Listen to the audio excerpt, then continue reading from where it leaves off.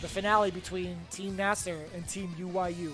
All right, who's going to get the first team victory here for Street Fighter League Season 3? We've already went down to the team captains and one on the side of Oil King going up against Angrybird.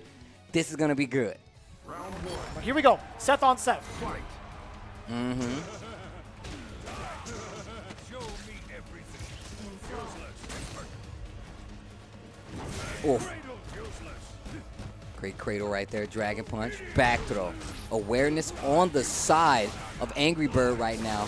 Oh, wow. Tries to go for the punish on the standing roundhouse, and it didn't get anything. Look at the stun, and it's already completed. First round, Angrybird with a perfect. Round two. The amount of confidence coming from Team Nasser right now through their anchor. Yo, just walks, trying to keep that corner. Confirm, crouching medium punch. Oh!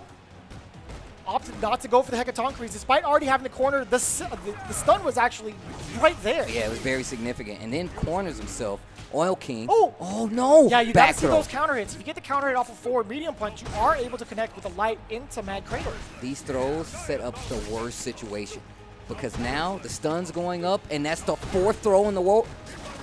Wow. Just all chip Oh, out. yeah, you can't get out of that. You cannot get out of that. Because after that punch, that V-Trigger 2 follow-up, or V-Trigger 1 follow-up, you are +2, right? So That super was kind of delayed, right? Yeah, because if I did it immediately, he could V-reversal. Oh, yeah, okay. He definitely could have V-reversal right there. Great call out. That's why you delay it. So smart. Like I said, best of the best. Creme de la creme when it comes to the Street Fighter talent here. Oh, the V-skill punish? That was so godlike. Oil King starting it up. More damage on the table. About half stun on the side of Bigbird. And the confirm once again. Almost based the axe kick. Jump. big jump. Yes, sir. Switching sides, getting a full stun combo. Not going to be the end of things, but right now, in control, Oil King. There's a tech. Trigger on the table. Activate off the crouching heavy punch.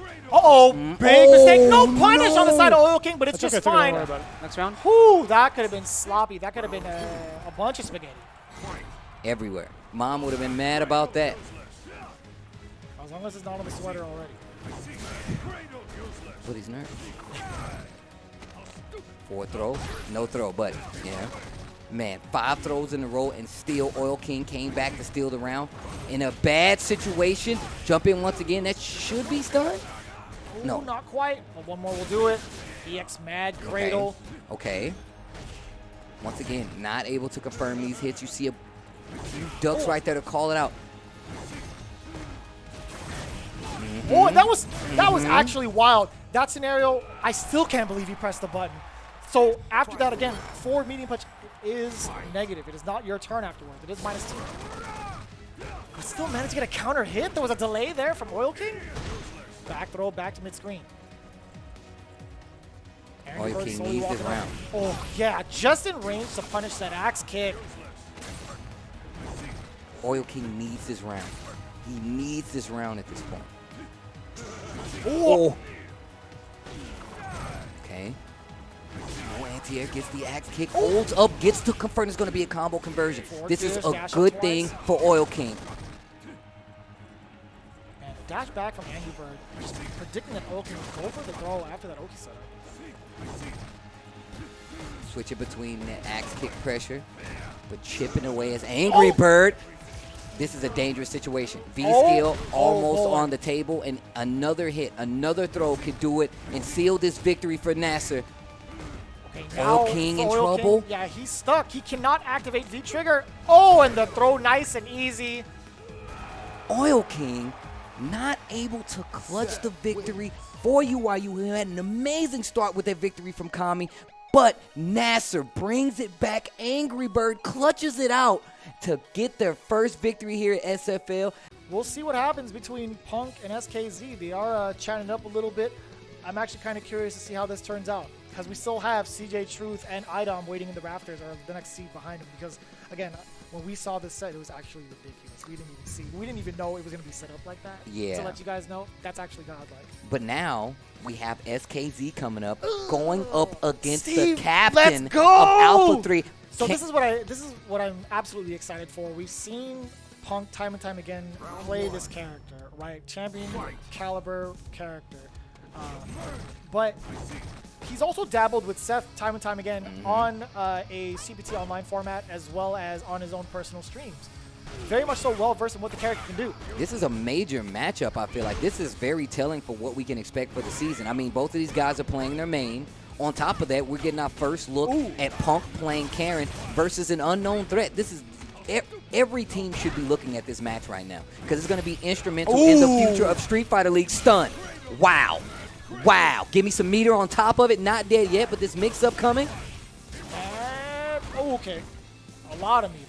A lot of meter on the side. Cross. SKZ and gets the cross up. Yes, sir. Nice and easy with the lights. If that wasn't enough, the Mad Cradle was right behind it. First round in game one goes to SKZ. And all off of that mix-up, right? Either a normal jump or an axe kick. Actually, Punk was baited into it. Went for the crouch fierce, but got stuffed. So, Jeremy, those are strong words. He was baited into it. He was baited into it. You're going to say Punk, the alpha, was baited into something? Don't you dare. Oh, okay. See, now he's changing up the timing. He's going as soon as he sees someone that airborne. That is going to hurt. Boy. And not only is it going to hurt, but it might cost you the round full CA on the table. I'm only going to spend a little bit. Woo. I may have a lot of meter. I might have a lot of money as a character, but I know how to budget. Saving the rest of those bars for the rest of the first match. This is, oh man, let me pay attention real quick. Do you see how fast Punk has adapted to the timing of SKZ's axe kicks? My man just throws out the crouch fierce with no fear. The name of the team is Alpha 3. He is the alpha. Not looking like it right now because he definitely got stunned and full CA on the table. We're going to spin meter. Yep. And that is going to hurt. That's not dead. Okay. That's not dead. I don't think so. I don't think so either. There's a lot of scaling behind it, but here's the thing: it resets him back to. Ow! Look at the damage! Oh my god! Oh, I would have spent that. I would have spent that the extra Senha, but what do I know? I'm not rich. We have the corner. We have Karen and V-Trigger and 2 bars. There might be a lot of damage on the table. SKZ finds an escape, but still very aggressive with the axe kicks. Game 1. Seth wins. SKZ with the first W versus Punk. AllIn looking buff right now. And you still have Idom. You can see him sitting comfortably right behind SKZ. I love that you called him a wild card because I feel like this is going to be one of the people that you're going to need to pay attention to. Do we have any idea what the backup character is? Who knows? Does the other team know? To be honest with you, I actually talked to him backstage before he went on. I was like, hey, just in case you get banned, who do you use? He's like, well, it really depends on the person, but I have a good amount of characters in mind, so who knows? Okay, knockdown once again.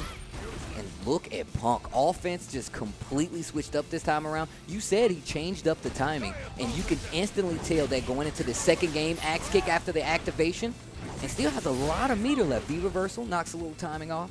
Very little timing, but timing nonetheless. Lots of great life on the side. Ooh. B skill cancel, running B skill 2. B skill 2 with Seth is so good for getting corner carry in a lot of these combos. Oh. Dead. Oh my. So just to talk about SKZ's game plan a little bit, because I am least familiar with SKZ, using B skill 2 with Seth is going to give you a lot of carry. It does take you a little meter on top of just to get damage in some of these instances, but being able to take a player like Punk to the corner and make him guess for a victory is perfect. Getting interrupted now.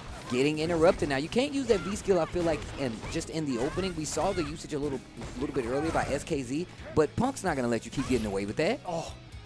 Low forward, the second round looking a lot better. This second game looking a lot better. What an interrupt! Interrupt by Punk. Wake up, Mad Cradle, yes sir. Gets the follow-up with V-Trigger 1. Oh my what? God. I've never even seen that before. Stun him. Oh no! Oh my God! SKZ finessing Punk, getting the round back. Wow, you reach, I teach. The mini pop-up. Don't you dare call me imperfected. Oh man, let's go.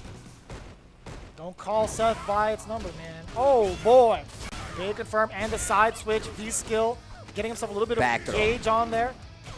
Man, Seth's ground control is so good. That low forward, just the guess of throw, and just those far-reaching target combos completely working out right now. V reversal from Punk to get out of the corner. Tries to advance, eats an axe kick, gets caught peeking. He is feeling it. All the momentum going towards SKZ. One more hit. Watch the overhead. Nice crouch fierce out of the corner. It's time for Punk to make this comeback happen. Full trigger. Oh, and the great for SKZ, taking game number 2. The Season 1 Classic, and instantly Team Alpha down 2 competitors, and Alpha is the Alpha of Alpha 3. Punk did not like that, not one bit.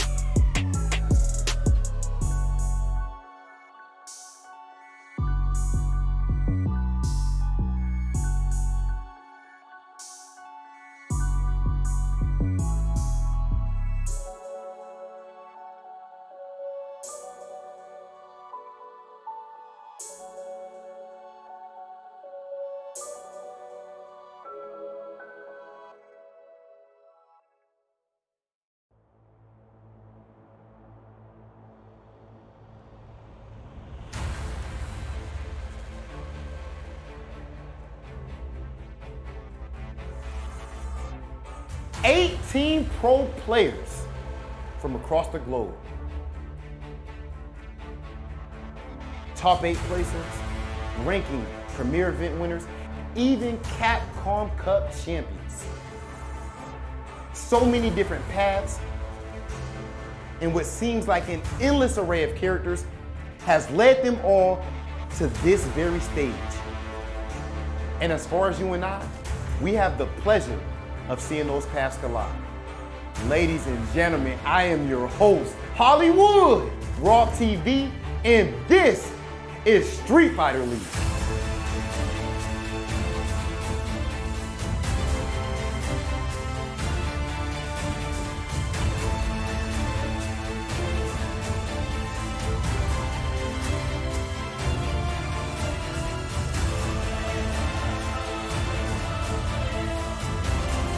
Find me better Street Fighter. I dare you. Find me better Street Fighter.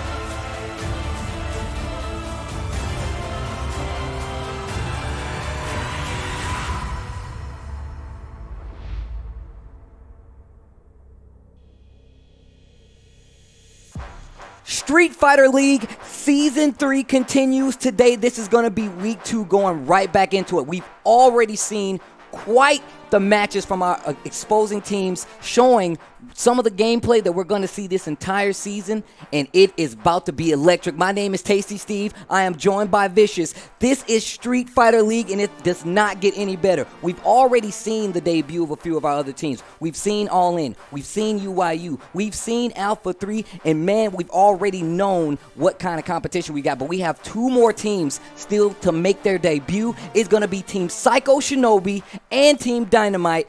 I think personally, this is going to be when we get to see the full level of gameplay from some of these players.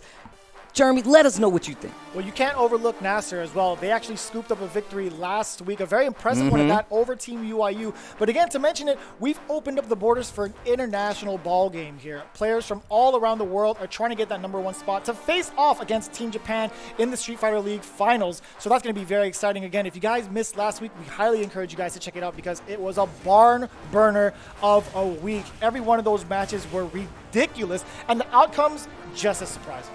Personally, we sat here and we talked a lot about some of these matchups that we were going to see. We saw Punk actually get into the fray as well. We even saw Nephew make his debut. We saw the new and improved, I would like to say, the UIU team. Even though we did have to change up a lot of these teams because of the pandemic as well as travel restrictions, I feel like we've done quite an amazing job of opening up the border, still keeping it international, and like you're saying, making it an international affair, especially for these players attending. So I think we should really get into it. Just to let you guys know on the format, it is still just the same Waseda style 3v3 format. That means it will be 1v1. Whoever loses will be eliminated. The winner will be rotated to the back of the queue to potentially meet any remaining players from that opposing team. And that is how we will decide our winner of these team battles going forward. And once again, it's the same old song and dance. I'm glad you guys are sticking with us. And of course, we have a little update going forward into our standings coming from last week. So let's take a look at it.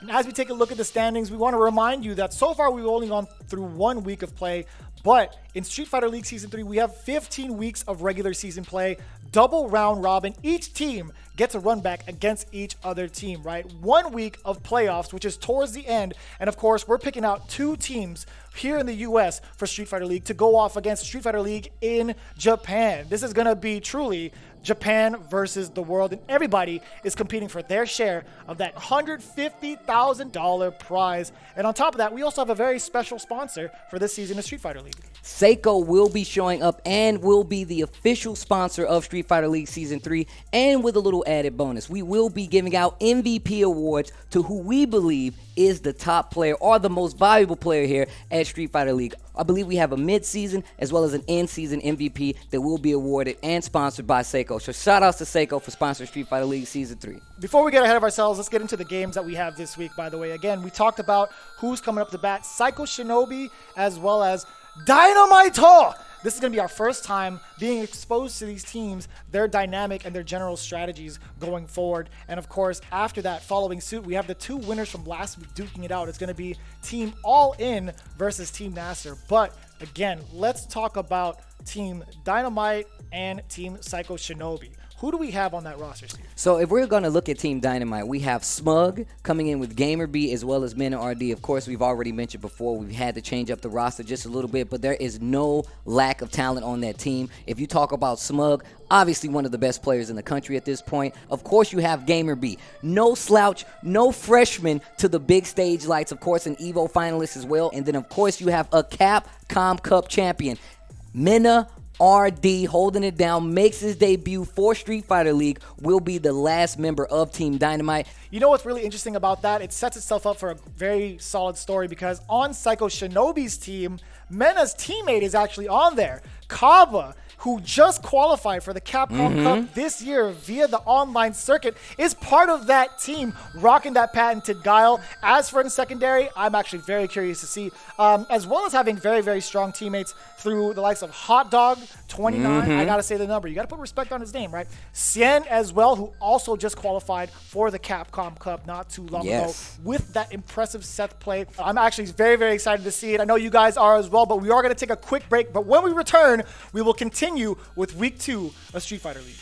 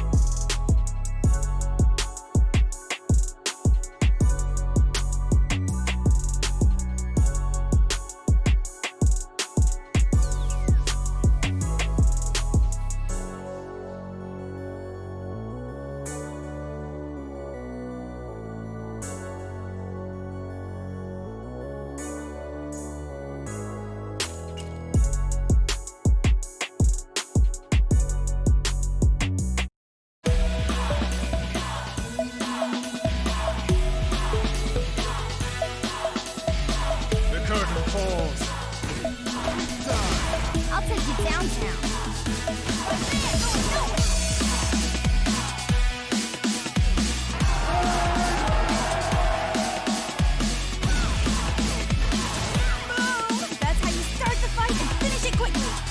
Let's have some fun.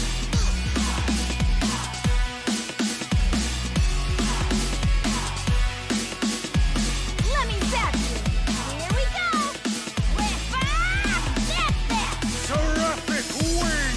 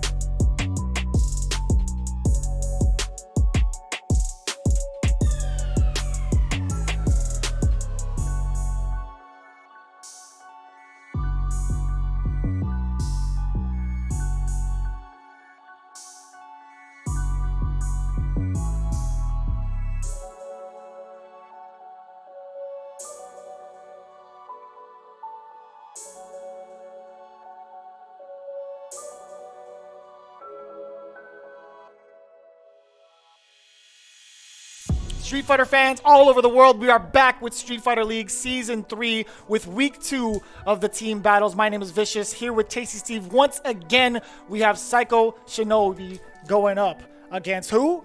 Team Dynamite!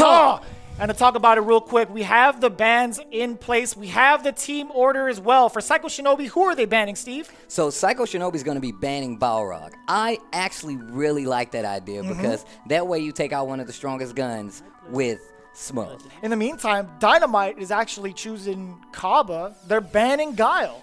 Caba has been doing so well for himself this season, and it was enough for Hot Dog and Cien to be like, you know what, I think that people are gunning after him first. Despite us having a Bison and a Seth, I think Caba is going to be the main target. And they were right. But we do have an insider look with Rob TV, who's actually interviewed Team Psycho Shinobi. Let's take a look.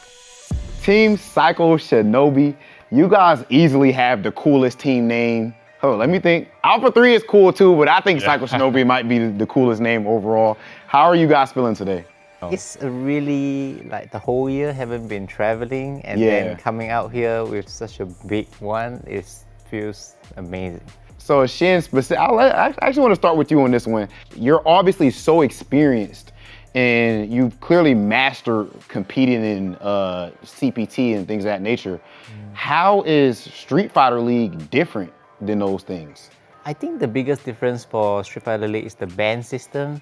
Like instead of spending, 100% of the time practicing, you spend 50% of the time, drinking, talking about the ban, who you want to use, and the strategy part. Who goes first, who goes second is really interesting. It feels like a team thingy. It's more like it's not so individual, and I don't feel as stressful playing in Street Fighter League compared to because it's a team tournament, right? You can always cheer for your teammate and get carried by others. Carried by Cabba. So Hot Dog, last season, 2019, I feel like you really burst onto the scene as most people would say a top 2 Bison. Some people would even say #1 Bison. I know you actually, I'm pretty sure out of the Bison players had at least the most CPT points. How could you explain last season? Like, where did all of that come from? Last season actually is my first year to being a full-time esport player last year. Like, I guess that made me could travel more, of course, could play more CBT, and at the meanwhile, I could play against more different pro players to make me stronger. And one more thing I wanted to ask you, the name Hot Dog. I actually have never asked you this before for some reason.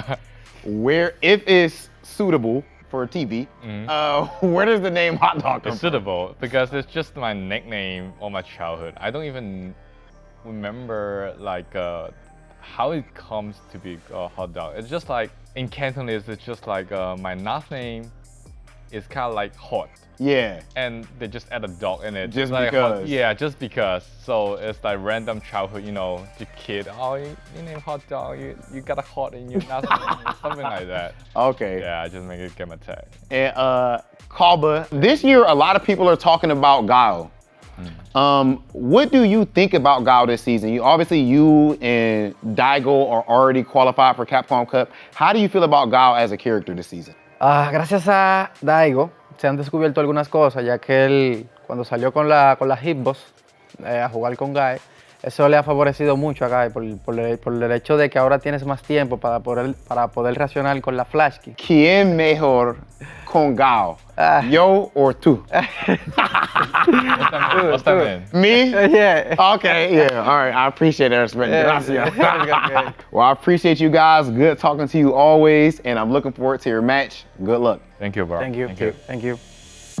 I don't know what Rob's intentions were on that one. The audacity to be like, hey man, who's got the better Guile? I do like Caba's response though. I really do dig that. Like jokingly, I would say, is it a joke? He would say that Rob has the better Guile. I think that's what you want to do. Street Fighter League, you can't show all your cards. You don't want to show him your hand. So I don't blame him from pushing it back on the Rob TV. Regardless of good interview, personally, I feel like these guys are shaping up to be quite the team already. And now on the other side of the coin, we do have Team Dynamite. Please enjoy this interview with Rob TV.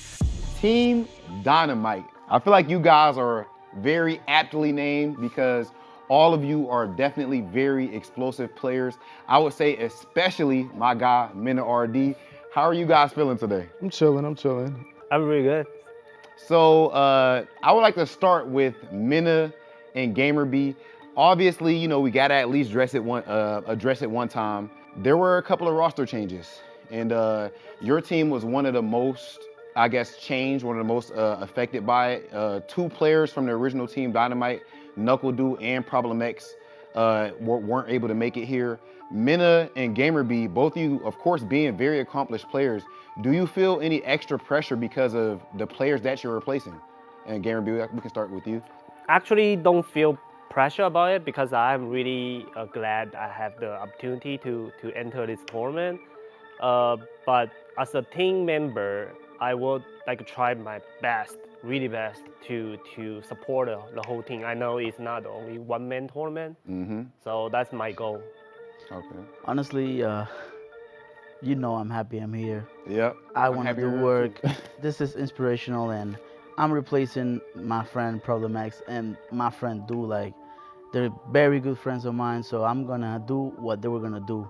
I think they were gonna win, so you know what I came for to the do. same thing. Yeah, I love it.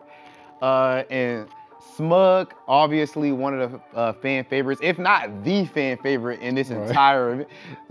Did you say right? No, I said I'm about to say my man Smug is feeling so today. No.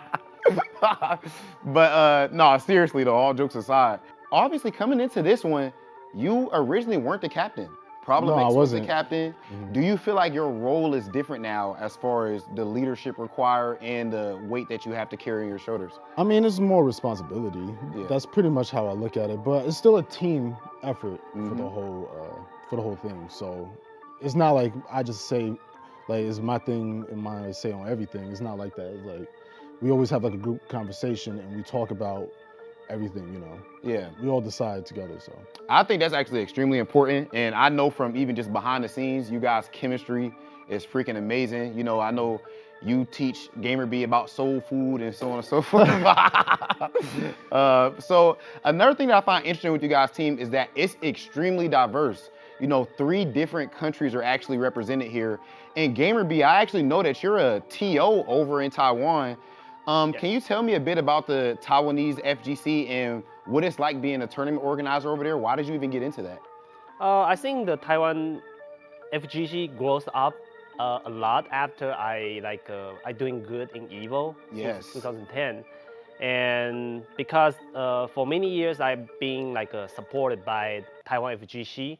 So when I become famous and the pro player, I try to give it back to the community. And somebody else on this team who's done a whole lot for his community, to be blunt, you put the Dominican Republic on the map. And I feel like for what you've done winning Capcom Cup and not even just winning Capcom Cup, but going out of your way to make sure that you gave back to your country.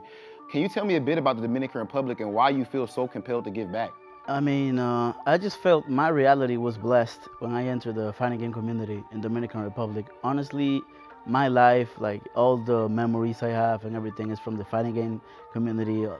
I don't know, people there are amazing. If anyone visits the DR, they can see we're very warm and we welcome everybody, but especially when we feel this person as family, you know, and the fighting game community over there is a big family. So as soon as I got the win and I felt I have a chance to give back to these people that gave me basically my life, you know, I did it right away, like no questions asked. I'm not a champion anymore, but to DR, I'm always gonna be a champion, you know. To the world, you're Caba is here. To the world, yeah, you're a champ to the world. So honestly, that was the best thing I ever done. And I think that's the reason I'm here actually, like the respect that the players have when you help the community, you know. So just to wrap up really quick, we had a whole lot of family talk, a whole lot of positivity going on, but we need to break that for 1 second. Okay. Because you guys have a match coming up against Psycho Shinobi, one of the most ridiculous teams here. How are you guys feeling about it? Who do you think they're gonna ban? Let me know, Smug. I think they might go for the Balrog ban because I recently qualified for the CPT and a lot of people were watching my Balrog recently. Yeah. So I can understand if my gameplay is very intimidating. So with that being said, you know, I took that into consideration and decided to play multiple characters just in case. Yeah, so people will get command grab. Maybe. Okay. All right, guys, this has been Team Dynamite. I love talking to you guys always, and good luck in your next match.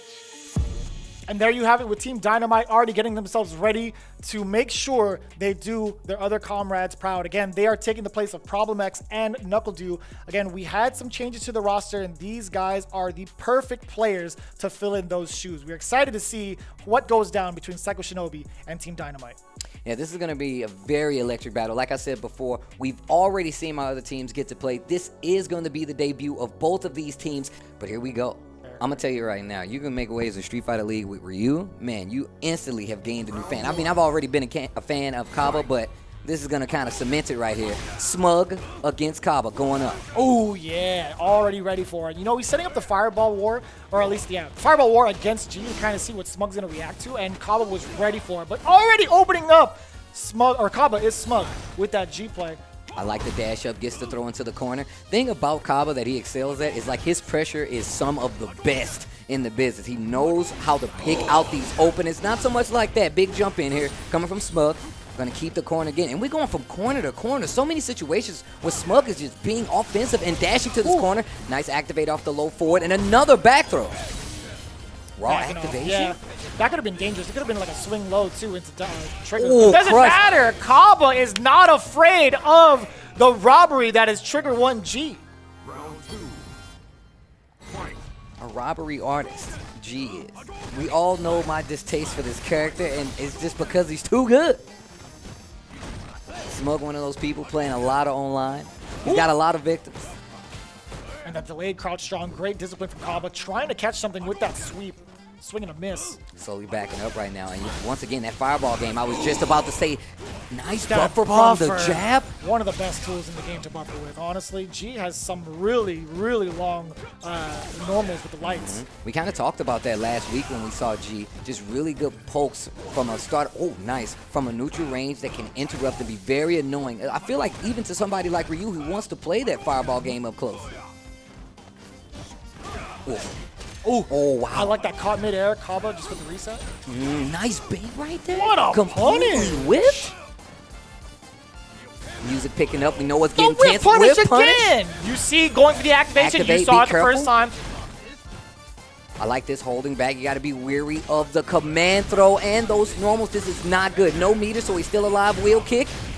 Dash up. What's it going to be? Oh, no. The jump over crossbody. Crouching heavy punch. Ryu in trouble right now. Smug running it back with the G. You know, that's kind of tough. Since Cabba plays on pad, I'd have to imagine he actually wanted EX uppercut. I'm going to give him that kind of credit, but, you know, sometimes it overlaps. You get critical on it. Yeah, that is definitely something. And I know it happens to me, and I play on stick. You know what? Actually, considering how much life Smug had, I think he might have wanted to go for the chip. I take it all back. He might have wanted to go for the chip. My mistake. Okay, here we go again. Back into this neutral. Checking with the lights once more. Okay, knockdown. Oh, basic yeah. EXDP. This is not good. Big damage right here. Huge counter hit combo. Now punish.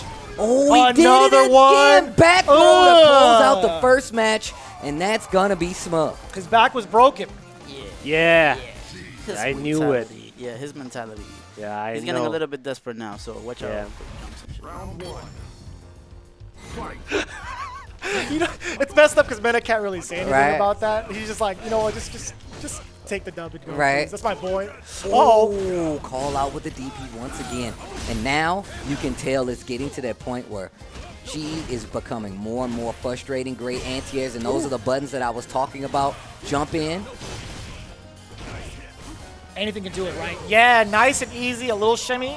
Crouching medium punch to close it out. Looking at match point against Caba. And I like the pace that Smug plays at, right? Despite being at a deficit in the first game, he slowly adapts and makes sure to fully utilize your weakness, or take advantage of your weakness, excuse me. Gets the combo, knockdown, dash up, and you can tell Smug is just not letting Caba get comfortable at all. Just constantly dashing up, keeping the offense on, and now you see Caba making this turn at the offense. Nice life lead we've seen, standing heavy kick, activate, going straight to the corner, this wheel kick. Be careful, the jump back catches the nasty, oh, wow. Absolutely nasty. Full V skill conversion, that trigger made sure it was a bunch of damage. Quick 2 games. Did you guys have a good breakfast today? Yep. Okay, what y'all have? You had McDonald's? What's up? I just had Cabba. I'm okay. You can't say that, bro. Bruce, no. No. Bruce, no. Mena can't say anything. Bruce, no. Mena, you can't say anything. Mena, he's I just know got how a smirk that in the feels. back. He's just like, man. I know how that feels. GamerBee letting people know he said he had Caba for breakfast. What did you guys have? Smug you guys have McDonald's? What did you have for breakfast? GamerBee says, I had Caba. Jeez. Well, I hope he has space for seconds because he's about to go up against Hot Dog. So. GamerBee, no. You do not want to go down there with them. See, this is what Street Fighter League does. It brings out the raw competition and the nicest people. I know Bruce, he's a nice guy. Don't nice let guy. this be indicative of the behavior to expect from GamerBee, okay? And it wasn't even like that, malicious, right? I don't know. He like, said it with a smile. That was Hannibal Lecter. Like he was like, I had Cabba. Did you hear the noise? Nice bottle of candy. Stop, Steve. All right, we're gonna edit that out, hopefully. But no, okay. All jokes aside, we do have GamerBee coming up against the 29th hot dog of the pack. The secret hot dog. Yes, obviously. yes. I've known of Hot Dog 29 for quite some time now, and even commentated his matches, and just watching the growth of the way that he's played and how effective of a threat that he is, I feel like it went instantly to world stage level without any hesitation.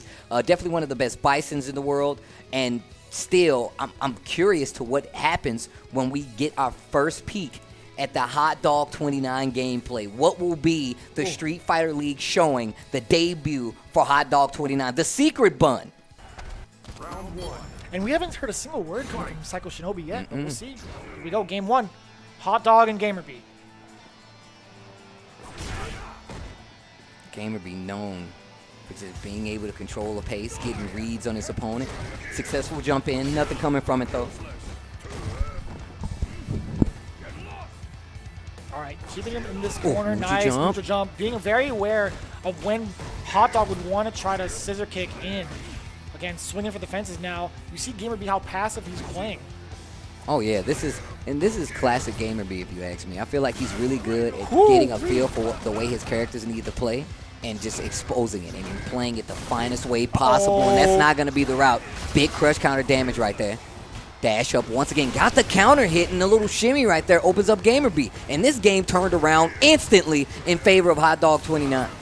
As soon as he gets past the turns and hurdles, he is stepping on the gas now. Here comes Hot Dog, looking to finish up the job. A lot of life. He's just going to go in.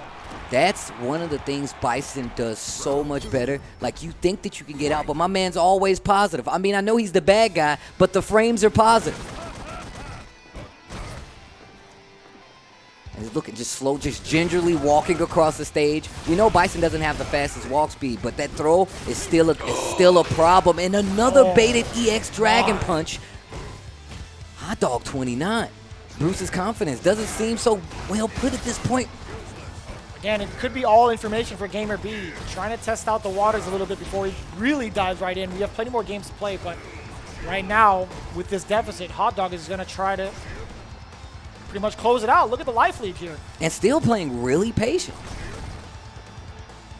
But I like the way he plays in this pocket, right? Towards the corner to kind of bait GamerBee, giving him a decent amount of space to test the jump ins and also be ready with the normal. Crouching medium punches just to try to get something started. Great test there. Oh, no, and no punish. Oh, I'm telling you, he's right outside of these normal ranges where you can't contest. And Bison wins. Round 1. And really, just the way that Psycho Shinobi has come together as a team, where they don't even need to talk in between these games, that's kind of creepy, bro. Psycho Shinobi's indeed. You know, did you notice what's in the rings?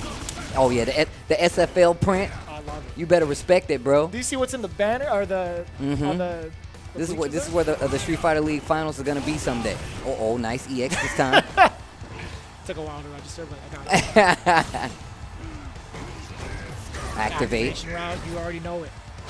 Oh, wow, and just using these pokes by Bison to such avail and just walking GamerBee down. Yo, get in the corner. Back throw. Wait a minute. Okay.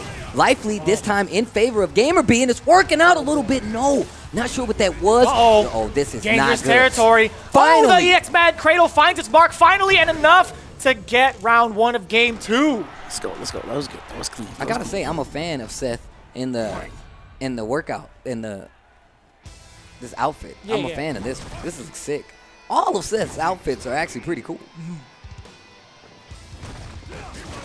Got your medium punch. Afterwards, yeah, trying to check the low as well. Nice anti-air there, just in time. The crouch sphere is connecting with Hot Dog. Zooming his way in again with the scissor kicks. In this pocket, he's sitting here. This is his space, right? But we saw what happened last time. GamerBee was able to fight his way out, and it's because he was playing super patient.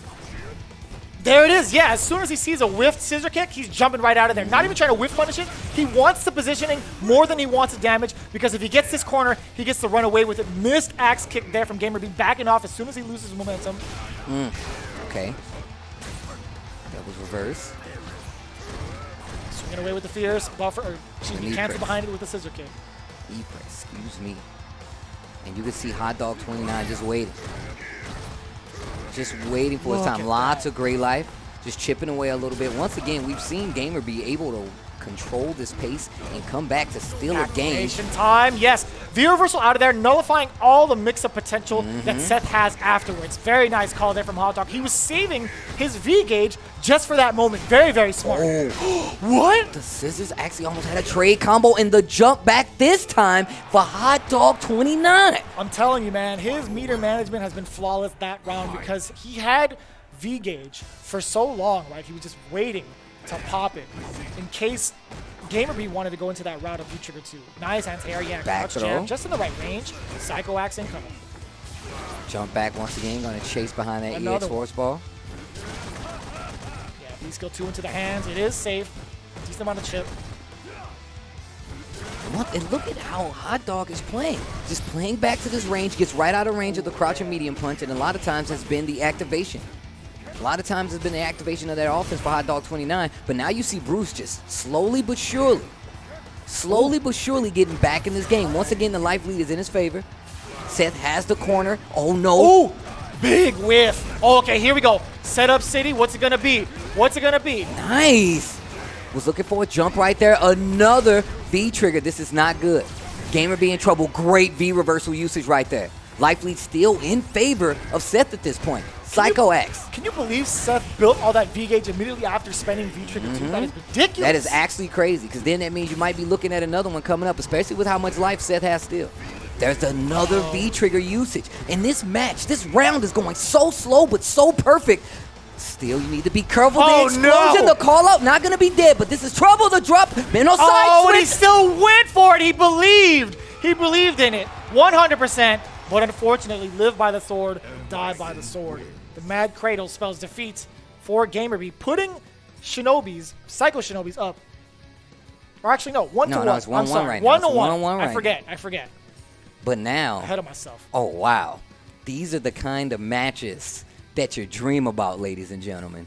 This is the kind of match. We have Cien coming up against Mena RD. Guys, I'm telling you right now, I dare you to find better Street Fighter. This is actually getting crazy. A bunch of these matches, and I can't stress it enough. In Street Fighter League, we have the best players in the world at this point in time. We definitely had some character switches, some team switches, but I guarantee you this, the Street Fighter that you guys are about to watch, oh man, it's about to be crazy. You get champions versus champions, Evo champs versus Capcom Cup champions. Come on, that's what you want, man. I'm telling you, you're like, find better Street Fighter. Then next week happens, right? And next week happens, and it's like, look, I'm just gonna have to say it every week. I'll say it every week if that's what it means. I will say it every week. I'm gonna tell you right now. I'm fans of both of these players coming up 1-2, and I know these guys. A lot of passion goes behind them. And just personally, you know, MenaRD has put a lot of the community where he comes from in the Dominican Republic on his back, you know. Even supporting Cabba in his advancement to get to Capcom Cup in the future, and just every player from that region. And then the same thing goes for Cien. Cien holds locals, commentates events himself, streams events, and just makes sure that his community is up to snuff at all times. They both make sure that their communities are just as strong worldwide all the way around, and I can't respect both of them enough for that. That is actually crazy. What a match you guys are about to see. 2 out of 3, Week 2 Street Fighter League. Man, let's go. So you don't mind? So I don't mind at all. Even during the match, the clutchest moment. Yeah. Okay. At all. If I get hyped, you know what I mean? Bro, you can talk the entire match. I'm telling you. Look at Bruce. Let's go. He's like, yeah, I like that. Yeah, baby, Week 2. We just got here, and it's about to get hyped. Man, let's go. Damn, he's going to do this. But here we go. Mena RD versus Cien. We got Seth versus Birdie.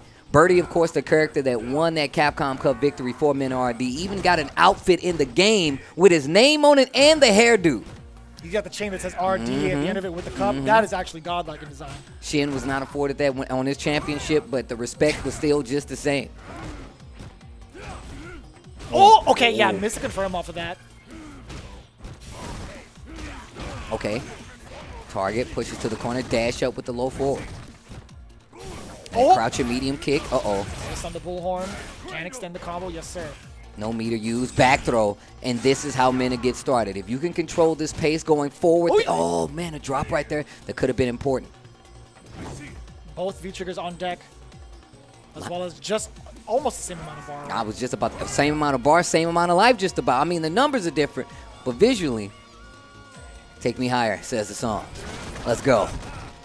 I like the choice of stage, by the way. Happy October to everybody out there. Ooh, I love the pace these guys are playing at. A lot of respect being played right here. I feel like I'm watching a chess match between two genius chess players. They're like, yo, what are you going to do? No, what are you going to do? Well, I mean, this is a speed chess looking like it because we have just about 20 seconds on the clock. Look at the meter. They have almost the same amount of meter. Birdie has CA, though. And CAs don't stop the clock. Raw trigger, too. That gives you optimum mix-ups. Nice reversal to stop all of it. Lots of great life. A lot more coming from Seth. Like I said, the numbers are different. Lots of damage. 4 seconds. Is he going to kill? Okay. No. I was going to say, is he going to push the pedal or is he going to push the envelope? No. Nice and easy.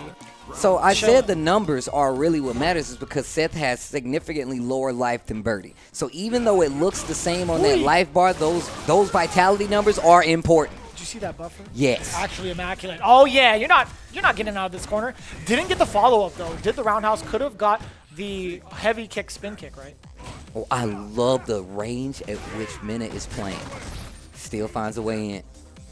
Xian just taking his time. Tries to use the axe kick. You see my boy Mena. He's ready with the anti-air. So that's going to make you second guess. Jumping in now. Nice. Uses the trigger too. One of the tools Mena has become efficient at over this past time. He did not have it available to him in his OG Capcom run, but he has it available to him now. Nice activation. Uses the EX. Yeah, just ends it with the forward fierce just for the Oki, right? Yeah. Trying to create some space now is MenaRD with that fierce. Great confirm into trigger 2. Okay. Cross Side up. switch. Oh, nice. Caught him peeking EX. Don't get headbutt. Okay. Oh, uh-oh. Trigger 2 on the table. No V reversal this time. Still holding the mix up. And once again, the defense on V trigger 2 for MenaRD was so good. Always great with the confirms, great with the spacing as well, knowing exactly where he would find the mark, especially with that standing heavy punch. If Xian can get a hit, he could have closed it out full CA on the table, and Mena just taking his time. He didn't do too many especially against that. 他没有很多特别对策。 Bro, that's cheating. No, I'm just not cheating. I'm just kidding. Honestly, I feel like the fact that they're able to have those kind of discussions is perfect for the team dynamic that these guys have.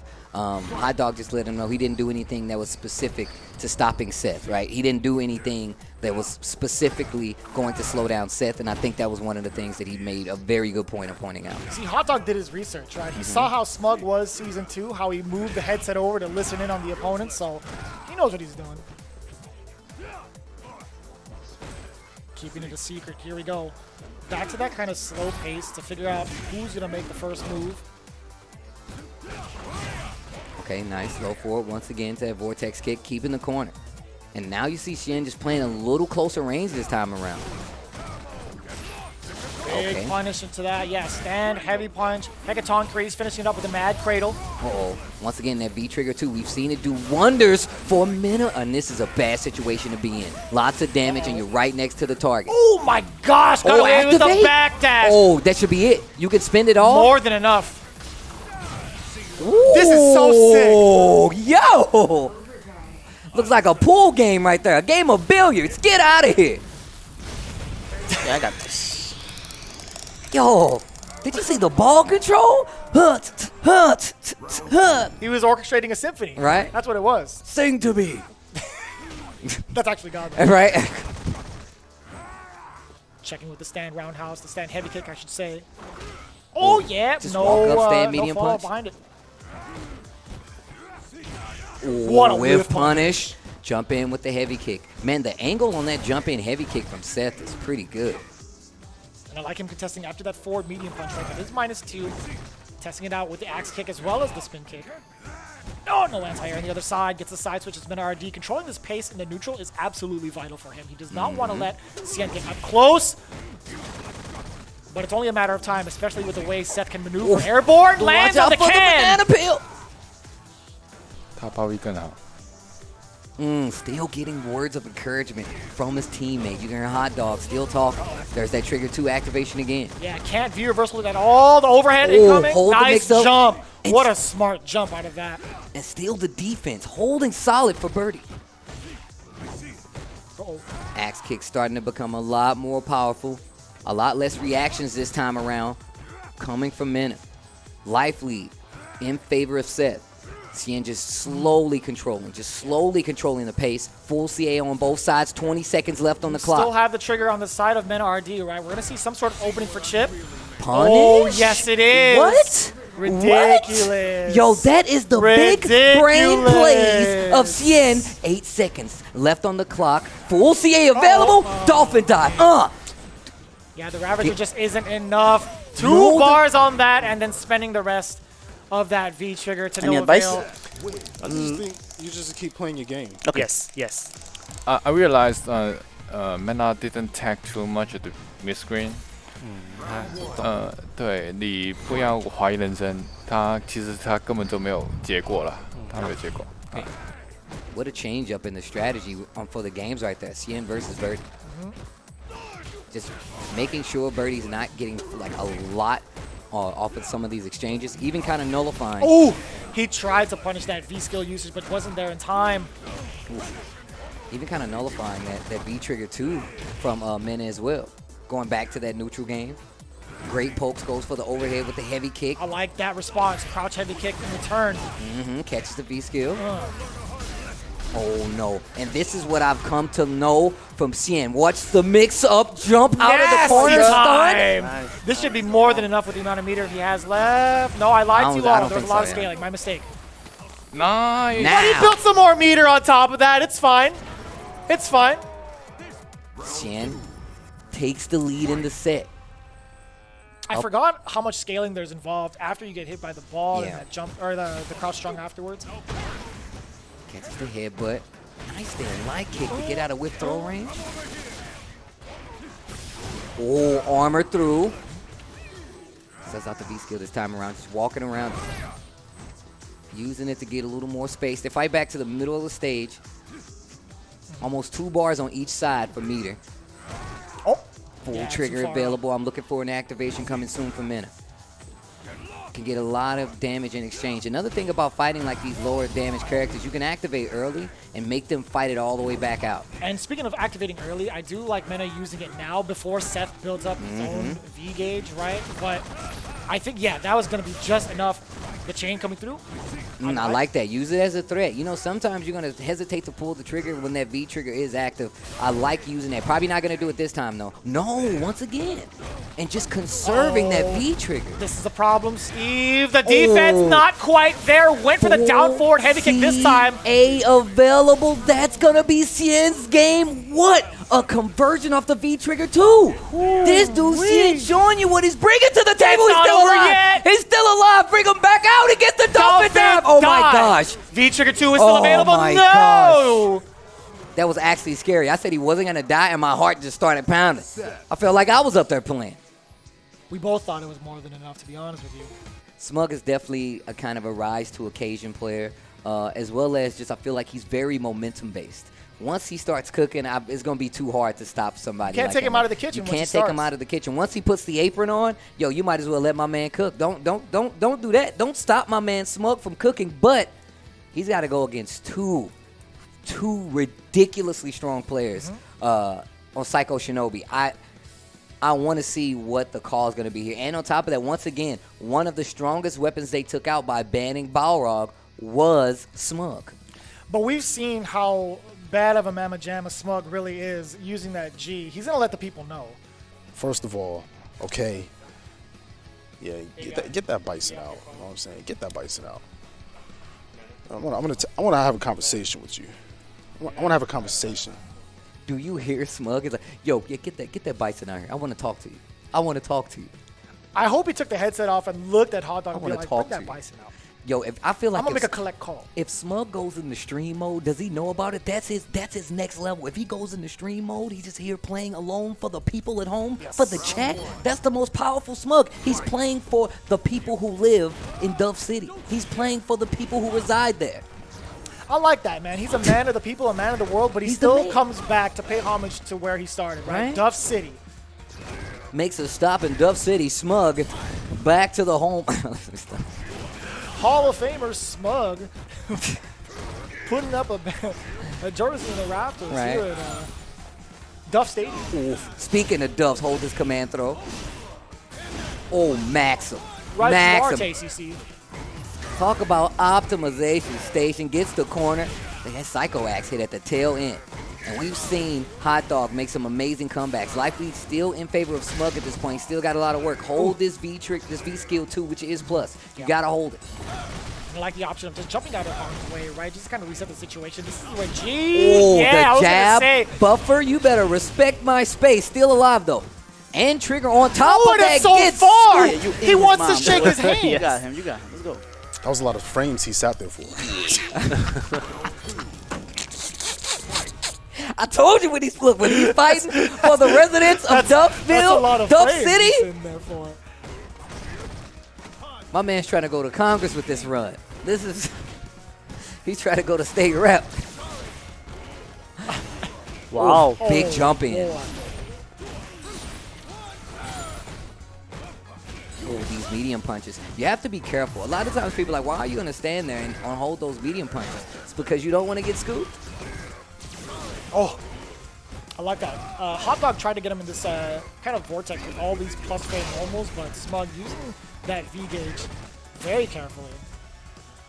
Tex in the corner. Oh, I like that. Did you see that? He knows the timing. He threatened with the forward movement, only to block once more, but still gets got with the command grab again. Speaking of command grab, you're dead. Light him up.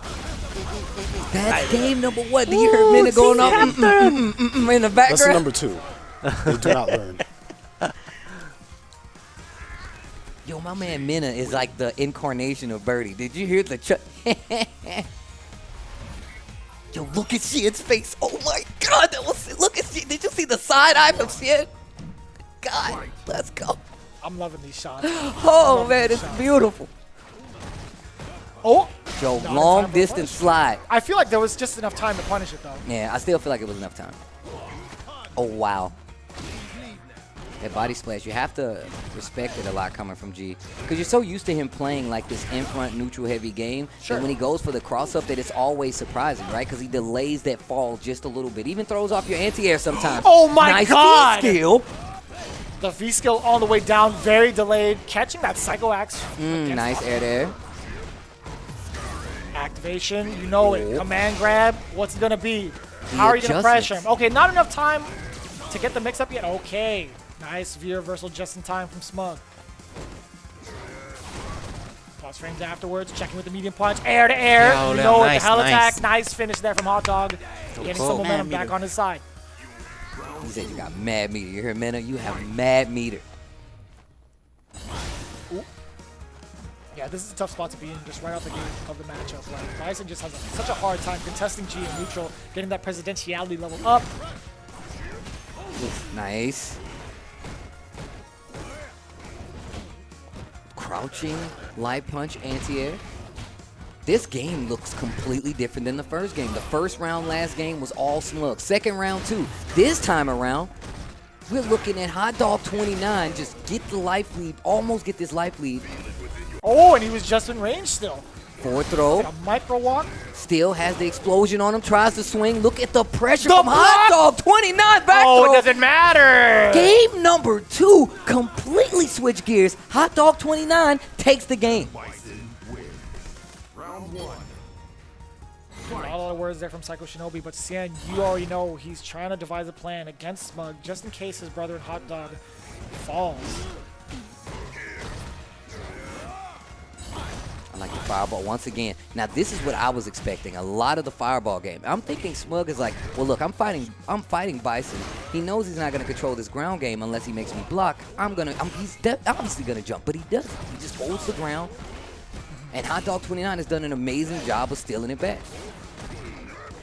Oh, one game apiece now. Forward throw, Hot Dog 29. This pace is looking a lot better for him. No, one too many dashes, getting caught by that counter hit conversion there from Smug. Tries to go for the normal throw, nothing doing. Slide, there's the activation. You saw what a jump. He thought he was going to lock him down with the cycle ball afterwards. After that short, very smart decision from Smug. One command grab to seal it, or even like a medium, right? Oh, no. This is not good. Back throw once again. Still has the explosion on him. Oh my God! The timeout with the V-skill, too! Avert your eyes! The dirt baggery! Avert your eyes, Steve! The dirt baggery! I would definitely wash my hands after this set. Oh gosh! We're still in a pandemic. Please, somebody wash your hands. I definitely will wash my hands after the game. I feel so dirty. That was disgusting. I feel so dirty. That was ridiculous. Oh, the jump back. And we've seen, this is typically one of the options you see versus Bison because they can't slide, they can't use scissors kick, and on top of that, Psycho Axe puts him in that jump range. Life lead in favor this time of Smug, but it doesn't look like for long. Hot Dog 29 gets the back throw. Early V reversal and trigger on the table for Hot Dog 29. Uh-oh, this is not good. Another tech. I think he's just fine right now, and I spoke too soon, but it's fine getting the forward throw. Yeah, the V-skill get off me. That is a plus scenario, and I like Smug using that V reversal a little bit because he does have enough life to build himself another one. I don't know about that. I don't think he's gonna be able to build another one. That's 2 bars? Okay, definitely not. That's for sure now. This is part of his game plan. He wants you to not get V trigger. That's how you stop G. You literally have to make him V reversal, so you're only fighting powered up G most of the time. Do you see how many and times? Hot Dog 29, no, it's not enough yet. He would have had a V trigger by now, but Hot Dog 29's gameplay has got to be careful. Watch the legs. Watch the shins, bro. Oh, he catches him. Oh, that G4 meter. Oh, no, he spit some of it. The stomp and the punch. Oh, my God. Oh, my God. Too strong, Captain. Hot dog. Hot 29. dog. 29. The one you forget about. You're like, I don't know what I'm going to do with this extra bun. I got a family reunion, and I still have one additional dog. That's the security you get from Hot Dog 29. Always there in the clutch. Always getting yourself quite the bargain when it comes to Hot Dog 29. Honestly, like having him on the team is just such an asset. You want him at every family barbecue at this point. Quite the impressive run there for Psycho Shinobi. Again, it was looking very much so like Smug had it under control with the way he was dictating the pace against Bison, no pun intended. But again, that last sequence, forcing himself to use that V reversal, I thought he had enough to build another V trigger. But towards the end, he opted to go for the V reversal once more. And that was Hot Dog's plan all along. Dwindle down the life, take down the V trigger, and that'll be way more beneficial in the long run because you don't want to get robbed by that V trigger. That's been the case in point for so many G matches, right? You see a dash swing low into activation, you gotta guess, right? There's so many situations where I feel like Hot Dog 29 was ahead of the curve. And I believe we do have an interview coming up. We're going to take it to the winning team with Rob TV. Ladies and gentlemen, I am here with Hot Dog, who I must say, you've put on the best showing that I've seen from anyone so far. And that's no slight to anyone else, but that was easily the best showing we've seen so far. How are you feeling right now? I'm feeling pumped. Like, I've been so hyped. Like, even we got Gao banned, right? Even Cabba lost. But I saw how capable his Ryu is. Yeah. He almost won a first game against Smug. And definitely the Ryu got some power to win someone, to kill someone, right? And of course, this is our first game of this league. I'm so glad we could get this, yeah. Okay, so first off, your match up against GamerBee, you seemed extremely comfortable in the Seth matchup, but outside of just the Seth matchup, it seemed like you had a very strong read on GamerBee. When he V-reversal your Psycho Axe, you knew when to command grab. You baited 2 of his DPs. Were you prepped going into this? Like, did you already know GamerBee's tendencies, or did you just learn on the fly? No, me and Xian is like kind of the player. Like study a lot of videos. So we would catch some habit like you know, the timing of the reversal, on how's the tag habit of each player, like Smug or like even MenaRD or GamerBee, how they tag, or they tag a lot, or like they try to walk back. We will study a lot about that at the interview because, you know, at some situations, 3+5 is 50-50. Yeah. We don't want to make it 50-50, make a more chance to get some damage. Yeah. That's why, yeah. Hot Dog, you did an amazing job there. Like I said, best showing so far. Congratulations to you and your team. And Vicious and Steve, back to you. Thanks, Rob TV. Talking to Hot Dog 29, I feel like it's crazy because I thought like there was going to be some kind of like, you know, friction, maybe a barrier, only because these guys, I don't know how often they've played together. A lot of these times these teams are put together for the first time. So I was worried about that, but the gameplay cohesion was perfect. And Hot Dog 29's mentality, talking about how Cabba's Ryu being very dangerous even with the Gao ban, and you know, the fact that him and Xian, they have a very cool connection already. They have a very competitive connection already. Sure. Says a lot about what this team brings to the table. And honestly, man, that was one of the best debuts I've seen here for Street Fighter League in the 3 seasons that we've had. I think the skill that all of these players have and the exposure to competition is what really brings them together, right? That's why it brings them into that kind of same level of communication as to what to look for and how to take each and every one of these opponents, right? Their expectations of each other are very, very high, but at the same time, they know that they have the potential to reach said expectations because of the ringer they've been through each and every one of these Capcom Pro Tours, right? So with that in mind, I think that cohesionness you speak of is very much so evident with this team. And again, Hot Dog being very fond of Cabba's Ryu, full-fledged faith into Cien. Again, it's because of how often they've seen each other in that high-level playing field. Well, with that being said, that was the last 2 teams that we have for Street Fighter League. We've seen all our teams, and now we're getting back to the nitty-gritty. After this break, we have our second team battle coming up. It is going to be Team Nasser going up against Team AllIn, and it's happening right after this break. Stay tuned.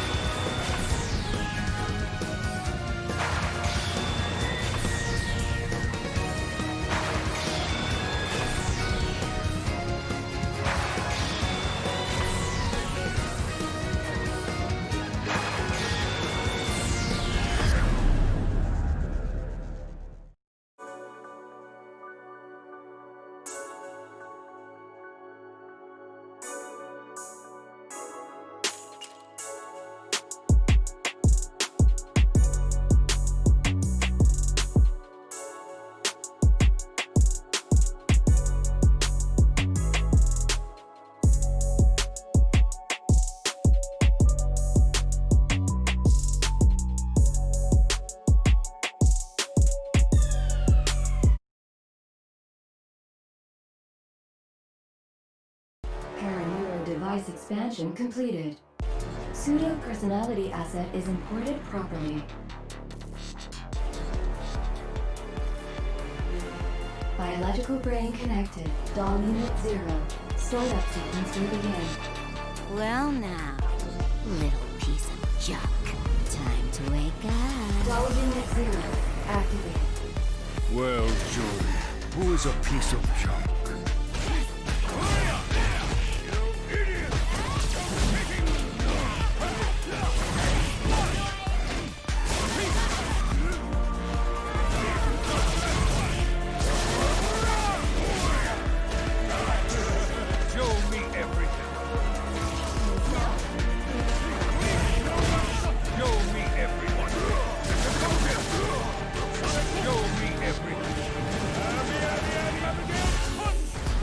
Install. Show me something worth taking.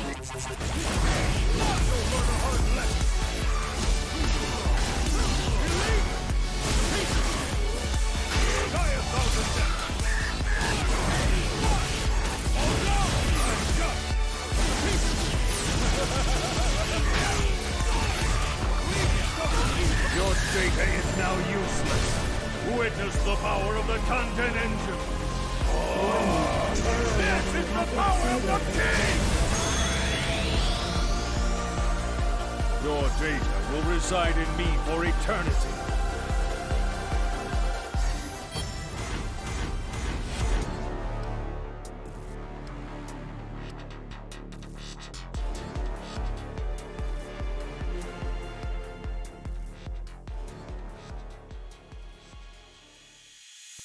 Street Fighter League Season 3 continues. We've already seen an explosive debut for not only Team Dynamite, but Psycho Shinobi, who actually put that bad boy out right there. That was off the top of the dome, quoted. But we're still in these team battles here for Week 2 of Street Fighter League. And next up, we have Team AllIn, who successfully clutched their first W, going up against Team Nasser coming up. And we already seen some of the things that they have on the table when it comes to gameplay. 801 Strider, SKZ, just looking phenomenal out there. Tell us a little bit about that Idom team.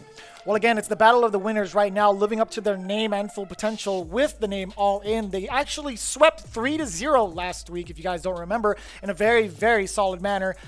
They're looking to actually get this ban going against Team Nasser, right? They are aiming towards Samurai with the Akuma ban. And again, that order is 801 Strider, SKZ, and Idom as anchor, as deadly as ever. Now that you see it again, 801 Strider is free to play.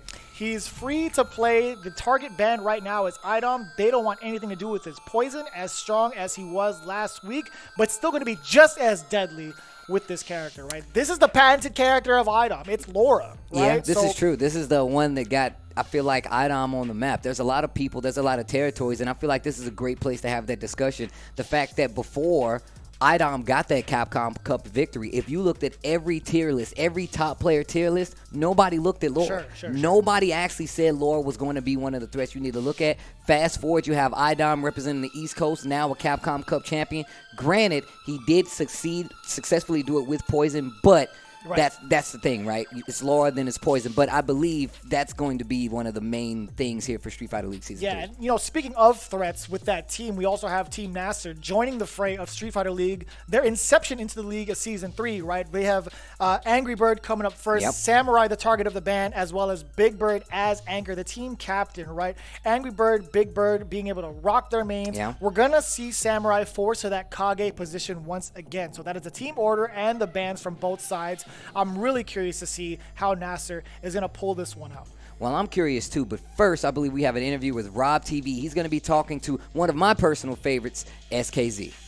So I am joined here. I have the honor of being able to talk to my guy Neil, or as the people at home now know you as, SKZ. How you doing today, brother? I'm good. So I actually wonder, have you been to America before this, or is this your first time coming overseas? I've been to America when I was really young, like a kid. This is my first time to America in a very, very long time. You enjoying yourself? Yeah, it's good. Weather's good. I mean, Singapore is really hot. How long is the travel to even get over here to America from Singapore? Okay, so our flight itself was about 22 hours. So we took a 7-hour flight to Doha first, and then from there we took a 15-hour flight to LA. But I mean, it seems like you're adjusted to the jet lag very well already, because in your first match, of course, you actually end up running into what a lot of people would say is the strongest player here, arguably the strongest player in the world in Punk. What did you actually think about that match? You know, I'll talk to you a bit about it, but of course we had to be a bit quicker in the post-game interview. What did you think going into that Punk match, and do you feel more confident now that you won that? Yeah, definitely. Actually, Punk was one of the players that I wanted to face off in this competition, so I didn't get a chance to play him in casuals, and surprisingly the first game that I got to play was against him right away, so I was really excited for that. And now that I've beaten him, yeah, it gives me a confidence boost going into my other matches as well. And, you know, obviously I'm a Kieran player, you know, the most honest players on the planet. And, you know, you play Seth, you guys are on the opposite end of the spectrum. Hey, but, come on. He said, come on. But what do you actually think about the Kieran and Seth matchup? I think that Seth has an advantage. Okay, so on the ground, I think Kieran wins, but she wins slightly more. But Seth can jump at her, right? And to anti-air her, anti-air Seth consistently, you need to use EXDP, because like crouch fierce is just inconsistent. You need to do it really early, otherwise you get stuffed out by the dive kick. You need to spend meter to anti-air properly, but you need meter on the ground as well to do damage. Yeah. So it becomes kind of a conflicting like issue where you should spend your meter on, and it's very easy to dictate the match as a result, because when I want him to spend meter, I just jump. Yeah. Yeah, otherwise he just takes It's not damage. just about the damage you're getting from the jump, it's about the fact that you're actually managing your opponent's meter in that situation. Yeah, you can control that. Yeah, that makes a whole lot of sense. So just one last thing. Obviously, you come here from the beginning and you go ahead and, you know, obviously beating the best player here, but you still don't think they're gonna ban your Seth. Do you feel any disrespect from that? Like, do you think that eventually people are gonna ban your Seth? Frankly, I don't think so, because down here everyone has a Seth. So banning Seth is kind of like shooting yourself in the foot, right? Yeah. Like, you're limiting your own options as well. So I don't think anyone will ban Seth. So you just keep on cooking them anyway then, if that's the case. Well, it's good talking to you as always, and best of luck with your next match. Thank you. SKZ making his successful return to the United States, 20-hour flight. I know, look, trust me, I know what that's like. I know what it's like. But luckily they had a few days to get refreshed, come back more prepared to, you know, make a triumphant debut here in Street Fighter League. And still, I mean, I feel like sky's the limit. This still is a big task to kind of, you know, try and tackle with the team that they're facing. A lot of eyes on this cat right now. This guy's been doing amazing things. We've seen the kind of work ethic he puts in.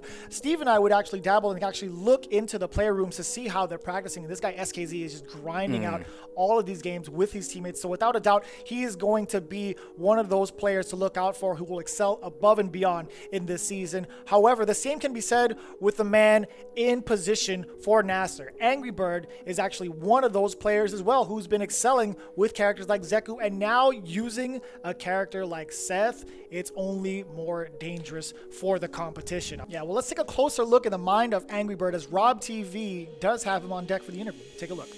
Angrybird, how you feeling today, brother? Yeah, I'm feeling good, thank you. Man, I feel like you should be feeling good after that last match that you just had.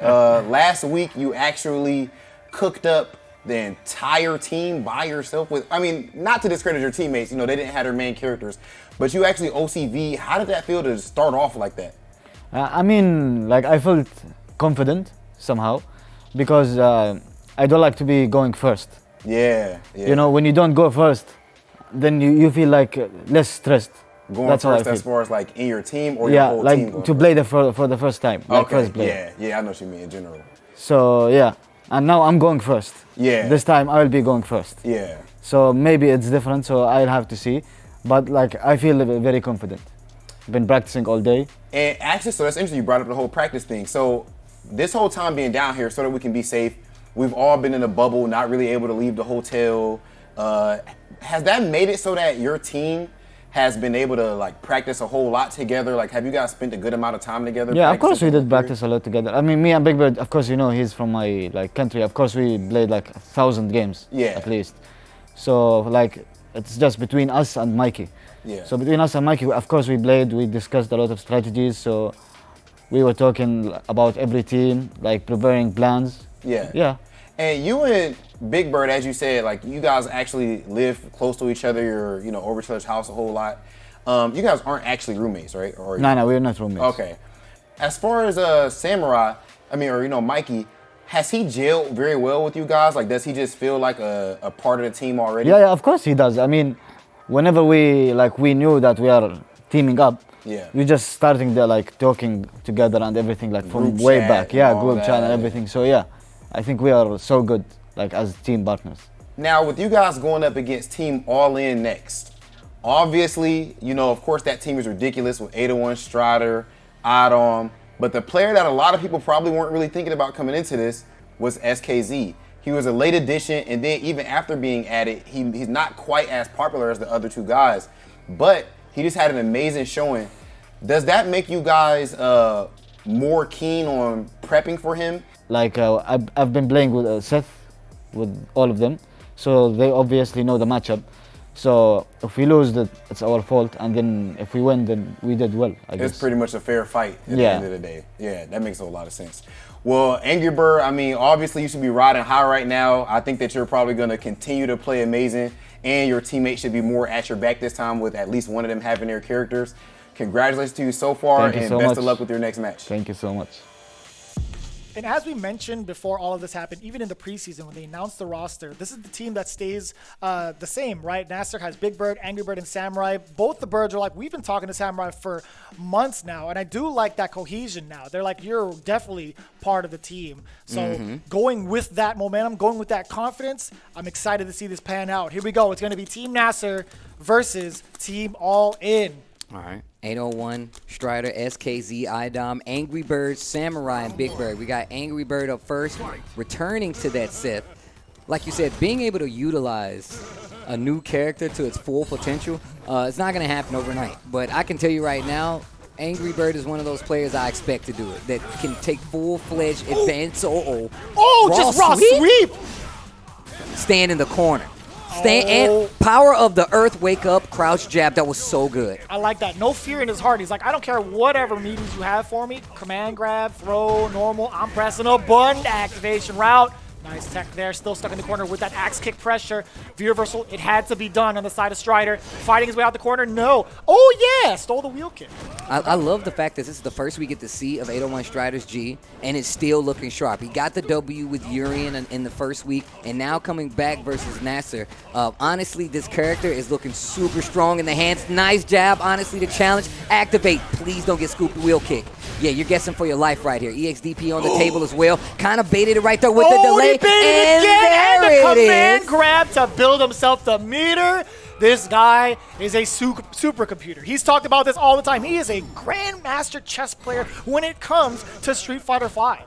Stand jab, that long-reaching jab from G. Crouch jab has a lot of range as well. But still, just the range at control for G is something that you need to be fearful of. I mean, even with Seth with that crouching medium punch, has that vortex kick as well as that V skill. Nice call out right there. What a whiff punish. Low forward. Yes, sir. Bring him in this corner. Throw again. Is he going to put him in this loop? All right, this time being a lot more offensive. Going to keep him with the throws. Overhead on top of it. Another axe kick. Finds his mark. What a conversion. But the drop. This is going to let that stun go down, not before getting checked. Dash up twice. What's it going to be? You already know it's going to be the axe kick. One round apiece here. The dash up, the offensive coming from Angrybird in that second round. Truly pace changing. Jump in like, confirm into the EX Vortex kick. Going to keep the corner. Fighting out of this corner, trying to find a way out. Yes, sir. Ready for the anti-airs as ever. Angrybird understands what Strider wants to do. Yes, I like that. Stand short, EX spin kick. Finish it off. One more for stun. Instant overhead. No, sir. The tick throw, teched. Oh, I would have V-skilled. I thought the V-skill was coming. Oh, hold this. Install. Again. Ooh, the perfect to close out the first game. And the way Angrybird plays, it's like a little snowball of hate, man. Every time, it's like a little snowball of hate, bro. It just gets bigger and bigger. You beat him the first game, you cut back to Angrybird, he's looking angry, and he's doing a lot better. I just personally think that, like, you have to stop. The way Angrybird plays, you have to slow him down. Do not let him pick up speed. Against those medium dive kicks, you need to use the back heavy punch, I think. I think I can just jump up medium punch that, because that'll beat my back fears too. Round 1. Fight. Dude's built for the air, man. He is an angry bird. Yeah. And I get it now. You see his facial expressions a lot more this season. It's like, man, this guy's got the look. He got the mean mug and everything. Oh, jump in with the axe kick could have been a lot more damaging. And just the way that he's playing with this character. He's got the RBF, resting beast face. Oh, yeah, I thought that was going somewhere else. It's going to V-skill, install. Keep him in this corner. Oh, forward throw. This is not good. Now, this is the game that I like so that punish. Yeah, twin fang. Going for the Oda. Oh, that's so sick. Yo, use his own moves against him. Man in the mirror. Oh. I like the buffer right there. That is definitely a stand-like kick buffer in the dash. The big trade, yeah. So that's very dangerous, right? Even if you know the roundhouse cyclone kick is coming, you have to contest it immediately, because if not, you get that trade situation, allowing Seth to get even more in that corner. These are full-powered players right now. Looking like Seth. Uh-oh. Seth is looking like a tool right now for my boy Angrybird. Oh. Yeah, minus situation after that. You can't press a button. Nice whiff punch there from Strider. I like the medium punch right there. That's what I'm talking about. That's the interruption, firing right back. Again? Yeah, he's disrespecting Strider off of that. -2, but still uppercutting anyway. Back throw. The one Strider needs to be careful. This momentum is picking up. The little snowball of hate. Here he comes. Oh, stand-like kick. A buffer could have been so... Oh, man, if he would have got the buffer into that dash punch, it could have been a different tale of a story. But there it is. Angrybird continues to run a perfect on his way to that W versus 801 Strider, as we're going to see Strider vacate that seat very quickly. We see SKZ, who is second to come up. He's going to be going up against Samurai, a D-powered Samurai. We've already seen SKZ look like a monster when it comes to just playing somebody like Punk, a champion here in Street Fighter League. So I'm interested to see what SKZ is going to do to another veteran here with Nasser Samurai. We mentioned this briefly in week number 1, right? We were talking about how when it comes to this kind of playing field, this kind of competition, you target your opponents, right? You make sure you put as much emphasis in the matchups as much as possible. You're not worried about any other character. You're only focused on, what, minimum 6, which is a lot easier than going through pools. With that said, I'm pretty sure Samurai has had a lot of practice with Seth, right? He's got Angrybird and Bigbird to guide him throughout this matchup. So I'm very curious to see what the coaching style is going to be like for both birds for Samurai. And again, you mentioned D-powered Samurai. I would say a different beast. He's yeah, that's right. He's going to be the same animal, or no, the same beast, but a different animal, right? So I think the way that Samurai plays, he's a Shoto master, right? Ryu, Akuma, Kage is like a pseudo Shoto in a sense, right? Wow, he's got the you fireball. call him a fake Shoto, bro? That's what pseudo means. Yeah, but his fireballs aren't like Shoto fireballs, right? I mean, Akuma's fireball doesn't go full screen either, though. The red one does. You're right. But, You're right. you know, You're right. you're going to call Dan not a Shoto? You know, no, right, I don't. okay. I do not. You don't call Dan a Shoto? No. That's disrespectful, bro. God, no? He could charge it now, by the way. What? I didn't even see that. Yeah, he could charge it now, and it actually goes a decent distance. We'll get into that. We digress. Dan is cool. But listen, okay, so we got Kage on the plate with Samurai, SKZ with Seth. All right, here we go. He backed Viscal to a Viscal 1, Mike. That's okay. Yeah, it's okay. He practiced already. And he doesn't know how to use it. Yeah, he doesn't know how to use it. Wow, the little smack talk going back and forth. Man, I love this Seth outfit. Yeah, the story mode one. Vagabond Seth. The cloak is all tattered up. So sick. Got the neon Christmas lights going around your body. I'm trying to live that life, bro. It's always festive when you're around me. All right, nice. It gives them extra speed. It's like you do it to your car, too. You put the little lights on the bottom. It's extra speed, bro. Back throw. And this is what I was talking about when it comes to the vitality situation. Kage already looking pretty hurt when it comes to life. You got one, I got one too. Full V trigger on the table right now for Samurai. Let's see what he's gonna do with it. Oh wow, long distance. Installing tandem engine. Download corrupted. Virus found. Oh. Ooh. You gonna combo? Finish the round with the move that I acquired, that I downloaded freshly? Just using your moves against you. Neutral jump. I like how you get hit and then you're still like, useless. You literally just recovered from a combo. They could be buddies. You could have said combo. I get it. Combo. I don't know, man. That's a lot of hate on the screen, man. They can't be friends. I mean, the enemy of my enemy is my friend. I'm pretty sure they're out to the same dudes. Who knows? That's true. Oh, yeah, that's what I'm talking about. Using that V skill to kind of counteract against the axe kick. Wait a minute. He baited it out this time.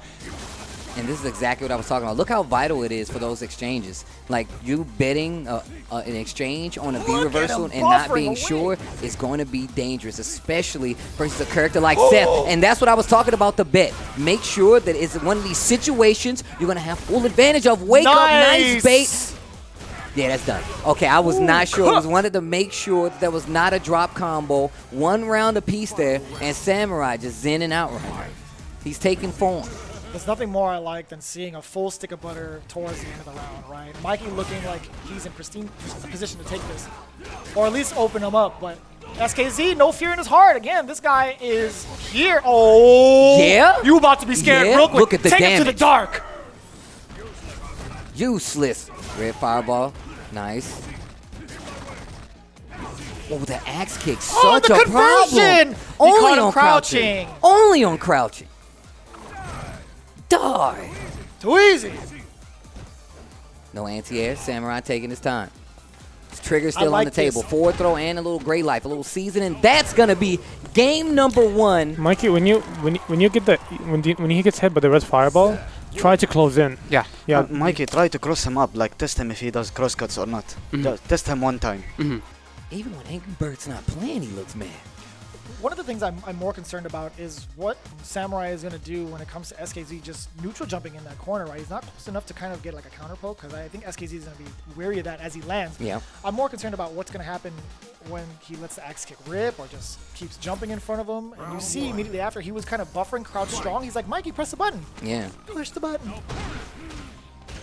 Ooh, oh my! Into the twin fang. Oh man. That counter hit conversion was clean. Wow, oh, no the follow whip. up through after that fierce. Taking the advice, closing in a little bit. Ooh, DP. Yeah. Oh, wait a minute. Oh, nice call. No! That was bad. And remember I said that up-close game was going to be very vital. Look at how much damage you lose in a bad exchange coming from Seth as Kage. We all know my man's made of tissue paper. You cannot take too many hits.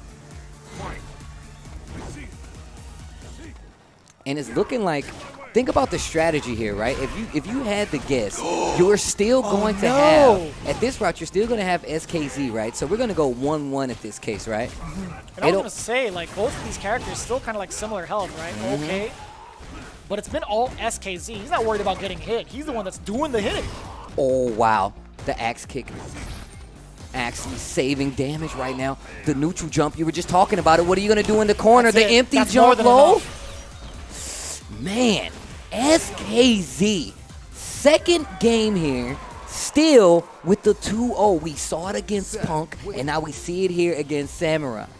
My man is looking like the veteran killer. He's the new rookie here, and he's like, yo, I've been waiting to come back to the States just so I can beat some people up. Already took out Punk, and he said before that was one of the people that he was looking forward to running into, and he's already successfully defeated. But now he has another one, another person who's used to these Street Fighter League waters under his belt. He's taking out Samurai. That's going to tie the set 1-1. You got SKZ sitting in the back now, and you also have Angrybird. And this is a terrifying position right now. We do have Bigbird going up against the Capcom Cup champion Idom. I'd imagine, if I were to ask Bigbird right now, who's the person on your mind? Who is the top of your list out of all these players here? Without a doubt in my mind, it has to be Idom, right? Oh, yeah, most definitely. I mean, I feel like even if you just look at the fact that you're still banning this character, right? You still hit him with the poison ban and leaving Laura completely open. Either you're that comfortable about Laura or you just don't know who Idom is. Idom is the reason that you know who Laura is as a character. And I feel like a lot of these players, maybe they just feel comfortable playing against the Laura. You know, I mean, personally, I feel like the caliber of the character that you have to fight is on a completely different power scale compared to who you see used. Yo, wait a minute. Intimidation factor. Idom using the Capcom Cup winning outfit that he designed. I see you. And my man got the braids. He came for business. Let's go. Game number 1. Bigbird going up against the Capcom Cup champion. Already off to a great start is Bigbird applying that pressure with that medium kick, and just in case has to back it up with that fierce, right? As soon as he's out of that back range. Throw. Dash up once again. The Vortex. Thunderclap, and here comes Idom. Off the wall. And he had the successful read, just a whiff right there. Continuing to stay in the corner, though. Look how quick Idom turned the tide of this first round. Oh, no. It's not over just yet. That stun meter was really high for Angrybird. For Bigbird, excuse me. Dash pass that uses that command. You gotta block. Great tech there. V-trigger winding down for both. Bigbird might try to find an opening with it. Virtually anything at this point is going to be able to seal this first round for Idom. Good pressure, spending all that meter to get the corner, and now you see Bigbird. Look at the defense from Idom. What did I say? I was like, why would you not ban Laura? Did they not watch season 1 of Street Fighter League? You thought that was a joke? That was an entire meme for the whole It was season. a meme. I'm banning this man. If he walking down the street, I'm banning him, bro. Offense kind of getting turned up right now for Bigbird. And look at the options that the buttons that he's using to keep the offense going. I'm pretty sure we've seen every move in Laura's arsenal at this point. Steve, he went from being the biggest target of bans to unbannable. I think he might be showing his cards a little too early, man. You gotta ease off a little bit, huh? With the jab, confirm, count. Oh my God, yo, Idom with the outfit.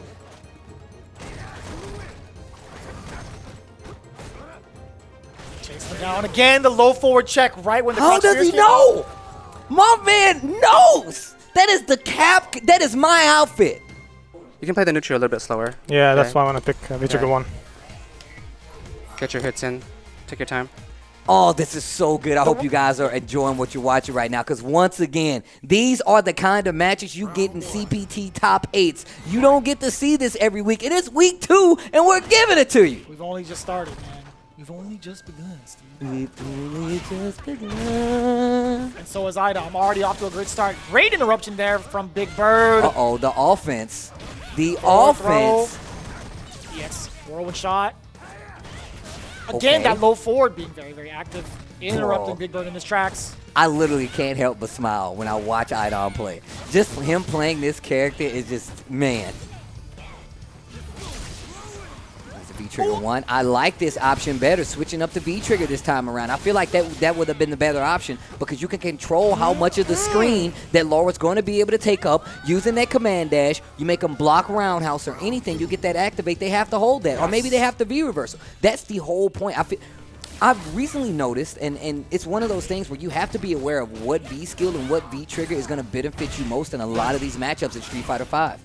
We'll see how far that goes. Right now, does have... Okay, yeah, bust out. She was really close to stun right there using an EX mixer. Back throw. Wow, just walks up, just anticipating the timing on the spark bolt. Catching the jump on the way out with the Eagle Spike, using that whirlwind. Okay, here comes Bigbird, finishing it off with the mixer. Oki situation. Plus frames again. Stand fierce, back it up with the fireball. Oh, the interruption's not enough! The roll. Yo, so he tried to call out the raw roll, but he did EX, so it actually got hit. Oh, man, that was so good. I mean, you could always EX command throw. I mean, you already know. You already know. Round 1. Fight. All right, down to the next game here. Again, tied up 1 apiece. Bro, look how Bigbird is breaking down this game. Speaking of breaking down, great jump. Big punish. Yeah, block on the overhead. There's a punish from Bigbird. Gonna take that momentum back. Life looking just about even on the life bars. 1 bar EX on the side. I like this. Idom just gauging the distances with all the kicks possible, right? Low medium kick. Stand short. Stand light kick, I should say. Spinning mixer, get that corner carry. But yeah, has to activate V trigger there. He's not going to get the same OK he used to. Big nerf in the season 5. Oh, gets the crush. Counter! Spark Bolt still on its way. Testing him out again. Low medium kick most of the time, but. Oof. Back to the middle of the screen and the confirm. Nice, dude. Set point coming up here. Idom. Full stick of butter on the side of Bigbird as well.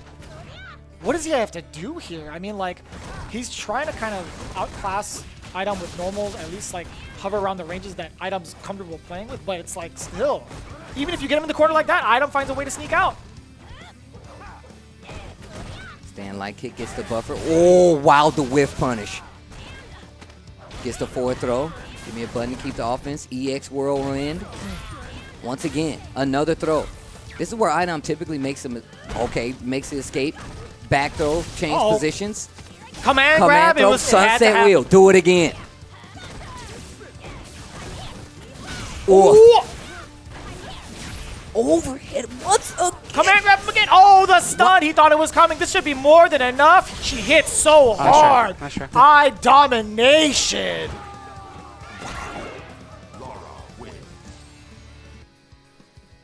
Man, you got to meet in the middle to unplug your controller. That's got to be awkward. It's like meeting that person you don't like by the water cooler, man. Like, oh, I hate this girl. Hey. How you doing? How was your weekend? How was it? That was you? I didn't even know. I did. You mean you were there too? I knew it was familiar. I didn't want to come up because I thought it was something. That one thing you did. I mean, that L was sick. I gotta go. My team's waiting on me. It was nice running into you. Hey, hit me up next time though. Hey, we'll catch up for sure. Not this time though. Not this time. Idom successfully stopping Bigbird, and once again we see SKZ coming back up. So we're going to see our Seth mirror match happen. I mean, it was bound to happen, right? But a lot of these players have picked up this character, and for a very good reason. Angrybird versus SKZ. This is the matchup I was actually very much so looking forward to. I want to see and this how is the same they situation. This mirror match. This is the same situation that Angrybird was in week 1. He was left to take care of the team, get the W, successfully secure the Nasser win for the team. But now you have to deal with SKZ and Idom. Yikes. As Angrybird, can he do it? That's what I'm here to see right now. Angrybird could successfully, for 2 weeks straight, put the team on his back. Round 1. Here we go. Who's going to come out the victor? V-Skill 1 and Trigger 1 on both sides. One of these guys going to get their first loss here on Street Fighter League today. Oh, yeah. You like that? The roundhouse? Walk up on me? Are you crazy? Out of my way. Yo, can I also point out we have both sets on the screen? This is so sick. Oh, yeah, both versions? I see you. Oh. Oh, stupid. The reversal. Angrybird. Overhead. Oh, they trade. I love that. Stun. Oh, nope. EX Mad Cradle. He's not afraid. Okay. Activation time.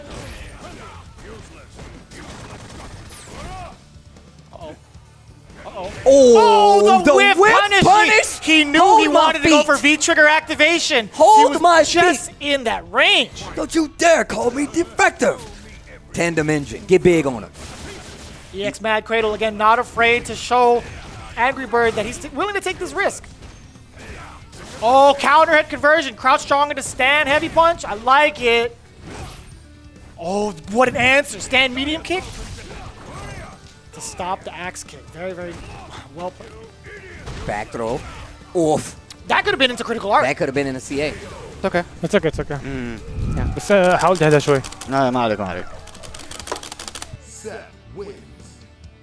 Playing godlike, just keep doing this shit. Don't worry about his game plan. Just play yours. SKZ not shaking at all. My boy ain't even stirred. Oh, what? What do you mean? Wow. I rarely see that interaction. Angrybird was like, wow, I actually got that first. What the heck? I don't know. That was like at the It looked like it was at the same time. We're not inside the game. We don't know for sure, Vicious. Ooh, big boy. Get big. Uh-oh. Wow. That standing heavy kick. Oh, big jump in. Look at this EX carry. cyclone kick. Corner instantly. Situation. Yeah, frame traps on frame traps. Standing short into medium punch. Gets the activation off of the sweep. Spin some yeah. more. Damage and the corner carry. Oh no, the death! I forgot about the trigger. It's still on deck. Look at the damage. Yo, look at the pose. Ugh. Uh-oh. Just outside of the axe kick. Oh, they both went for forward medium punch. That tandem engine. Installing. A nice interruption. Great intuition there from Angrybird to check that block streak. Wow, what a call out. Ooh, get big on him. Watch him cook. It's the end. Nah, Oh, wow, bro. that's crazy. Seth's broken. That was way too much. Angrybird doubling down. Little snowball of hate right there. That's wild. SKZ is actually downloading, installing. All the players are like, we don't know anything about this game. Right? I don't feel as bad as a commentator now. When 801 Strider was like, huh, I didn't know that either. SKZ was quite surprised as well. We saw it. Oh, wow.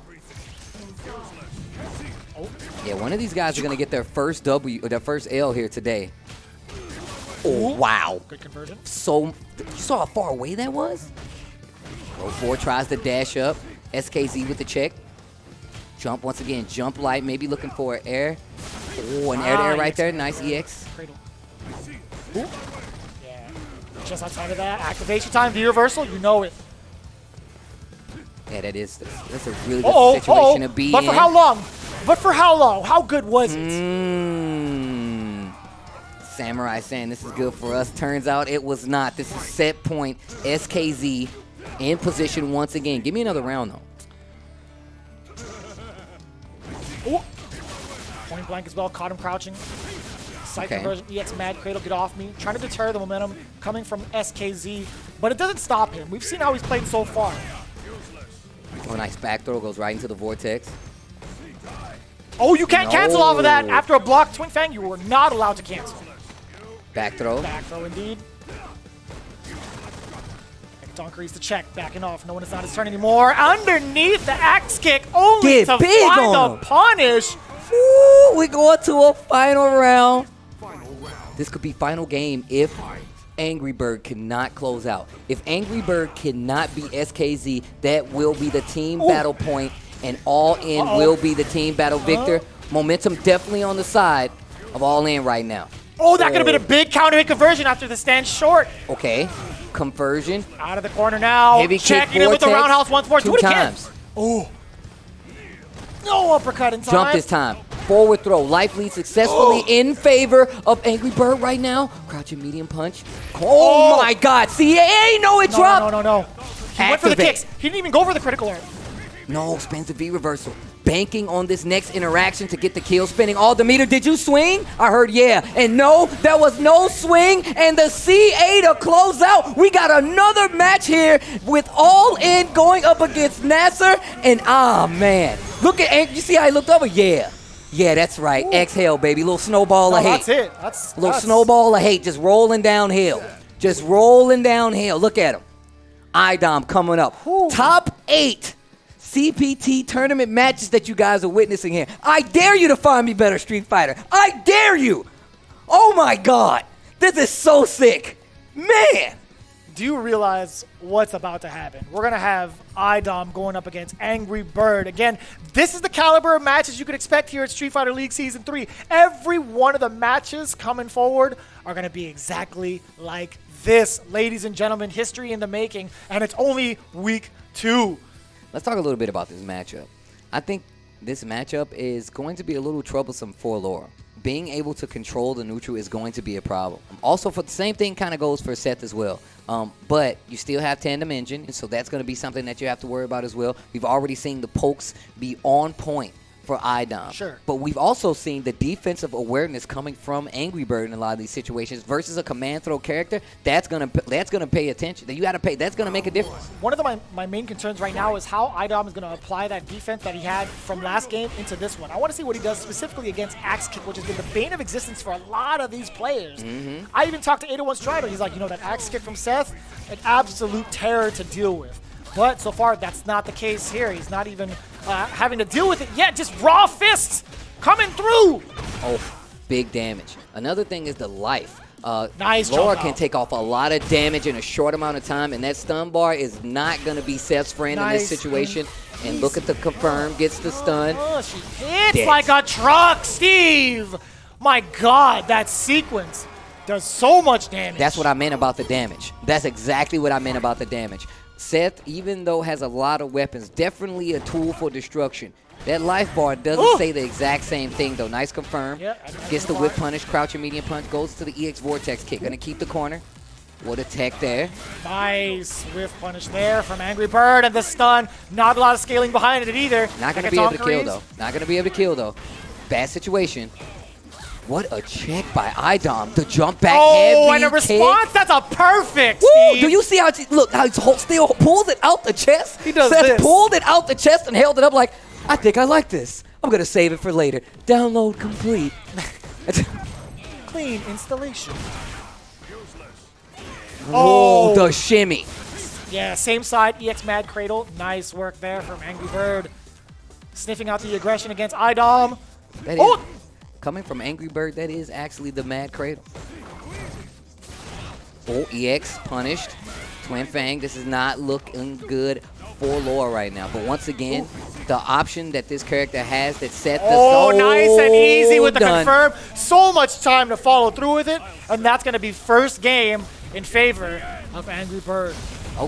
Okay, wait a minute. Things are picking up for Nasser. Take a breather. Like, he's playing super aggro. He's been like very predictable with his B skills too. Like, he'll go in, and then when it's like back to neutral, he'll back up B skill. It seems like he's ready for the V skill. So when you take his V skill, or when you take his Thunderbolt, just be ready. Seems like he knows how to challenge it. No, I think I think he was already gonna challenge it though, because it was close. Oh, I see. Yeah. Honestly, like, you can make him crack very easily. Like, if you get that train going, like, he'll be mentally checked for the whole set. To really keep this cohesion together as a team. I mean, he's playing, Like, I feel like the fact that you have to be able to kind of rotate those duties. If somebody's playing, it might be the captain. You're still going to have to be able to talk to them, get in their head, and by that, I mean keep them on point, Ooh. Keep it going. It's that tandem engine, like I said before. It's definitely going to be something you need to worry about with the range that Laura likes to play in, just a little bit out of that range. We've seen Angrybird actually do this versus a few characters. Knowing a character's range of influence with moves is so smart. What a whiff punish against that stand medium punch from Angrybird. Here comes Idom once again. A lot of frames to hold. Okay, wait a minute. Finds the interruption. Sweep. I Getting like the that. Oki. Look how much meter is left there. Oh, man. That walk back and forth, that slight hesitation was enough to catch Idom walking forward just within range for the finisher off the low medium kick. Amazing discipline from Angrybird, knowing exactly when to shoot a shot. Again, using that V skill, 801 Strider advised against this, right? When it comes to neutral, he checked him with a roundhouse on wake up. That was delayed. And then used the spark bolt on top of it.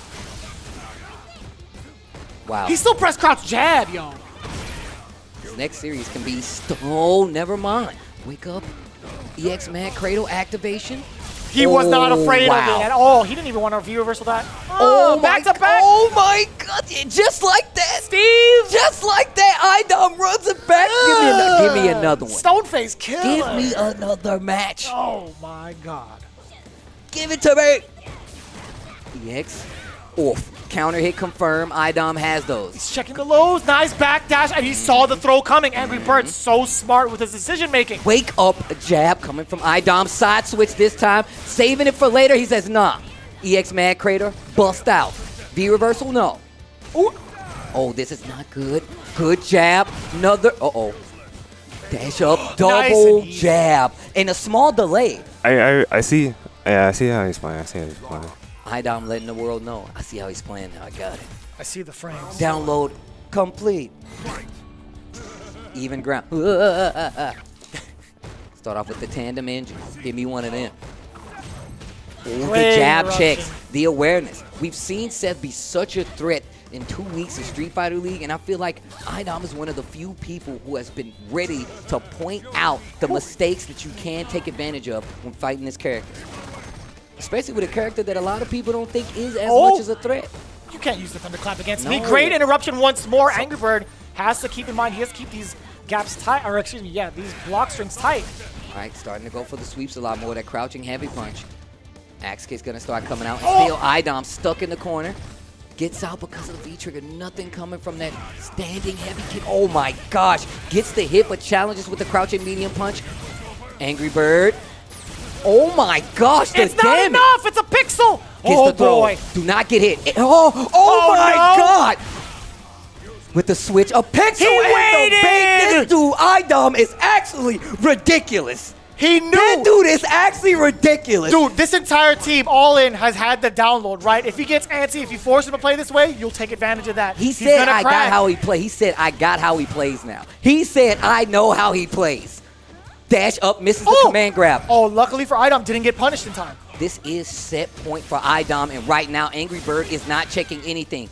Breaks out with the EX Mad Cradle. Gets the stand light kick, no confirm. Counter hit confirmed from Idom? Are you serious? Oh, Mad Cradle. Get off of me. Another chance at life for Angrybird. Activation, you know it. No V reversal on the side of Idom. He's playing raw defense right now. It's Oki time. What's going to happen? Nice. He checks it. He checks the movement. He thought there was going to be a throw, a command grab. He said, nah, hold this medium punch. Look at the, oh my gosh. The matches. Let's go. Steve, what's happening? It's so good. How do you stop this, man? I don't know, but I dare you. I dare you. I dare you. I dare you to find more. I dare you. I double dog dare you. Find me better Street Fighter. I dare you. Find me better Street Fighter. I implore you. Send the signal out. I dare you to find me better Street Fighter, because Street Fighter League delivers. Man, every time Idom versus Angrybird. I can't believe it. SKZ versus, come on, bro. Let's go. Do you see the calculations made from this man, Idom? Yeah. I know how he wants to play. And most of the time it's like, oh, do you? Are you sure you know? He came and delivered. Did you hear Idom? He said, he was talking to 801 Stride. He's like, I know how he plays now. I got it. When he said that, I was like, oh, word? And then after that, he proceeded to check every vortex kick. Every time he tried to use it as pressure, he was like, I'm going to walk into that range on purpose, block it, and then check it. Because if it's smart. It was so smart. And one of the things that Angrybird excels at is getting in that range and making people whiff. So now we have a dilemma, right? SKZ catching his first L here at Street Fighter League on American soil in a long time, I might say. And then you have Angrybird, the little snowball of hate. Little snowball of hate. Bringing it to just the very end, so trying to put his team on his back once again. Nasser gets their first team L together. I mean, you win together, you're going to lose together. Idom closing it out for team AllIn, and man, the role reversals. We had 801 Strider on the caboose doing the coaching. We had SKZ there. All the research was done there. The cohesiveness of AllIn has been very evident throughout each and every one of these matches. 801 Strider giving that first hint to Idom. Listen, he likes to play antsy. Angrybird, again, emotional. If he cracks, he cracks. You see it. You got to take advantage of that. And I will say, despite SKZ not really saying much throughout the coaching segments, best believe when I saw in the green rooms the way they were practicing, it was always Idom and SKZ to prepare themselves for this specific matchup. Unbelievable stuff. Great adaptation from Idom and Team AllIn. In fact, I want to get some words from the captain himself, standing by with Rob TV. Yo, I never thought that I would be saying this for a Seth versus Laura match, but that is what Street Fighter is about right there. That was amazing. One of the best sets we've seen so far. Idom, how are you feeling right now, bro? I mean, I just came to play. It's fun having great matches like that, but I just came to play. Bro, listen. So, of course, I was a part of Street Fighter League Season 1 and Season 2 on Team Gale. And I distinctly remember there was a specific movement, hashtag Free Laura. And these guys decided to let your Laura rock. They decided to ban your poison. How does it feel to be able to have 2 characters and for your Laura to be able to run wild like that? Well, to be honest, my birdie in Season 1 did get 1 win, but that besides the point. It's good to play. It's good to play Laura and Poison, but honestly, whoever gets banned I'm comfortable playing both. It's just whoever the other team wants me to play. So, and if I'm remembering correctly, Angrybird actually won the first game against you, right? Yeah. So you know what that actually reminded me of? That situation, Idom in the clutch. It reminded me of a million matches I've seen with you in NLBC and been on the receiving end of. But it reminded me of Capcom Cup back against the wall. And in the end of the day, you were able to clutch it out. What's going through your mind in those clutch situations? I mean, I don't care that I'm really down 0-2, 0-1. It's just play better next year. What a damn legend. Ladies and gentlemen, your Capcom Cup champion, Street Fighter League, everything, a GOAT in the making, Idom. Yo, good stuff, bro. He's got ice in his veins, Steve. This man just came here to play. He's got Mamba mentality is what it is. It's like the job's not finished. We got to take it all the way. I'm taking these W's. It's fine by me. I'm playing it game after game after game. It doesn't matter what the score is. I'm going to keep playing. My man said, I just came to play. He said, hey, man, how are you feeling? He's like, yo, man, actually, I'm just trying to put the ball in the hole and then do it again. Run it. That's what he said. He said, I came to win. If my win means I got to dunk everybody here, then that's what's going to happen. He's like, I don't care if I'm down 0-2, 1-2, I don't care. I'm still going to play my game. That is a Capcom Cup champion. And he was rocking the outfit. You got to send a message. That's what you got to do. Yeah. You like, bro, you really think that y'all was going to get over on me? You're going to let the Laura roam free? Did you not see Season 1? They made signs about my Laura. They made signs about him. I'm just saying, bro, you got to, woo! You guys have to check that back. Again, if you are tuning in to this later half, you have to go all the way through and watch every one of these games. Because, again, we mentioned this time and time again every week so far. It's only week 2. I keep forgetting. It's only week 2, but it does not stop. It does not stop for 1 second. We have so many players to go through, so many talented matches, or excuse me, players and these matches. It's kind of mind-blowing that we've only gone through, what 2 weeks? Look, it's only been 2 weeks, but the competition is making me age years. And I guarantee you we're going to come right back with more Street Fighter action, guys. We're going to take a quick break, more Street Fighter League when we return.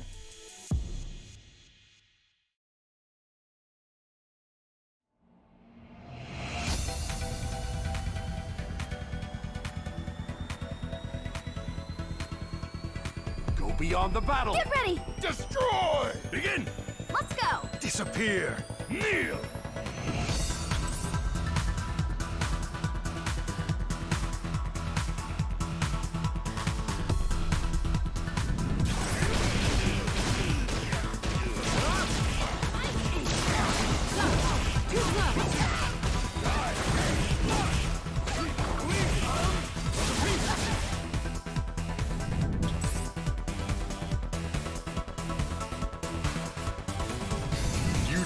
Strength to crush the spirit of the king. Alright! I really like to exercise.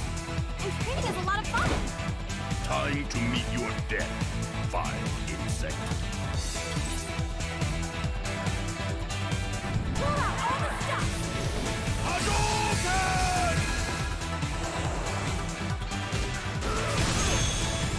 Resurrection!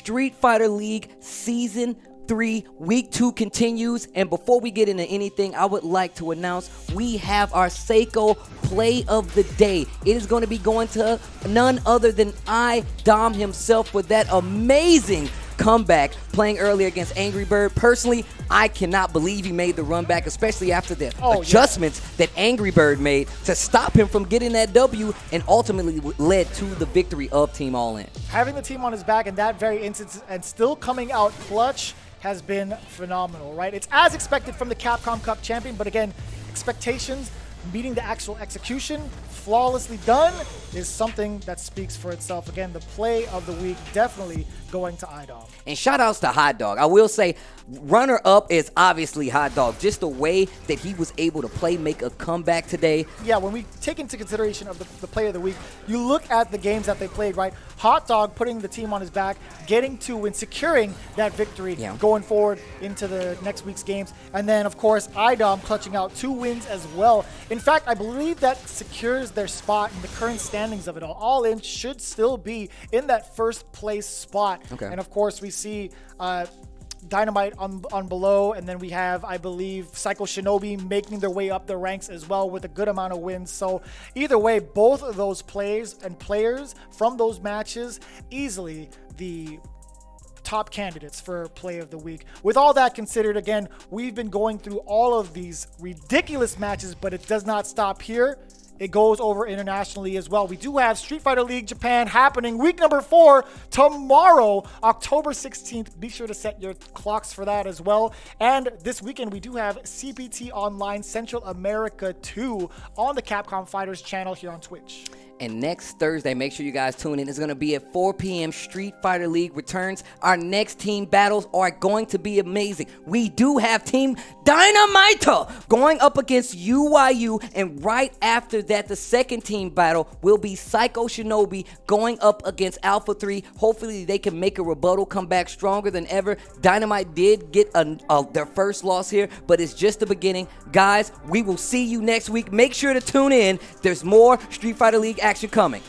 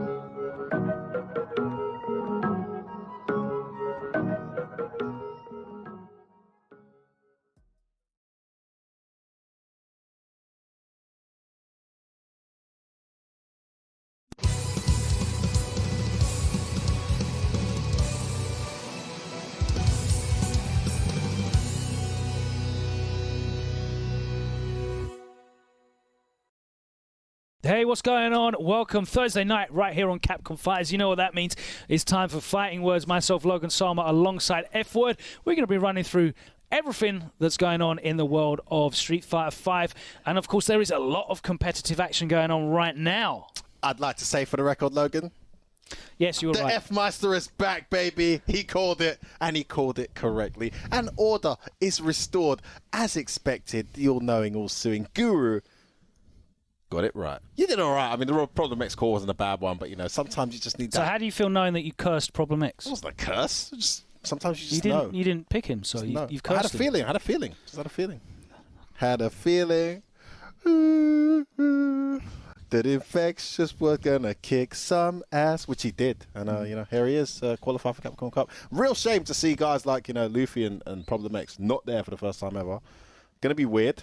Ended up having to face each other as well, didn't they? Yeah, in the losers bracket. Usually when Luffy destroys a demon, he goes on to do it all, but he banished one demon only to face another.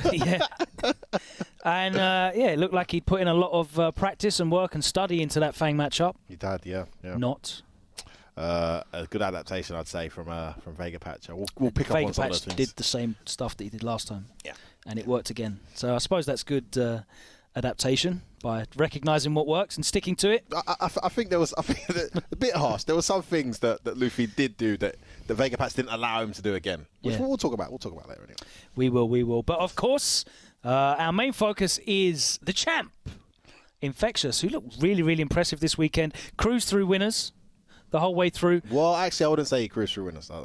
I think he did cruise through almost every single match, apart from Malapu. I think that was quite an intense set. It was. Oh, Malapu, what the hell's going? Look, we'll talk about him later. But seriously, what on earth has happened to that kid? He's just exploded into ridiculous form.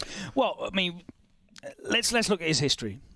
I guess his first real announcement onto the competitive scene, because people were aware of him as an online boxer that you had to be aware of. You come across him in ranked. Exactly. You're scared to face him. Definitely. And that's kind of where he stayed until Reflect, where he surprised a lot of people getting top 8 there. Had a great run. With that V-Trigger 2 boxer. And this is before the buff. All of the changes and the V-Skill 2 edition that made the command grab a lot more viable. I definitely remember sitting watching my screen though, watching Malapu play this weekend and thinking, if you had V-Trigger 1, they'd be dead off this combo. And there was bare times. I didn't analyze it that way. I need to go back. He hit them with a combo into a straight, and that was the end of the combo. Yeah, and if he had V-Trigger 1, it would have been... You don't think V-Trigger 1 is just outright better than V-Trigger 2 though, right? Because they're both very good V-Triggers. I think the strength that makes Boxer not like a top tier character, but more competitive, is the ability to build him with different combinations of V-Skill and V-Trigger. Yeah. And I think he's got 3 very viable combinations. Very viable combinations, yeah. Obviously V-Skill 2, V-Trigger 2 is an obvious one. The V-Skill 1, V-Trigger 1 is an obvious one. Yep, but also V-Skill 2, V-Skill 2, V-Trigger 1. V-Skill 2, V-Trigger 1. Where you're able to not only abuse plus frames, but then also get big conversions and big. That's the one I've probably seen carry. at least out of the 3, but I also think that's a pretty scary one. Yeah, and I think being able to mix and match those against different characters depending on their tool sets. You're not going to use V-Skill 2 against like Guile, for example. Yeah, no reason to do that, or Sagat, for example. He literally deletes a few characters with V-Skill 1, right? And the fact that 3 of those builds are very viable, I think makes him very scary. So I would definitely like to see Malapu expand his arsenal of V-Skill and V-Trigger uses. But clearly, his play has improved a lot. Big time. Yeah, shout out Malapu. Big credit to him. Coming in 4th. Yeah. Shout out Mr. Crimson.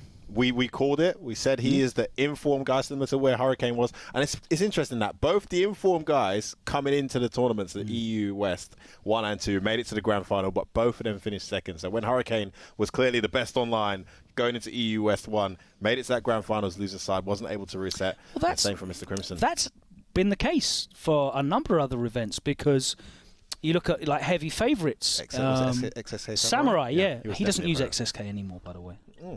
Just Samurai. That's all he needs. He only needs Samurai. Yeah, we looked at him going into NA West 1. I don't think he'd finished lower than 4th. Wednesday night fights, won an inordinate number of Wednesday night fights. He had like 6 in a row at one point. Crazy results. He got to grand finals, lo and behold.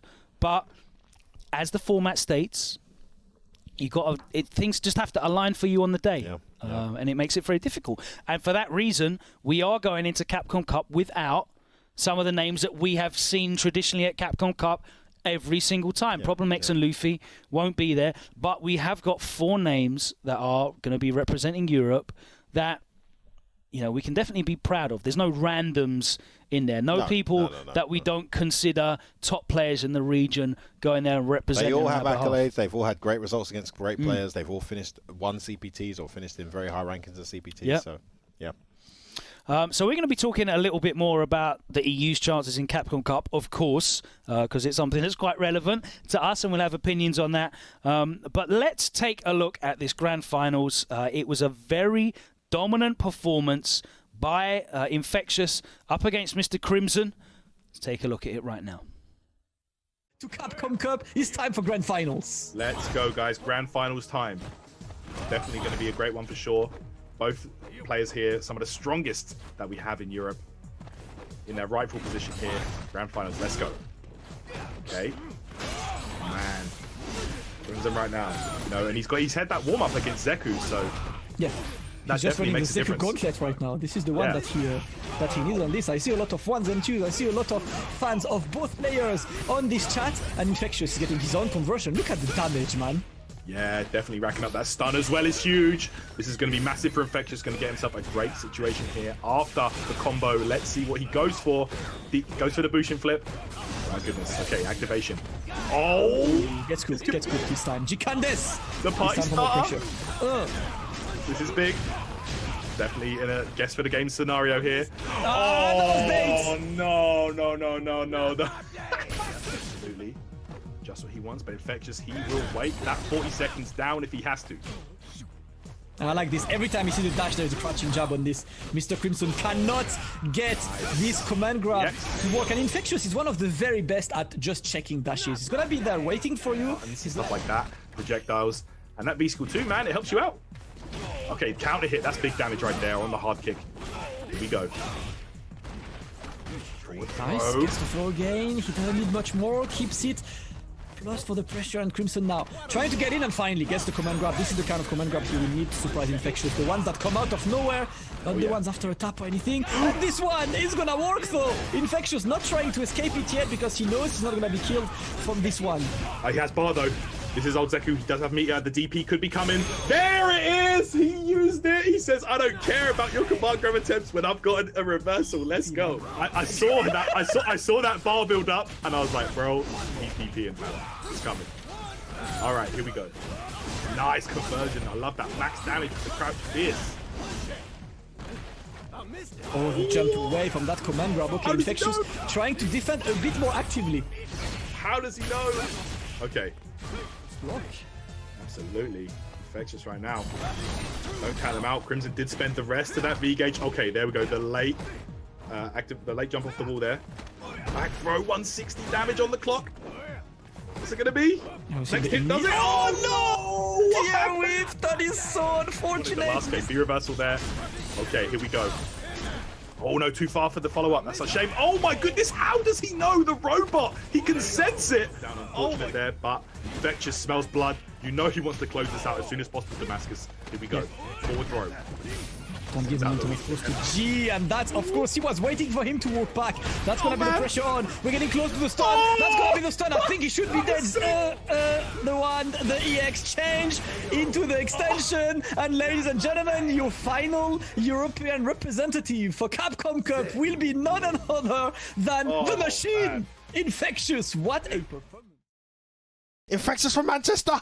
He's from Manchester! And he's qualified for Capcom Cup. Must be the first Mancunian to ever qualify for Capcom Cup. There was another a Northerner up there with him in that winners bracket at one point. Gunslinger. Gunslinger posing a massive threat with that beautiful Liverpudlian accent. But no, he didn't make it. Mr. Crimson. But we did that interview. Yeah. with Gunslinger. That's a great People in the interview. chat. No, but people in That's a the great chat are interview. saying Brummy and that. I'm like, Brummy? don't know where. These ignorant smugs. Is that what they actually said? Yeah, don't know, bruv. But he's Gunslinger's He's a from scouse, Liverpool. mate, yeah? Quick little bit of geography. Yeah. We're from down south, around London. Londoners, mate. Yeah, have it. Some of that, That's mate. what we're saying, like, in it, bruv. Yeah. All of that. Yeah. Hello, mate. Bye-bye. Gunslinger and Infectious are from the north part of King the of the UK. North. That's why they sound kind of similar. But Infectious is from Manchester. Listen. They sound Yeah. a little bit like this. Listen. That sounds like Listen. that sounds like your Pheno impression. And Gunslinger's from Liverpool. And my name is Phenom, yeah. And so Liverpool and Manchester are totally different accents, but they have a similar kind of twang. Yeah. You know, you could say.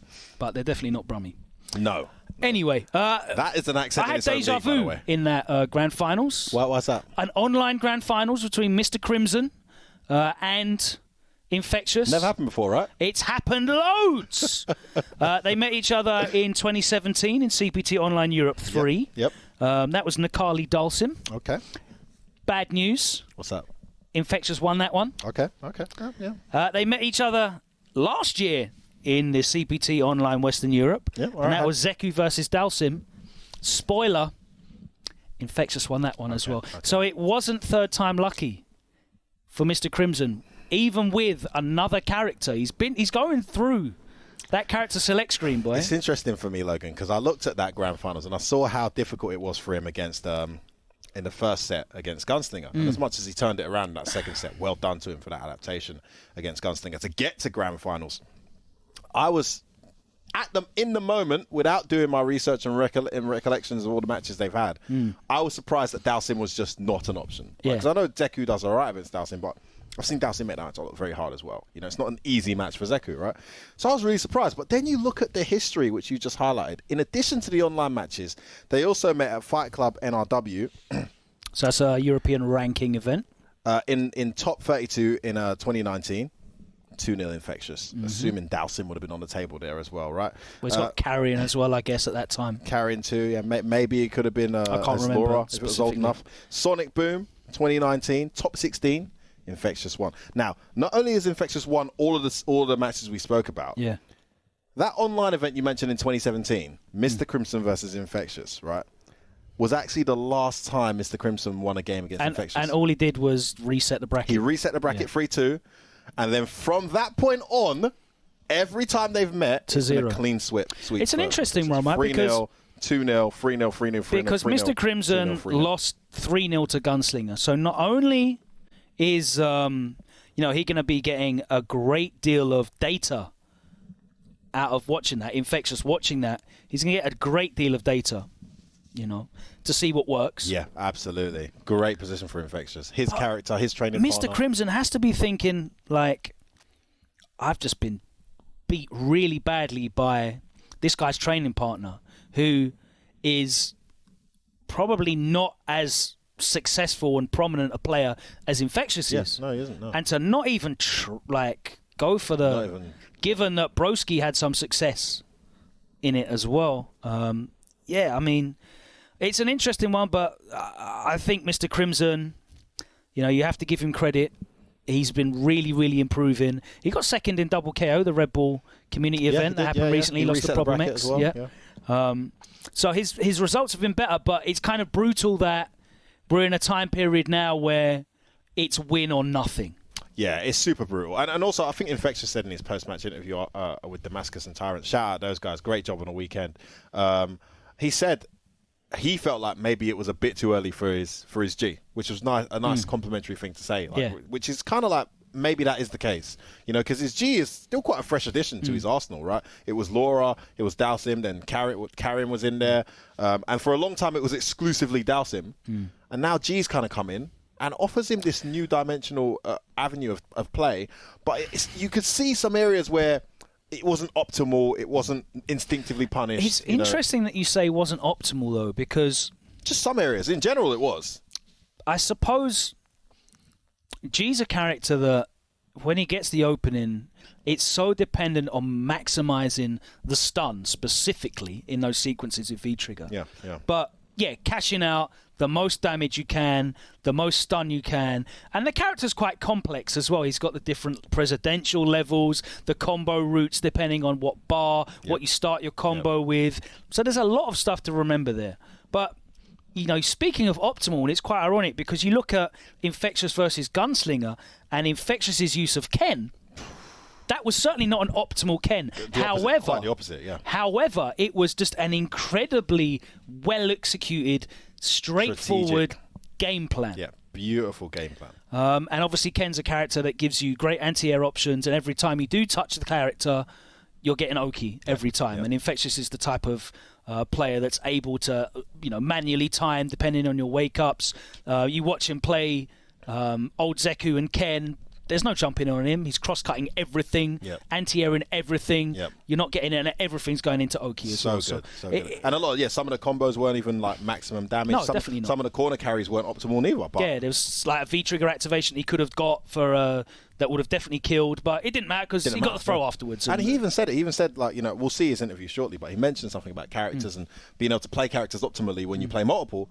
You know, yes, I'm very impressed with guys like Punk and that character when you're maining them exclusively, and something you do kind of sacrifice. I agree with Infectious there, but I don't want to give too much away about what he said.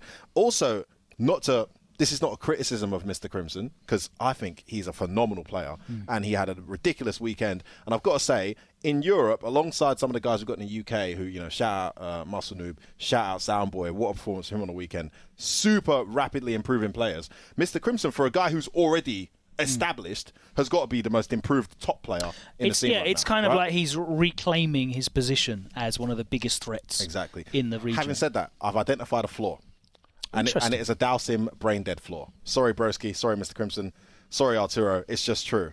I have identified that even though Zeku is annoying on Wake Up, we know this, Dalsim's air-based Oki has made it possible for Mr. Crimson to learn how to play this game at a high level without mastering grounded meaties. Because when you can do a stupid plus frame Gale or a teleport above a head with an active frame normal on a wake up that covers both recoveries, you don't have to be perfect in that particular area. And we'll see later in the show. And his other characters were like Laura before, so everything's ending in hard knockdown. Frame kill guaranteed. Well, it's hard knockdown, so there's no don't have to worry about it. This is it. I can relate. I'll tell you now because I play Ibuki and I'm going for that rider.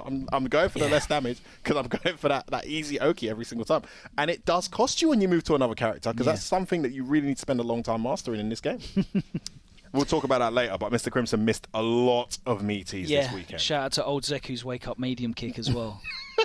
What a fantastic answer that is for people that are worried about Mate, please tell me we asked him that. Did we ask him about that in the interview? We didn't, did we? I should have asked him about that. It's pretty obvious. He's got an EXDP on wake up, and he's got a V-trigger too. I'm pretty sure it's a one frame block before he does it.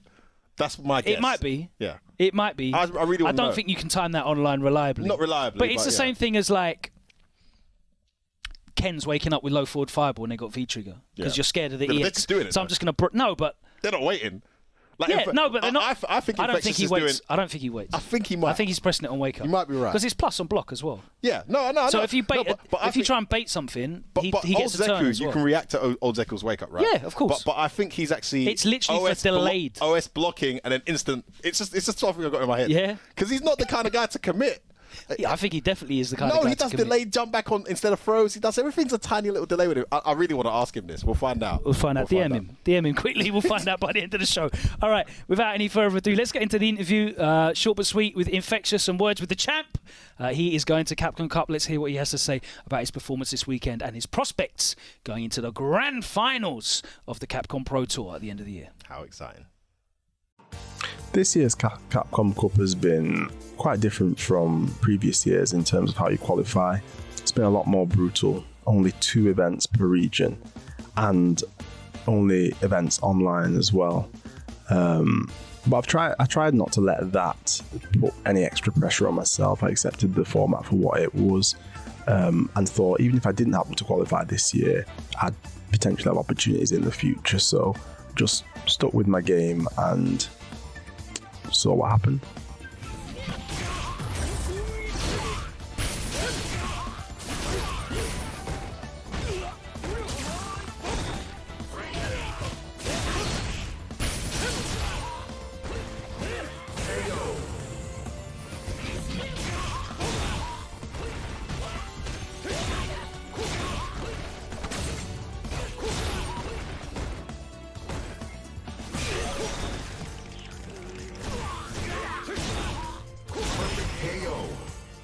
I think throughout my time playing fighting games, I've always played online, and it's been the foundation of my development, my training, my practice. So I'm just very comfortable playing online. Feels like home. So maybe that's the reason why I've been quite successful.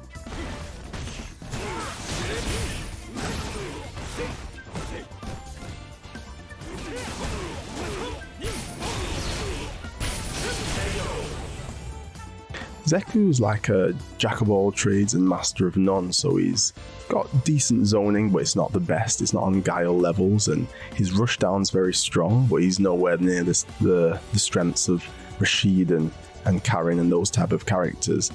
And I think that's what makes it so difficult for people to place him. Some people value that flexibility that he has and say that's why he's strong, the massive damage he can also inflict on his opponents.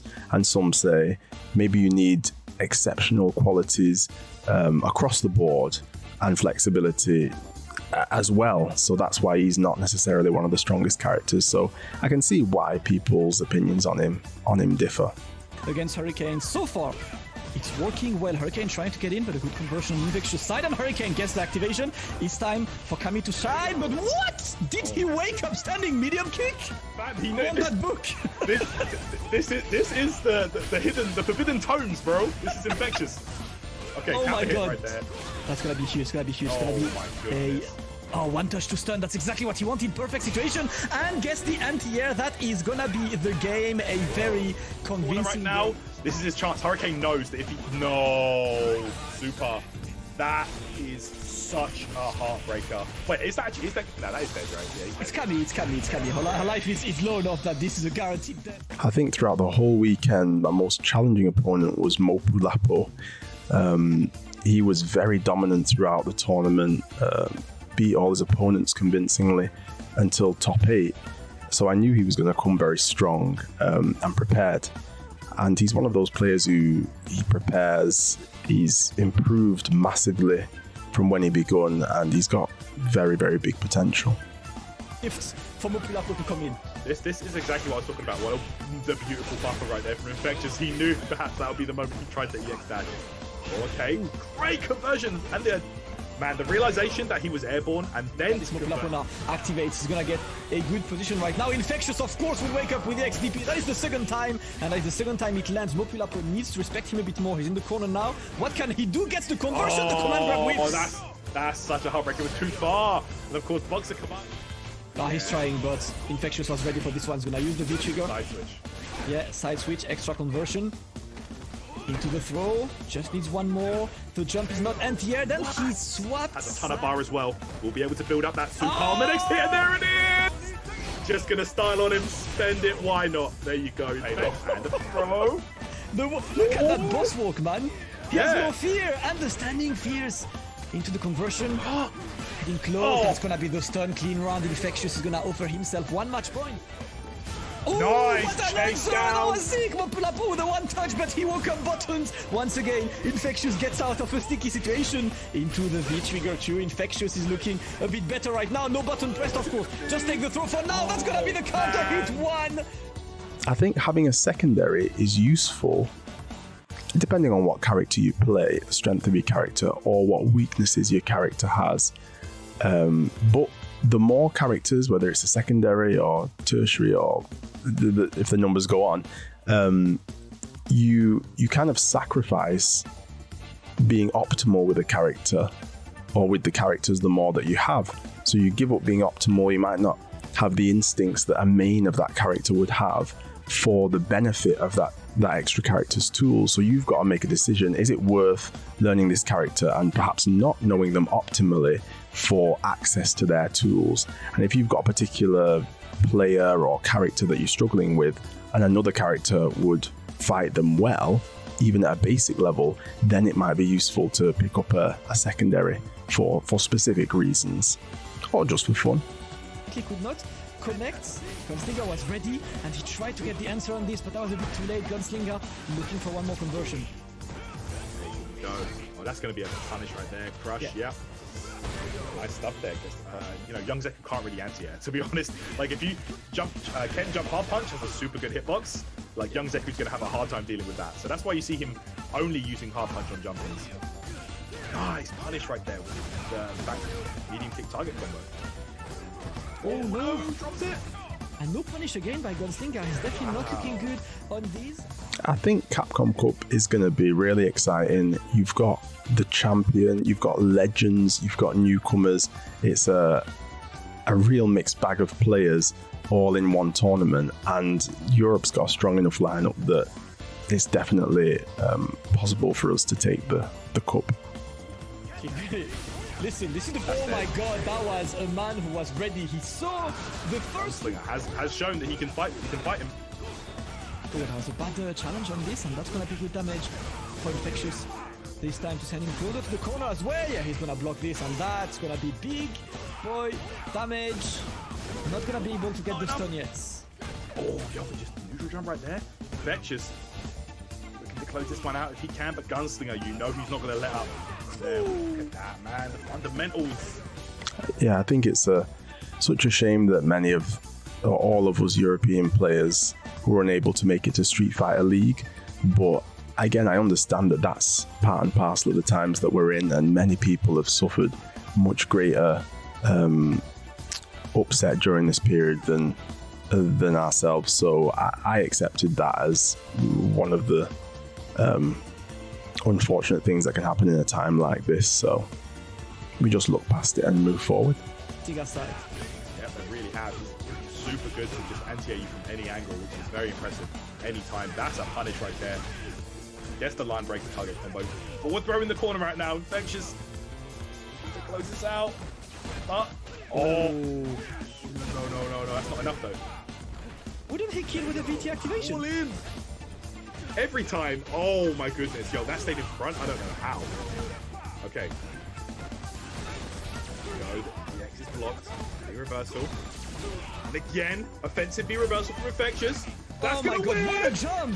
What a jump to make this one whiff, and Infectious is gonna get an absolutely dominant 3-0 over Gunslinger. I think dealing with troublesome matchups or players can be really difficult. That's why I try and help people if they come to me, or try and produce videos to help people kind of overcome these obstacles. And the way that I do it is I try and dissect or look at the things that are holding me back in a matchup, the ways that I am getting hit, the ways that somebody's playing that I'm unable to get around, and then I break it down to the smallest things. Is there a button that I'm struggling with? Is there a spacing that I'm struggling with? And then go into training mode and try and find out different ways of getting around those scenarios or things. It's not easy to do, but it's something that if you practice and you do it over and then you apply it and you see the results, you start to get more comfortable in how to go about that. My goodness. Okay, activation. Oh! Gets good this time. Gikandes! The party starter. This is big. Definitely in a guess for the game scenario here. Oh no. I like this. Every time you see the dash, there's a crouching jab on this. Mr. Crimson cannot get this command grab to work, and Infectious is one of the very... I'll be spending my time now preparing for Capcom Cup. It's quite a way away, but that's long enough time to keep up with the meta and get myself ready for, again, one of the biggest tournaments. With the ones that come out of nowhere, not the ones after a tap or anything. And this one is gonna work though! Infectious not trying to escape it yet because he knows he's not gonna be killed from this one. He has bar though. This is old Zeku. He does have meter. The DP could be coming. There it is! He used it! He says, I don't care about your command grab attempts when I've got a reversal. Let's go. Come on there. Back throw, 160 damage on the clock. What's it gonna be? Next hit does it. Oh no! As I mentioned before, Capcom Cup is full of a variety of players, and I'm excited to play everybody who's going to attend. I think it's going to be really exciting, really looking forward to it, and it's going to be good. Can give him into the force to G, and that's, of course, he was waiting for him to walk back. That's gonna be the pressure on. We're getting close to the stun. That's gonna be the stun. I think he should be dead. The EX change into the extension. And ladies and gentlemen, your final European representative for Capcom Cup will be none other than the machine, Infectious. What a... Some insightful words there from the champion this weekend, Infectious, who is making his way to Capcom Cup at the end of the season, representing EU West alongside Takamura.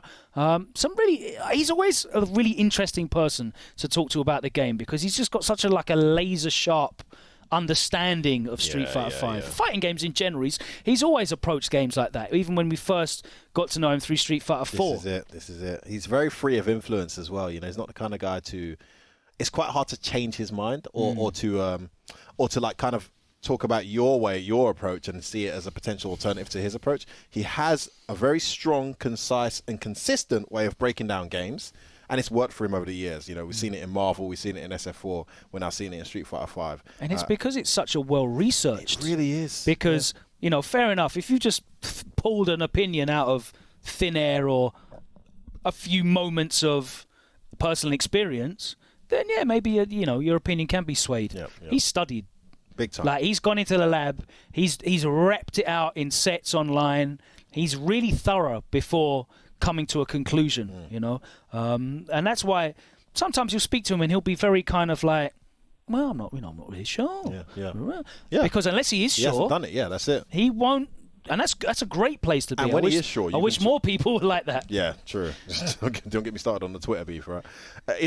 And the interesting thing is, I mean, you see this side of Infectious in the interview, and you know he's always going to be this guy when it comes to the official stuff. But if you're in like a casual set or in a tournament setting with him, with your boys, cracking jokes, having a drink, you know, whatever it might be, you'll see him go into these debates about his breakdown on the game with a lot more passion, and he can talk about this for hours, for days even, about how he sees it, how he breaks it down. And you can see there's a lot of strategic like breakdowns that have happened to lead to the conclusions that he's then feeding to you in that conversation. So, you know, he says it with a casual tone here, but actually you hear him when he's with his friends, like the Gunslingers, you know, and the Problem X's, and it's a super duper passionate, you know, breakdown of where he stands. And I think he's figured out the game very early on, and it's great to see him.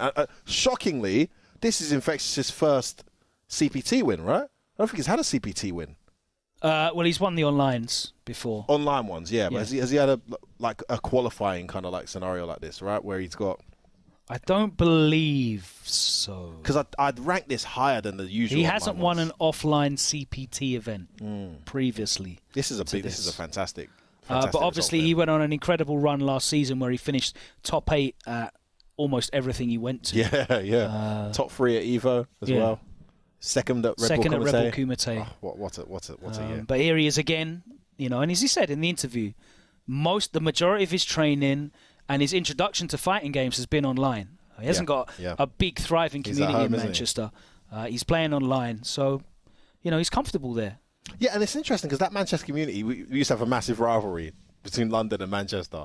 Used to be a lot of players up there. These days, it's really just Infectious that we hear of from that area. But he's still able to reach such an optimal level on the game, and it's all due to, like you said, that. Well, you get players like that are just really great minds, just really great calculating, deductive minds. You see it in other regions as well. You know, other players that have come through that don't have super thriving local scenes and an abundance of players at the high level, but they've brought people up with them as well. And you see, you know, Gunslinger finishing 3rd. What a performance! You know, there's no fluke in what he's done this year. Pulled himself up to Warlord, which again is an accolade that certainly you can't just luck your way to. No.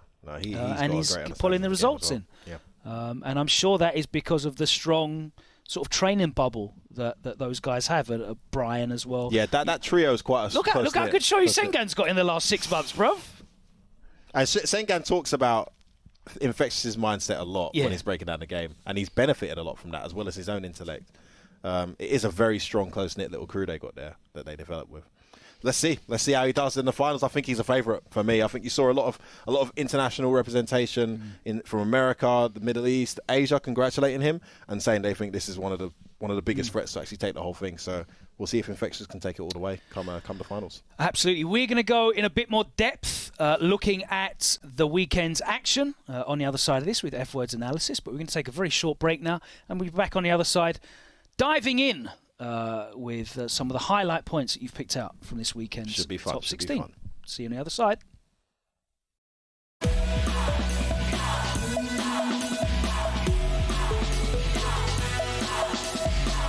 curtain falls. I'll take you downtown.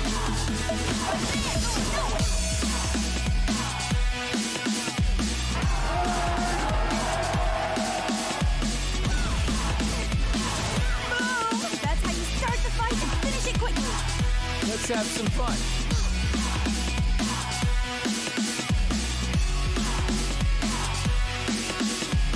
Let me zap you. Here we go. Terrific wing!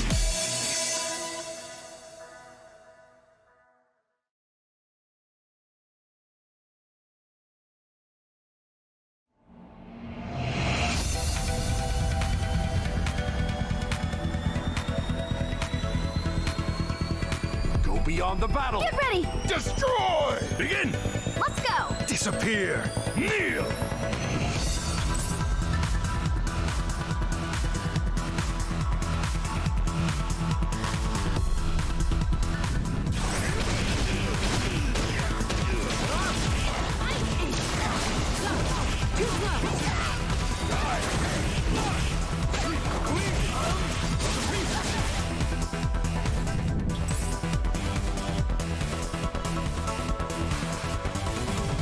You do not have the strength to crush the spirit of the king. All right. I really like to exercise. And training is a lot of fun. Time to meet your death. 5 insect.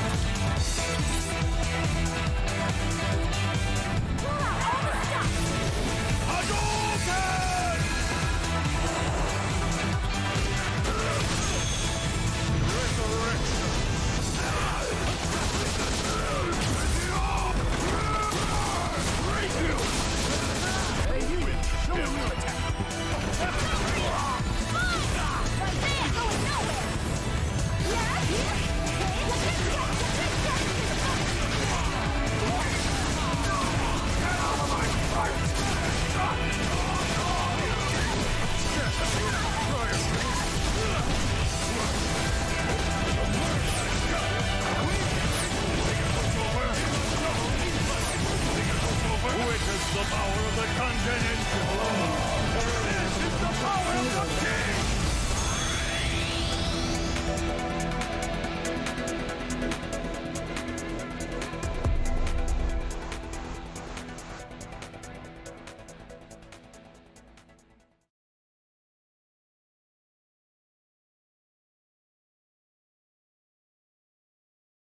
Paraneuro device expansion completed. Pseudo personality asset is imported properly. Biological brain connected. DOM unit 0. Startup sequence will begin. Well now, little piece of junk. Time to wake up. DOM unit 0. Activate. Well, Jordan, who is a piece of junk?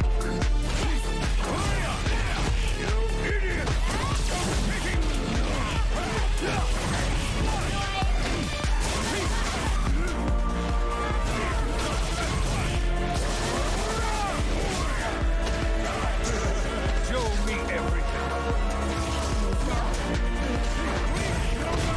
Show me everyone. Show me everything. Install. Show me something worth taking.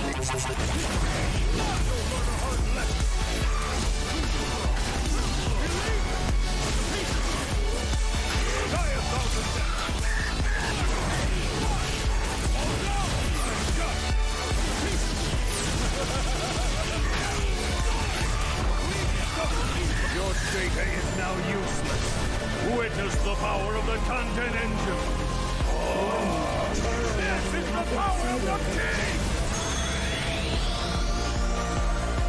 Your data will reside in me for eternity.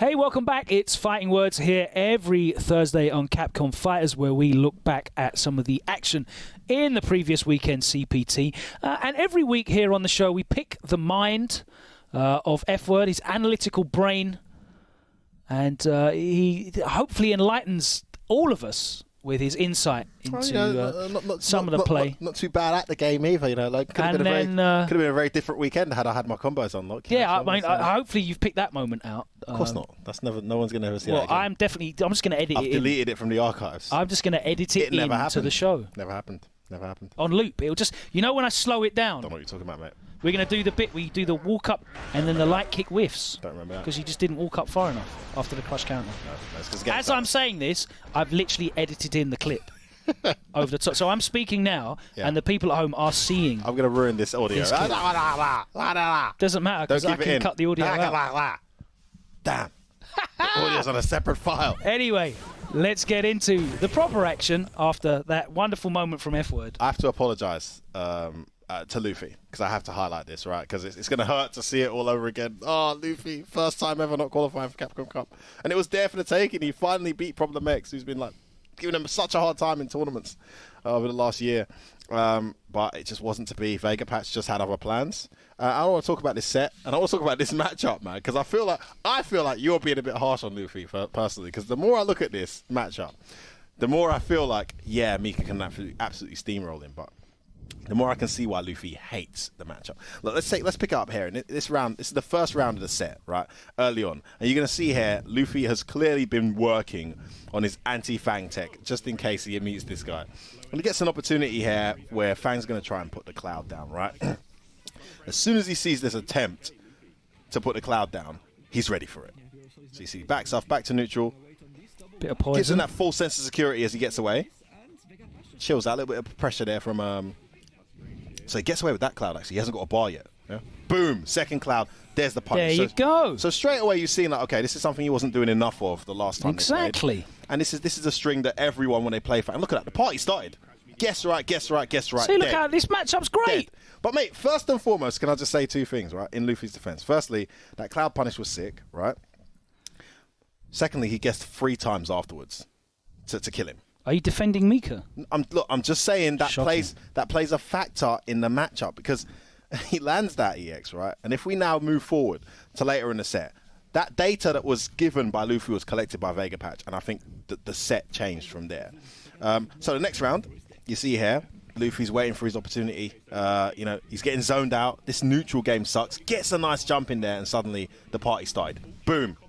That is one moment I want to highlight to you. But he can command grab that. Yes, of course he can command grab it. And stand throw it. Of course he can command grab and stand throw it. But if he doesn't go for the command grab or stand throw, he's back to that torrid neutral situation. It's a different kind of guessing game for Mika because the neutral's so horrid than it is against other characters. It's just such an annoying read to have to make.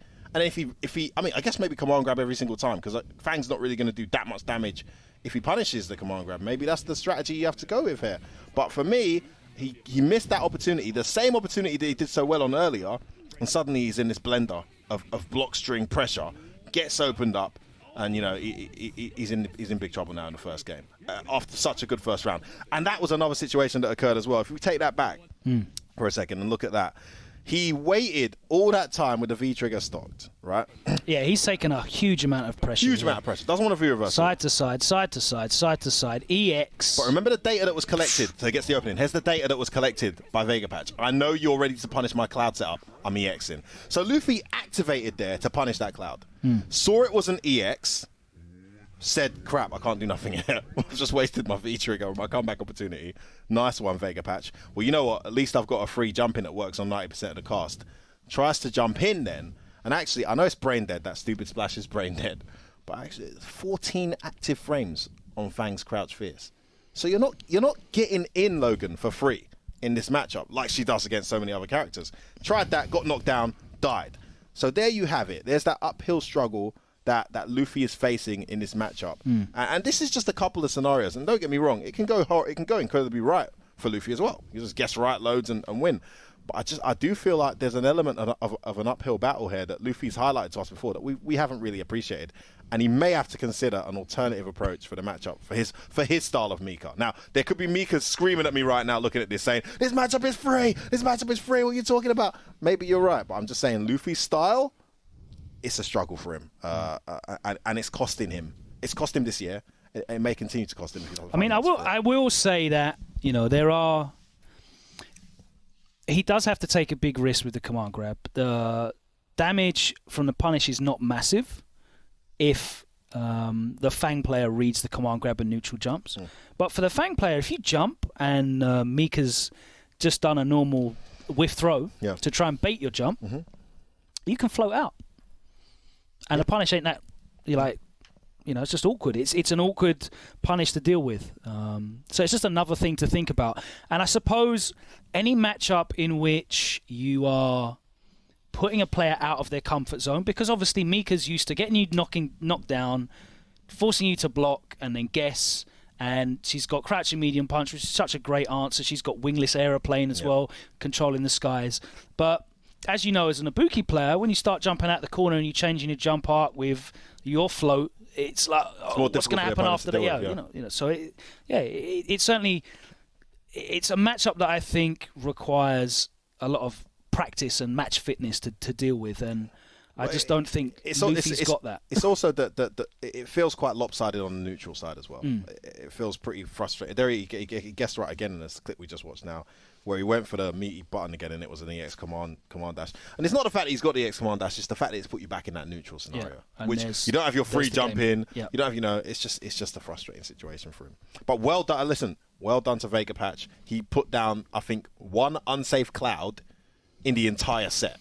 So talk about changing your game. That's a massive part of. It's an interesting one as well, because literally the end of that set was Luffy guessing for the command grab, and you got fuzzied. By that annoying jump medium kick as well. So yeah, I mean, it's not the standard Mika blender anymore, and you definitely have to think a little bit harder when he's got that one bar. That's it, yeah. Well done, Vega Patch. Unfortunate for Luffy. Just wanted to highlight that one because it was a heartbreaker for all the French fans out there. And of course for us guys who are big Luffy fans to see he will not be at Capcom Cup 2020 unless... No Frenchman at Capcom Cup. Well, unless the French, mafia get together and all just accumulate a tremendous amount of votes to outvote. I mean, it's potential. Yeah, there's potential. Luffy's popular, and France has a really passionate scene. Maybe that's his way in. We'll see. But as it stands, he will not be there, which is a big shame. So kudos, Luffy. A pleasure calling your sets. Now I want to talk about the most unstoppable wake-up in Street Fighter V. And that is the Zeku wake-up. Young Zeku wake-up medium punch, right? No. No? No. Old Zeku. Wake up. Old Zeku who gets up with a cane. He lets you know he's up. You get. I'm back rising right now. This is a slightly pulls different himself adjustment. up with the Zimmer frame and holds his aching old back. So, why is this hitting?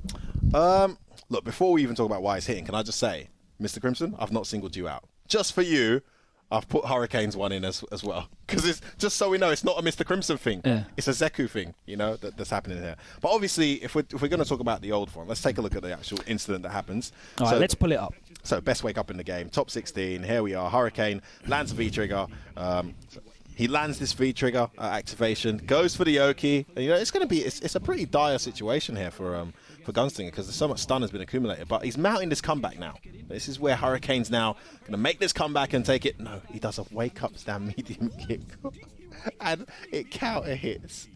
And he links into, obviously, Let's take another look at what his resources are there. Because... He's got the bar though, right? That's all he wants. As long as he's got that bar. Yeah, Infectious, just with the right one, just with the right. We know Gunslinger does that too. So I think maybe from Hurricane's point of view, you thought that was a Gunslinger exclusive. No, it's a Zeku exclusive.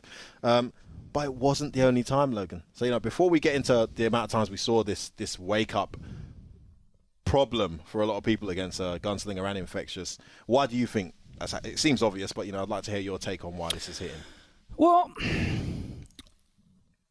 he's got the EXDP, all right? Yeah. And my logic is because it turns that wake up EXDP into a side switch and a chunk of damage. Yep. And reliable Oki as So well, scary. if you've got the bar. So it's not just an EXDP Yeah, anymore. and it reminds me of Ken being in the corner with full V gauge and 1 bar of EX. Yeah. A lot of people will get caught by the low forward fireball activation because they're wary of the DP EX activation and then the side switch, and Ken puts you in a corner, and it's a scary situation to be in. So that's how I look at it. But the strength of it is it's a reasonably fast button, but it's slow enough to catch a delayed throw tech. Yeah, yeah. It's plus on block anyway. Yep. So if they block it, you still retain your turn. And on hit or counter hit, you can link after it. Yeah. I mean, he gets to stand fierce on counter hit. Yeah. On counter hit is disgusting horrible. on counter hit, and I love how ready Infectious. So that kind of Gunslinger were. standard play of, all right, you've got a bar. I'm going to try and bait your wake up by just doing delayed throw or delayed button. No, you're not. You're not. And these kind of things, when you start becoming predictable, because Infectious's wake-up options on defense are not predictable. He will use delayed jump back. His favorite, yeah. He will wake up with buttons, and it'll be a variety of different buttons for different timings. He'll backdash. He'll wake up instant throw. And it makes it very, very difficult to kind of pin him down and get a good read. And, you know, if you get wake up back thrown by Zeku, it hurts. Oh, man, it hurts. He's not afraid to go back to neutral as well, so that jump back's an option. And when it does work and you do get that counter hit medium kick on wake up, as you said, the link into the damage is very, very... Yeah, the payout for it is really high. It's the Oki. He gets So it's not something I think anyone can just be like, yeah, I'm just going to... It's definitely not young Zeku wake up crouch medium punch. No. Which you can mash because people are messing up their timing. Exactly. I think it's a strategic thing that you It's a can read. go to. It's a big read, yeah. Yeah, once you've shown people that, you know what, I'm going to wake up with DP, I'm going to wake up with instant throw, then you start showing that in your set because it's the next layer of mix-up. And again, as I said, it's plus on block, so you get another turn if they block. The counter hit reward for it is crazy as well. Then thinking logically, though, a wake up, his DP is what, 4 frames, 5 frames? Yeah. Right? It's only a frame or 2 slower. So, I mean, this is where my theory comes in. Yeah. They're adding a tiny... He's just putting a delay on it. Tiny as little well. block option select block delay into it, and that's why it's counter hitting. That's my theory. I could be wrong. We have to ask Infectious and Gunslinger about this. Gunslinger seems way more raggo. He probably isn't doing the little block. He's just like, you know what?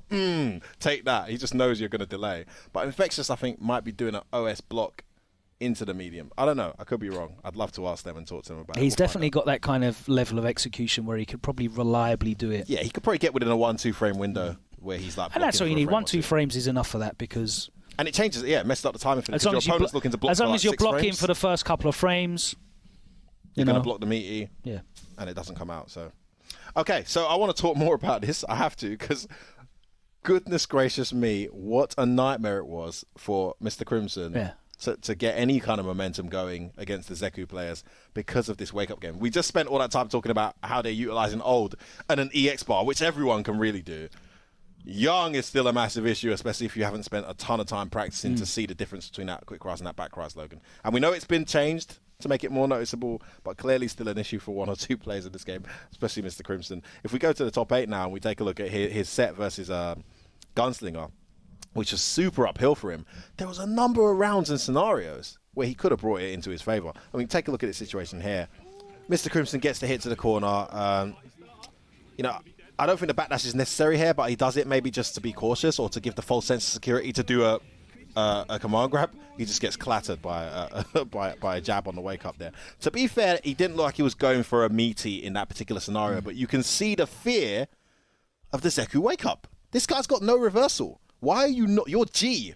He's in the corner. Why are you not just going straight for your meaty here and forcing him to make you back away? And then you get caught hesitating and you end up losing. That's already a psychological. He's probably played Gunslinger or Zeku's online and he's not confident in his meaty there. Or he was going for the false sense of security backdash. Command grab still reaches because of the great range on it. Whatever the reason, that decision cost him that round, right? So we're going to move on here because this is something that just continuously happens, unfortunately. So going into the next round here, we see a great follow-up with the V skill. Levels up twice. I love the fact that he leveled up twice there to get things. Punish. He knows he's looking for that V skill. So he punishes that V skill. Did that all set, by the way. Goes in, completely misses. He thought it was a quick rise. It was a back rise. And Gunslinger, being the scumbag that he is, right? Gunslinger will do this. He'll just wake up back rise, medium punch, and automatically whiff punish your punish attempt. And again, a round that was going so smoothly after some fantastic combos, play. That's your whole bar. Great play from Mr. Crimson to punish that V skill, by the way. Your reward, wake up medium punch, full whiff punish in your face. So he's already lost 2 rounds and a game now as a result of this struggle to deal with young Zeku, right? Does it end there? Unfortunately, guys, it continues. So we move on now, and we see Mr. Crimson is going to activate his V-trigger in this scenario. So this is actually a common scenario. Activation, punches into the wheel kick, dash, dash, right? Now, I believe that's only +1, though.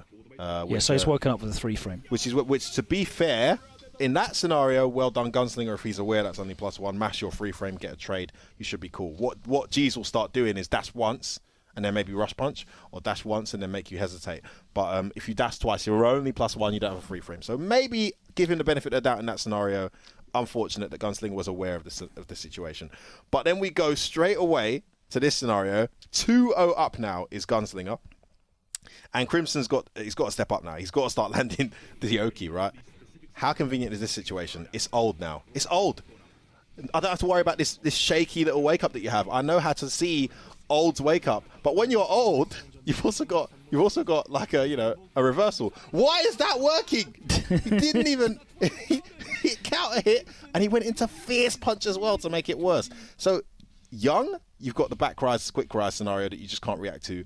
Old, you've got this EX bar, gutsy wake up that Infectious and Gunslinger are doing that's just working on everyone. Now, he does really well. I think he actually ends up winning this round in the end, despite that scenario. But you're seeing the vortex that he's in on this. And then we go again. The pain continues. Now, you're going to see, I believe Gunslinger lands a back throw here, right? And then this is a great moment for look how broken G's crouch jab is. Look at that. Oh, my It's ridiculous. That is so busted. But guess what? Is it in again, Logan? Zeku has been extremely slippery on wake up, and Crimson is absolutely struggling. No conversion on this, though. That could have been a bit bigger. That could have probably been a stun, but look at this. Wow. Yeah, it closes that out as well. This is just unbelievably painful for Mr. Crimson to be landing this momentum again and again and just have it taken away by a poorly timed read or a wrong guess, a hard read, I guess, from his opponent, just paying off. But all credit to Gunslinger for knowing when to do that, because there was plenty of times when he just blocked. He just seemed to know when. And I mean, that strategy is completely free to meaty throw. Exactly. Yeah, especially if you get it right, or even if you start delay. I mean, it's an interesting one, right? Because a lot of people will delay buttons on wake up anyway, to try and beat shimmy attempts. So I'll be interested to see kind of what the range is on that medium kick as well, in terms of like shimmies and what have you. But we'll take a look at Infectious's Ken actually, because there's a couple instances where he dealt with it really well. Okay. But we'll talk about that when we get there. There's, unfortunately, Logan, there's still more pain for Mr. Crimson. Where are we going to now? Look, we're going to go straight to the next round off the back of that one. And I think the situation here is, what Mr. Crimson doesn't realise is he's in a terrible situation now, because Gunslinger is 2 rounds up, set point. Here we go. 2 games up, set point. So now he's in I don't give a mode. Now he's like, I don't care anymore. You know what? I missed that. Yeah. I'm at set point. What's the worst that can happen, bro? Like, who cares? You know, he's now just completely abandoned all of that, and he's just said, I know you're going to try and meet me now. I'm just going to continue just taking my turn. I'm going to keep pressing buttons. Oh, that's unfortunate. Go You for missed this the link on the jab. Yeah, that was a good opening opportunity that he didn't get. We're back into the neutral situation. Great anti-air. Still alive. There's that jab again. And look at this situation from Mr. Crimson. He's back in there, Logan. There's no reversal. It's young Zeku. What the cojones? After all those meaty drops, he gets a meaty command grab. But the V-Gauge goes. Oh, the walk-up throw didn't work. He can't do maximum damage on the command grab because the V-Gauge is gone. He goes for an improvised optimal combo. Doesn't kill. And guess what Gunslinger does on Wake Up? He hits a button. And that's the end. Mr. Crimson loses 3-0 in winners final.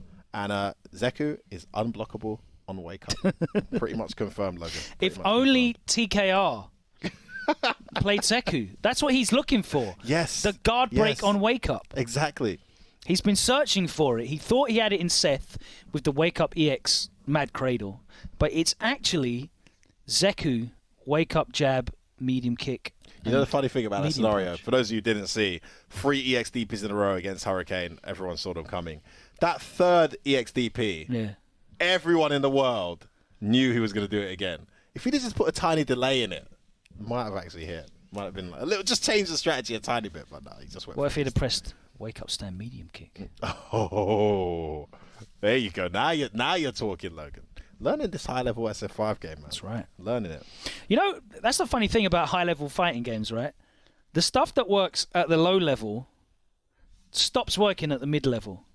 But then when you get back to the top level... That's so true. You start sprinkling in that super scrubby stuff at the right time. And it's a genius read. And that's why people get frustrated. Because like, oh, when Daigo does it, he's godlike. But when I do it, I'm a random scrub. It makes no sense. There you go. No, really, really impressive. I was really entertained this top 8. Admittedly, Infectious was a bit too dominant, which did make it a little anticlimactic in some of the sets. Having said that, I did say earlier there was one set that was super close for Infectious. Before I do that, can I just give a massive shout out to Gunslinger's old Zeku. This is a guy who, he had memes all over the internet for how little he used old Zeku in the past. And I know the character's been improved by Capcom as well, but damn, that old Zeku's come a long way from the Gunslinger we saw 2 years ago. So massive shout out to him and the improvement that he's put in and the time he's put into that character, as well as his traditional young. But let's look at the one match where Infectious had some difficulty, and that was Mopulapu versus Infectious in the... Yeah, it's nice to get a look at Mopulapu as well. He had a really great run this weekend. He did, so it's nice to look at some of his play and how Infectious managed to overcome that. What you got for us? Yeah, well, look, we'll kick it off straight away. Looking at the set and how it went, it was very back and forth. I think Mopulapu actually took the first game as well, which was super impressive. So I want to talk about maturity in a young kid. I don't know how old he is, but he's quite a young lad, Mopulapu, right? He's one game up here against Infectious. 1-1 at the moment. And he's one round up against Infectious, and he's looking to close it out. You can see that time is just ticking away. So really, really a scary situation here. Interesting to see him using V-School 1 in this matchup as well. Yeah, he was actually using it to kind of like surprise Infectious with his approaches. But look at the time, Logan. 10 seconds on the clock. You talk about, look at that. First he checks that run, which already I'm like, okay, all right, nice. Back to the corner, gets swept randomly. He takes the throw. He takes the throw again. Now, is he an idiot? Some would argue he is. I don't know. Galactic brain. But listen, he gets back throw would have killed, bruv, so you got to guess. Right. Yeah, he guessed right. And honestly, like, that was a really impressive moment for me because that's where a lot of the younger, newer players crumble. You know, when you're in these scenarios against someone that's quite, more mature or more seasoned than you as a player, right? It went on as well. There was loads of different displays of maturity that I found really impressive against a guy like Infectious who people couldn't get a game off. I think he lost 2 games in the whole week, the entire weekend, and one of them was against Mopulapu. And this is one of them. Yeah, exactly. But if we move forward here, you can see the Infectious that we've seen for the majority of the tournament suddenly changing. He's feeling the need to change slightly his strategy.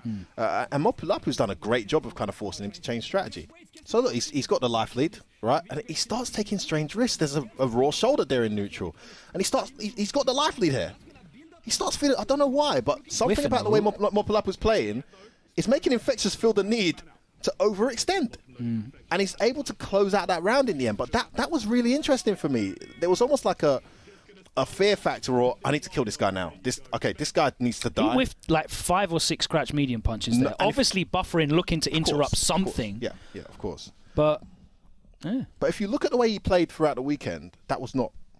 That was more like Angrybird going mad. You see Angrybird go into that mode with Zeku sometimes. It's not really how Infectious plays Zeku, but something about Mopulapu's approach, you know, the way that set was going, he just felt the need. So this is something that Mopulapu needs to go away and look at and understand what he's done to get him playing like that. He definitely Mopulapu's definitely great at putting the fear in people. That's just his play style, and I guess you could have said like previously, like it was because he was crazy, but there's a solidity there now that is genuinely fearful. You know, the way that he utilizes Boxer's dash along with that walk-up roundhouse, it's legitimately frightening.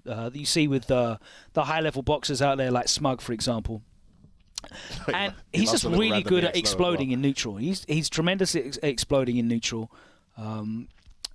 And he just makes people crack on defense. It's really fascinating to see how people just crack on defense, and he starts opening people up with stuff that's definitely reactable as well. And that's the thing with Boxer, right? Like the way that Boxer plays, the V-Skill 1, the overhead's reactable. Yeah. The neutral jump throw bait, a lot of the times reactable. And I'll see people block the neutral jump from... It's a good fit. It's kind of similar to Ken's, right? It's downwards hitting. But... You know, if you've got a reliable anti-air, I still see people block it. He catches people unawares, and he makes them focus on all the wrong things. So it's a really awkward style that he has there, and he definitely has a good basis to build on, and he has been building on it over the last year and a half. He's done a great job.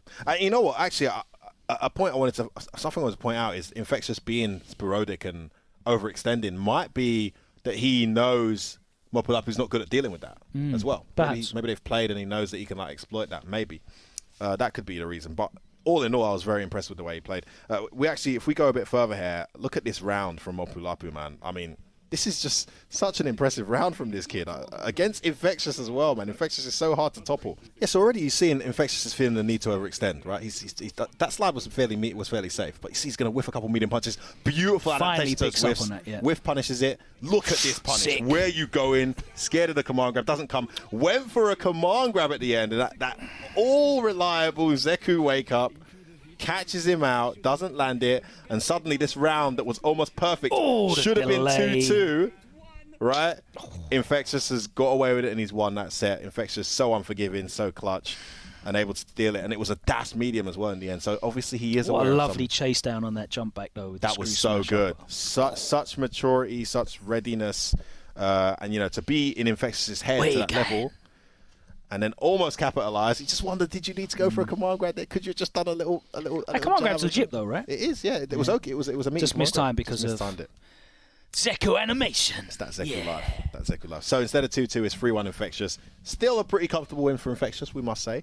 But a little, well, he exactly. said Could have been 2-2. He said in an interview that we played earlier that was his toughest set of the weekend. Yeah. And you can see why, because almost took him to a fifth and final game, which he didn't have to play at all this weekend. Very close. How good must Mopulapu feel about it? I mean, he'll probably be salty as well, but he must feel good. Well, I saw Mopulapu tweeting that, you know, after this weekend, the results, I feel like I want to go away and train even harder, grind even more. Yeah. And that's great to see, because obviously for EU West, the season's finished now. There's nothing more for us. We have no more organised competitive stuff. It's all going to be the many community-run events that we have here until the end of the year. But it's great that he has that hunger, you know, and of course he's got the gimmicks out there that, you know, he's pushing at the moment with the streak patrol out there, and he's streaming, and so it's I like to see that when guys they manage to find the motivation and the passion to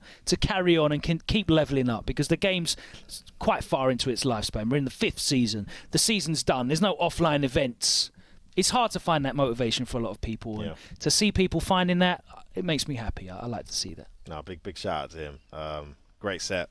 Mopulapu, looking forward to seeing him at the next big event. I want to take a look at one more set very quickly, and that is, I think you'll enjoy this one. Okay. It's Infectious going with Ken. Yes. Against Gunslinger. So this is an interesting run, right? Because this is a throwback to the character choice that we saw him make at EGX. Yes. Against Angrybird. Yes. And it didn't work out. Didn't work out. But you can see the basis of it, and it kind of came through in those matches. But in the end, at EGX, he was forced to go back to Zeku, and I think he actually won. I can't remember who won that one. He definitely took a game after he went to Zeku, but I don't know if he won the one that followed. I think they played 3 sets over the weekend. They didn't end up winning. But this time round, he had a whole new approach. It was V-Skill 1, V-Trigger 1, rather than V-Trigger 2, which is what he was using previously. He actually went V-Trigger 2 the last time as well, which was very surprising. And it was a very stripped-down basic Ken that was just all about patience, using his buttons in neutral, the couple of buttons that he's got that are really very effective, especially against Zeku. Medium kick, good lord. And just the reliable anti-airs and taking the Oki afterwards. So I'm sure you got some specific moments you want to highlight. Yeah, there's only a few. It's just decision making and strategy. I think it's very easy to play a game like Street Fighter 5 and abandon all strategy. You know, just play your game. But what you're seeing from Infectious in particular, Problem X as well, Daigo, I feel like Punk is more feel. People like Punk and Idom, they feel like, I could be wrong. I think Samurai is one of those kind of players. Samurai's feel as well. They're kind of more like just raw talent and feel. Whereas guys like Problem X, Infectious, Daigo, there's like a whole game plan in the way they're playing. He approached this match with Gunslinger and made his decision how he was going to play it like maybe a month ago, you know, and he just implemented this game plan from start to finish. Did not deviate from it at any point. Was very consistent with his decisions and how he played it. So if you look at this set, I think this moment that we're going to highlight here is a really good example of what I'm talking about. Yes, you see he lands this knockdown here. He's going to get. This is the first round, by the way. Pushing Gunslinger to the corner. He's going to land a knockdown. You're going to see straight away the strategy imposed. He gets the throw. Walk nothing. Listen, Logan. He respects his own setups. It is all or nothing from this guy. He gets it again, and the next time he ends up in this scenario, he does a neutral jump fierce punch on Zeku right above on young Zeku right above his head. What I've noticed as well is his hit confirms aren't super on point with standing medium kick, but it doesn't matter anyway because his playstyle is not based around hit confirming every opportunity. No, it isn't. It isn't. He has a specific strategy that he's employing here. When he feels confident he can land a meaty Oki, it's usually a throw. So when he had the opportunity to land a meaty, it was a run throw. When he wasn't sure or he thought there was going to be something unpredictable and wake up, it was, I'm out of there. I'm just going to be close enough to make you pull it out so I can collect some data. Or if you're young, I'm going to neutral jump because Young's going to struggle to anti-air my neutral jump if he doesn't see it coming. So that was his approach. So, you know, the neutral was really strong with the medium kick. I'm telling you, Logan, you don't use that medium kick enough, by the way. But somehow this guy is almost always, and I'll tell you this about Infectious. Yes, anticipation is key, but this guy from Street Fighter 4 was the only guy who every time I did a light command dash with Ibuki, I wasn't getting counter hit. I was just getting jabbed out of my command dash. Like he's basically won that first game only using medium kick and neutral jump feels. Yeah. Pretty much. And checking a couple dashes. Literally. Yeah. About 60% of Ken's full capacity used. It's just a strategy that he's using to nullify what he knows. And he spoke about that, didn't he, in that interview where it's like character mains, they go super in depth. They explore the breadth of possibility with that character. If you start using other characters, you start sacrificing that. Now, you can either take an overall loss across your whole roster of characters, or you can look at these additional characters, these secondaries and tertiaries you're picking up as tools. Just for a job. Because Zeku's the character. Zeku's his main still. But if you look at how he plays this matchup, Ken's the tool for the Zeku mirror match job. And he ain't using all of the Ken-specific stuff. He's using what he needs Ken to do to beat Zeku. Yes. And actually you do see just some tiny elements of Ken-specific stuff. Tiny elements. So if we go a bit further in the set now, he's got a pretty significant life lead. So you're going to see the scenario play out, this Ken decision kind of play out in this sequence, right? So he already knows in his head what the Zeku's thinking. I knew from when you backdashed and went to the corner, I knew you wanted to V-skill. And guess what? It was in Young mode as well. So once he got that punish, the next knockdown that followed was a neutral jump, guaranteed. Whenever he got a knockdown on Young, it was either a meaty throw or a neutral jump. He kept it very, very lean. But that's a Ken tool, so he can't actually punish that in a Zeku mirror, right? If Zeku does that against Zeku full screen, he's almost got to kind of let him play that V skill out. But picking Ken allows him to have an answer for that. So that one time you see him do a Ken specific punish for the Zeku matchup. The other thing he used that I feel is very Zeku specific that Gunslinger struggled to get around, and to be honest with you, most people struggle to get around. It makes Ken quite difficult in general. Is the V reversal? Like he was V reversaling like any time he did like fierce punch into EX Gram for the plus frames, V reversal, no hesitation. He was just taking away that mix up every single time he could. And then the abusing the jumps on the head, even on old sometimes he was stopping him from doing the cross cut.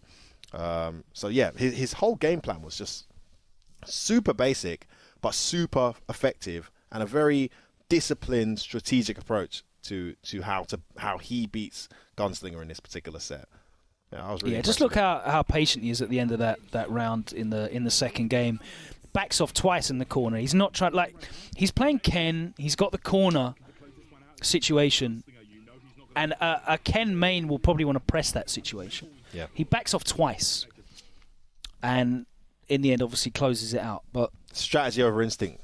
That instinctively, you actually have legitimate Oki in that scenario. Go for it. Yeah. But he's actually, probably a year ago, being the robot he is, has done the calculation that there's a 20% chance I get hit it's here. really interesting. I don't know if it's going to be player specific or I can't see it being matchup, but you know, Gunslinger's in old there, and he's waiting for the jump, and he's ready for the jump. Like old Zeku jumping in is not something. It's not the thing. It's not the one. Yeah, Look at that. As soon as he's got that DP charged in, it's young. Neutral jump. Cross cuts every time as well. Fantastic here in the start of this third. You see a lot of drops from the Ken as well. That doesn't even work. Things that he's just not. Works. Yeah, right. I think he should have just cancelled into the run, but he didn't. But yeah, it doesn't matter, you know.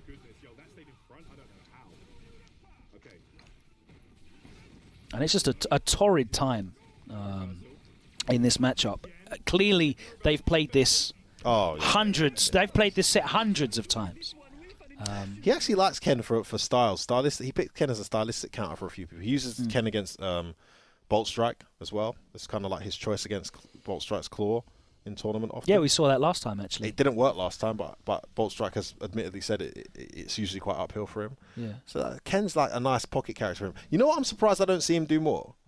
Infectious had one of the best Zangiefs I've ever seen. Like, it was ridiculous. I'm surprised he doesn't just whip that out for some of the more tricky matchups here and there too.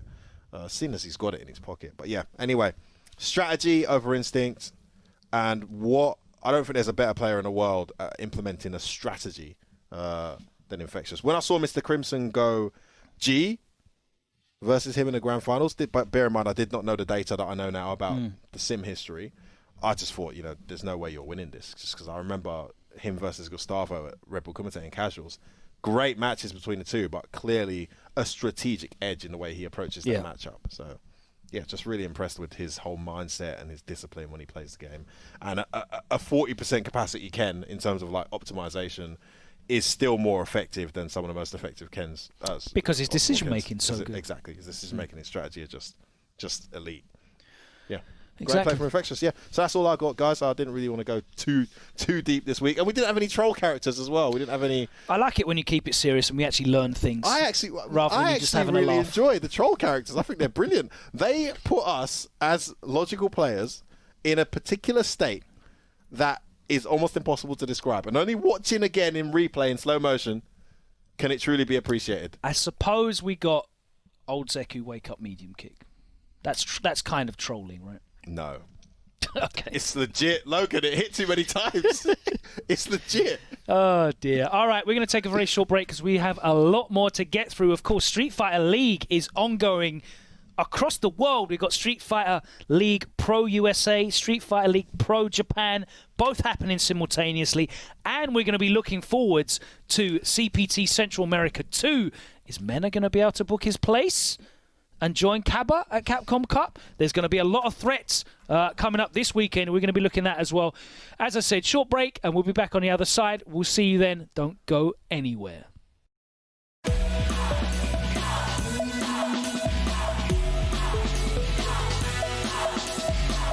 curtain falls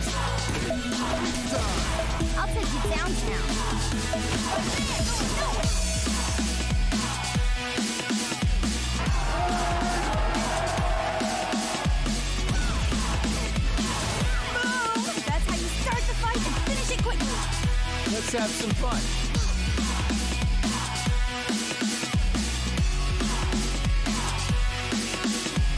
Let me zap you. Here we go. Whip up! That's it. Terrific win!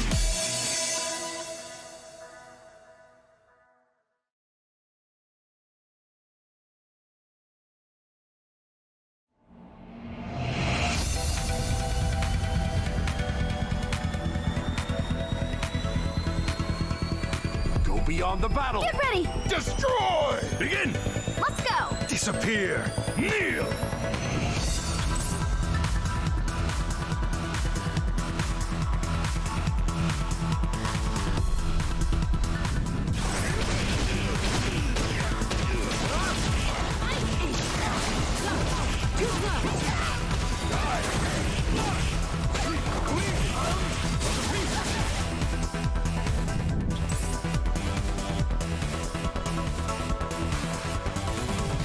You do not have the strength to crush the spirit of the king. All right. I really like to exercise. And training is a lot of fun. Time to meet your death. 5 insect.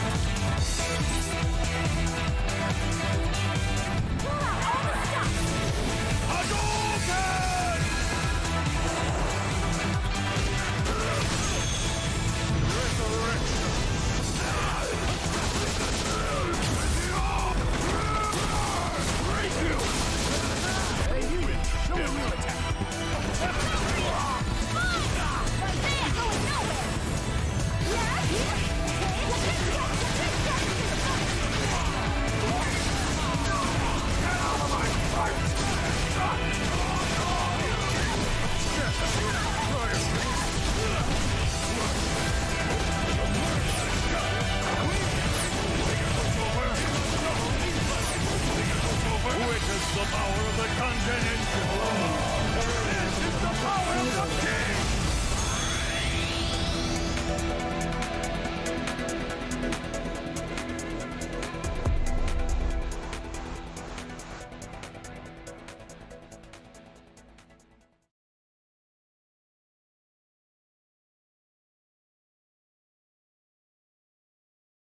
Parallel device expansion completed. Pseudo personality asset is imported properly. Biological brain connected. Doll unit 0. Startup sequence will begin. Well now, little piece of junk. Time to wake up. Doll unit 0. Activate. Well, Jordan, who is a piece of junk? You idiot!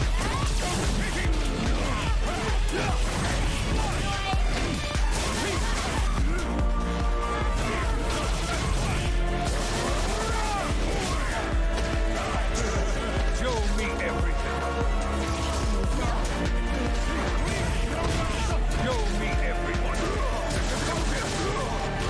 Show me everything. Install. Show me something worth taking.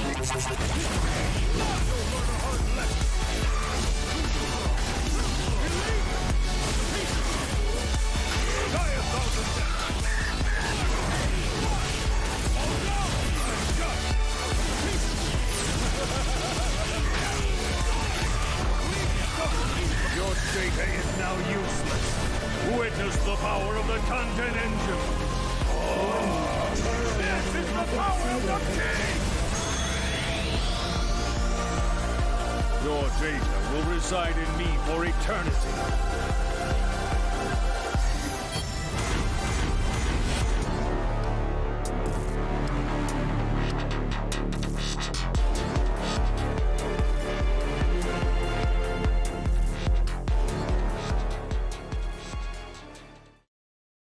I hope you had a lovely break, guys. Welcome back to Fighting Words, my favourite point of the week, where we look at amazing things in Street Fighter all over the world. And I'll tell you something, Logan, it's been one hell of a busy week. We got all sorts going on. We've just seen Infectious qualify for Capcom Cup. Great interview with him.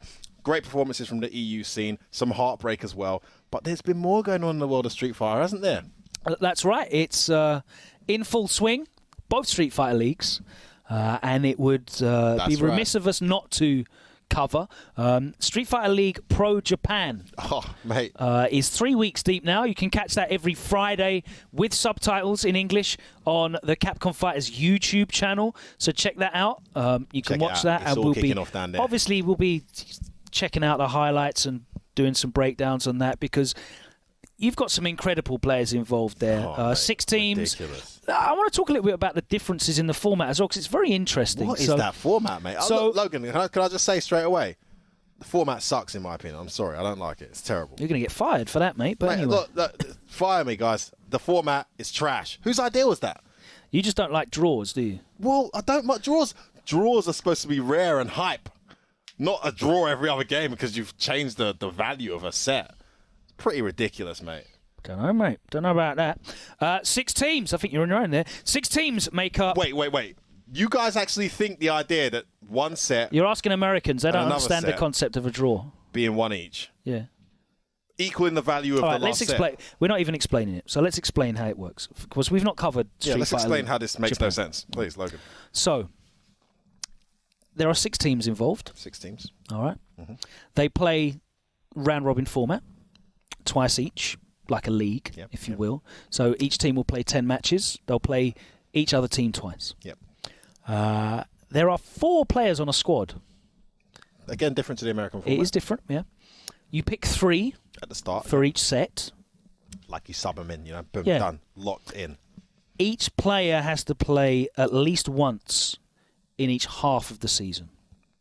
So, in a block of 5 games, all 4 of the players have to play at least once. That means if you've got some deadwood, at some point that deadwood But there's needs no to play. deadwood on these no teams. Such thing, no such thing. there's the depth is You very could argue impressive. that there's some tiers, but there's definitely no such thing as deadwood in this region. There's another difference. You still have character bans. Yep. And you can't ban the same character in both your fixtures. So if I play Daigo's team and I ban Guile, I can't ban Guile the next time round. Yes, which I like. I But really like that. The difference is, and this is a significant difference, if I choose to ban Guile in our match, the ban only counts for your team, not mine. And that's relevant this week, actually. Very. Because that is also different in America, in Street Fighter Pro of course, yeah. America, where if we ban Seth, neither of us can pick Seth. Banned, yeah. You're not seeing him at all. And you wouldn't want to do that in Japan because then wouldn't be able to play any matches. You got teams captained by Daigo, Umehara Gold, Tokido, the Tokido. You didn't explain Flame. the scores. That's I'll everything get else. to that. Everything I'll else you get to said, that. I'm fine with. I'll get to that. Okay, we'll get to that. Momochi Splash, obviously. Nemo Aurora, Fudo Gaia Impact, and Mago Scarlet. Mago Scarlet, the reigning champs of last time. The big controversial point that F-Word is bringing up is the system of play. Because you'd have seen Street Fighter League Pro USA. It's like a Waseda system where you have 3 fixtures, predetermined. You play elimination style. At the end of those 3 fixtures, whoever's left has to play again elimination style until one team has no players left. All right? Determining Which is your winner. A more traditional team format. And if I don't know the rules for Street Fighter League because this hasn't happened yet for Street Fighter League US, but it would be freaking hype if in that scenario It's impossible to have a draw. When it comes, no, they don't do draws. It's okay. impossible, But no. if there was a scenario where you could Because have a you draw, play until there's no players left. but if it was down to the last 2 players, just theoretically, Yeah. and a draw happened, and you give them a draw, that would be a hype draw. Yeah. Not what we're seeing right now. I don't think you can. I think they'd have to just replay the game. Yeah, But- of course, that's what would happen officially. because it's elimination style. Unlike However, what we're seeing here. in Street Fighter League Pro-Japan, you have 3 positions on the team. You nominate your players in 3 positions. Yes. You have Senpu, which is the first. You have Chuken, which is the second.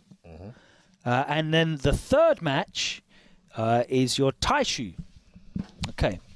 So the first 2 matches are worth 1 point. So why is there Senpu and why? And then the third match... No. Could you answer that question? Because I'd love to know why. Well, it means first up, middle up, and last. But why is there a difference between first and middle? There isn't a difference. Okay, well, straight. So there you go. Consistency's out the window. But anyway, go on. Please continue. So the first match and the second match are both worth 1 point. The second match is worth 2 points, which means theoretically you could win the first 2 matches and lose the third match and still draw. Yes. Overall 2-2. Which has happened a lot. Which has happened, I think, at least once a week. So there's a lot more draws in this format. Yeah, which is it's not the draws that bother me. For me, it's like it's an unbalanced reflection of the set. It becomes strategic in the way that you determine who your champion is or your taishu is. And normally you're seeing the team captains go forward as the taishu, but as we'll see this week, that hasn't been the case. So this week, let's recap where we're at. So we have on the show this week, let me pull up my notes because I have it all here. We watched through, we took notes, got the highlights, all good to go. Mago Skylar versus Nemo Aurora is our first one. Team Mago only has 1 point going in. They're not bottom, though. No. So this is week 3. This is the third week. Bottom, by the way, Logan, is a big surprise. Each team plays every week, so that's another difference between the SFL USA in that you get 2 fixtures on SFL USA. You get 3 fixtures SFL Japan because each team plays every week. You have Mago Scarlet versus Nemo Aurora. Nemo's in 3rd place. They got 6 points. They've had a win and a draw. You have Tokido Flame going up against Fudo Gaia. That is a top-of-the-table clash. They both have 7 points, which means they've won one set 4-0, winning all of their games, and another set they've won 3-1. It's a pretty exciting week going in for these two to be facing. And then the last match is Umehara Gold versus Momochi Splash, and Momochi Splash has 0 points. Dude, can we just read through this Momochi Splash team, right? Yeah. This team hasn't won a game yet. Momochi. Yep. Fujimura. Yep. Johnny and Haitani. Haven't won a game. For me, on paper, that was probably the most broken team in terms of overall strength. And they haven't won a single game. I just can't believe that. And as you said earlier on, Mago Scarlet, reigning champions from last year, which has got who's in there? I can't remember. Let me pull it up. Mago, MOV, Moke, and Mizua. And Mizua, 0 points. Sorry, 1 point. 1 point. They've won one game. But let's get into the first match, which is Mago up against Nemo. So, interesting decision from Nemo on this one, right? Yeah. So, as we said, they're kind of playing heavily on the strategy in these sets and looking at the character matchups and the bans and the head-to-heads and really focusing heavily on this champion, this taishu position, right? And lo and behold, Nemo Aurora don't pick Nemo. No. Well, Nemo doesn't pick Nemo, right? He's the captain. Yeah, so you've got Mago, Moke, and Mizua going up against Sako, Gachikun, and Kichipa. The very interesting thing about this is Rashid has been banned by Nemo's team, which means Moke has to play a secondary. Yeah, which is an interesting choice from them. And Geef has been banned by Mago's team, which means Kichipa has to play a secondary. By the way, that sentence, guys, get used to it, because anyone playing against Kichipamu is banning Geef on reaction. But second half of the season should be quite fun for him with the rule that they have here in Japan. Well, it's not too bad. Let's take a look at the highlights of the set, and we'll talk about it on the other side. Won't spoil the results for you if you haven't watched it. But here we go. Mago Scarlet up against Nemo Aurora. We have Mizua versus Kichipa, Moke versus Gachikun, and Mago versus Sako in the Taishu slots. Here we go.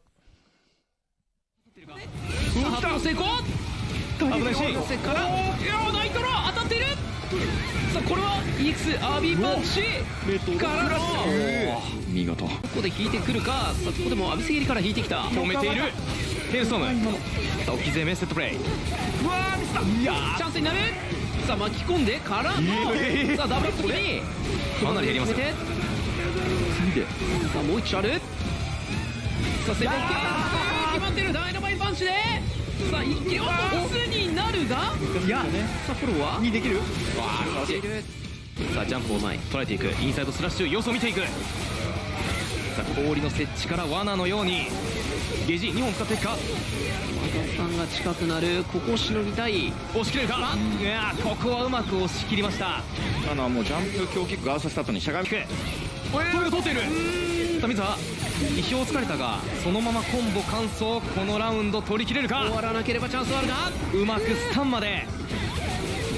さあ先ほどの送りトリガーの距離があるか。よく見てる。叩いて止めたが時間がないです。どうだ時間がないです。体力差あるが投げ一つならまだいい。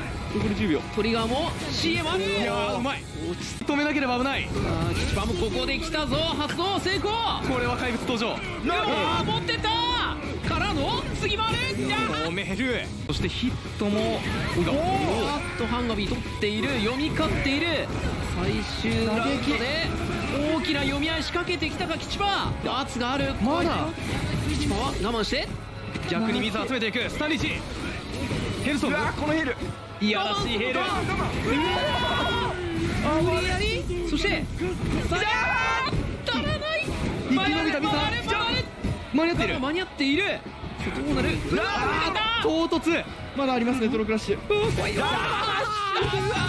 スレ中の新戦。スカーレット中堅模型使用キャラクターはキャミ対するネモオーロラ中堅ガチ君使用キャラクターはラシード。ネモオーロラ側としてはここで模型が来るのも読みやすかったと思うので、そういう意味では自信があるんでしょうねガチ君は当然。さあまずは第1マッチのラウンド1から見ていきましょう。やはりはめこさんもおっしゃっていただいた通りラシードを知り尽くした模型のキャミどこまで押していくか。まずは画面足模型側も十分。これは痛恨。ちょっと何かそのカウンターラウンド2模型返せるか。そこらフラッシュカウンター大きな一発になったぞ。ゲージはお互い3本です。画面を見ているから入れ替えられる。やばい。ステップ。これはんなことがある。ただこれはアドリブからうまく決めきる。目の前の勝利を全てのゲージを使って取りに行きます。ラウンド2は模型。この3本のゲージをどう運用するか。さあ三角跳びで入れ替えてさあ XR これでダメージとともにいい状況を作っていくのはガチ君。やっている。3にはならなかった。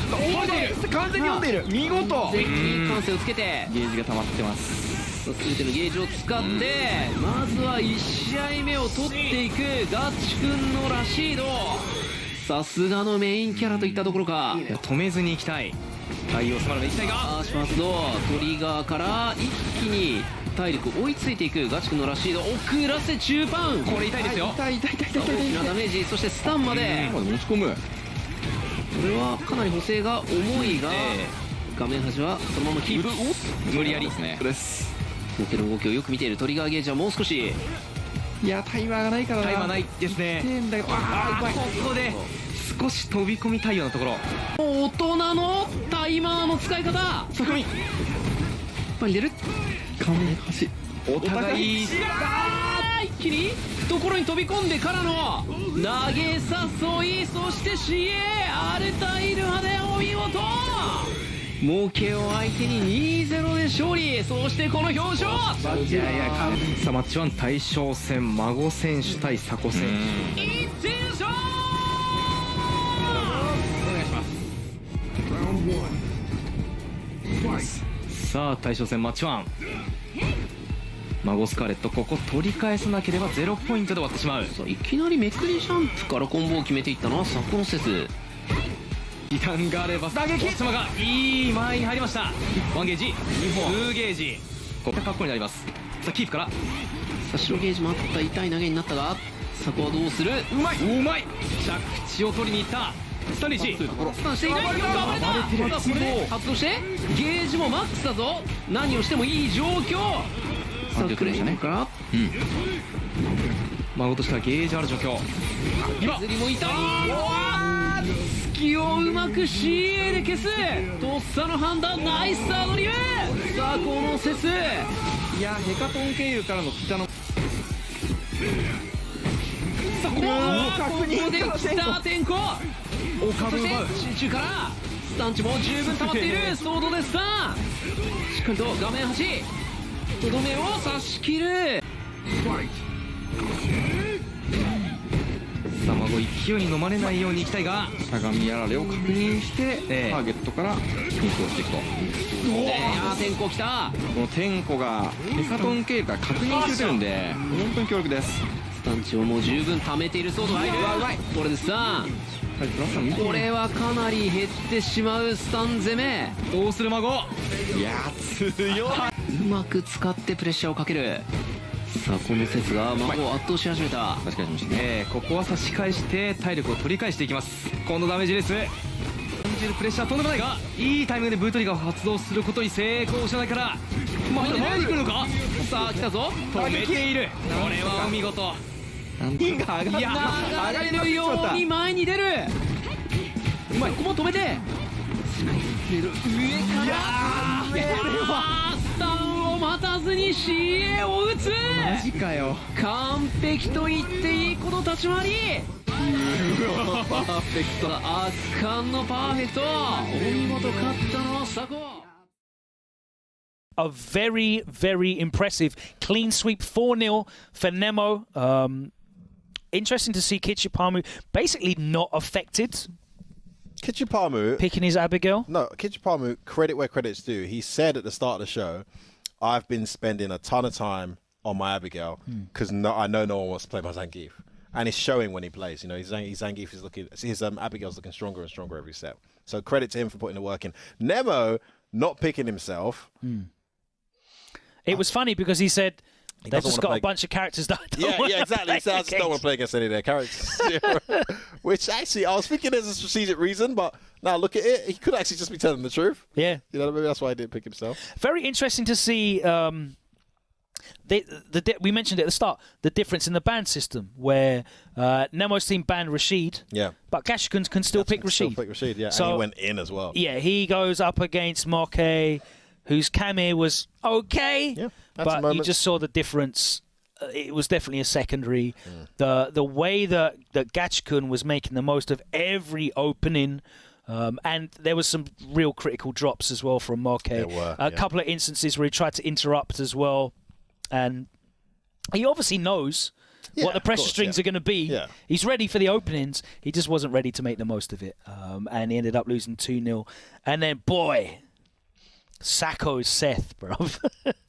Set pace for the Seths this weekend. Very impressive stuff from Sacco's Seth.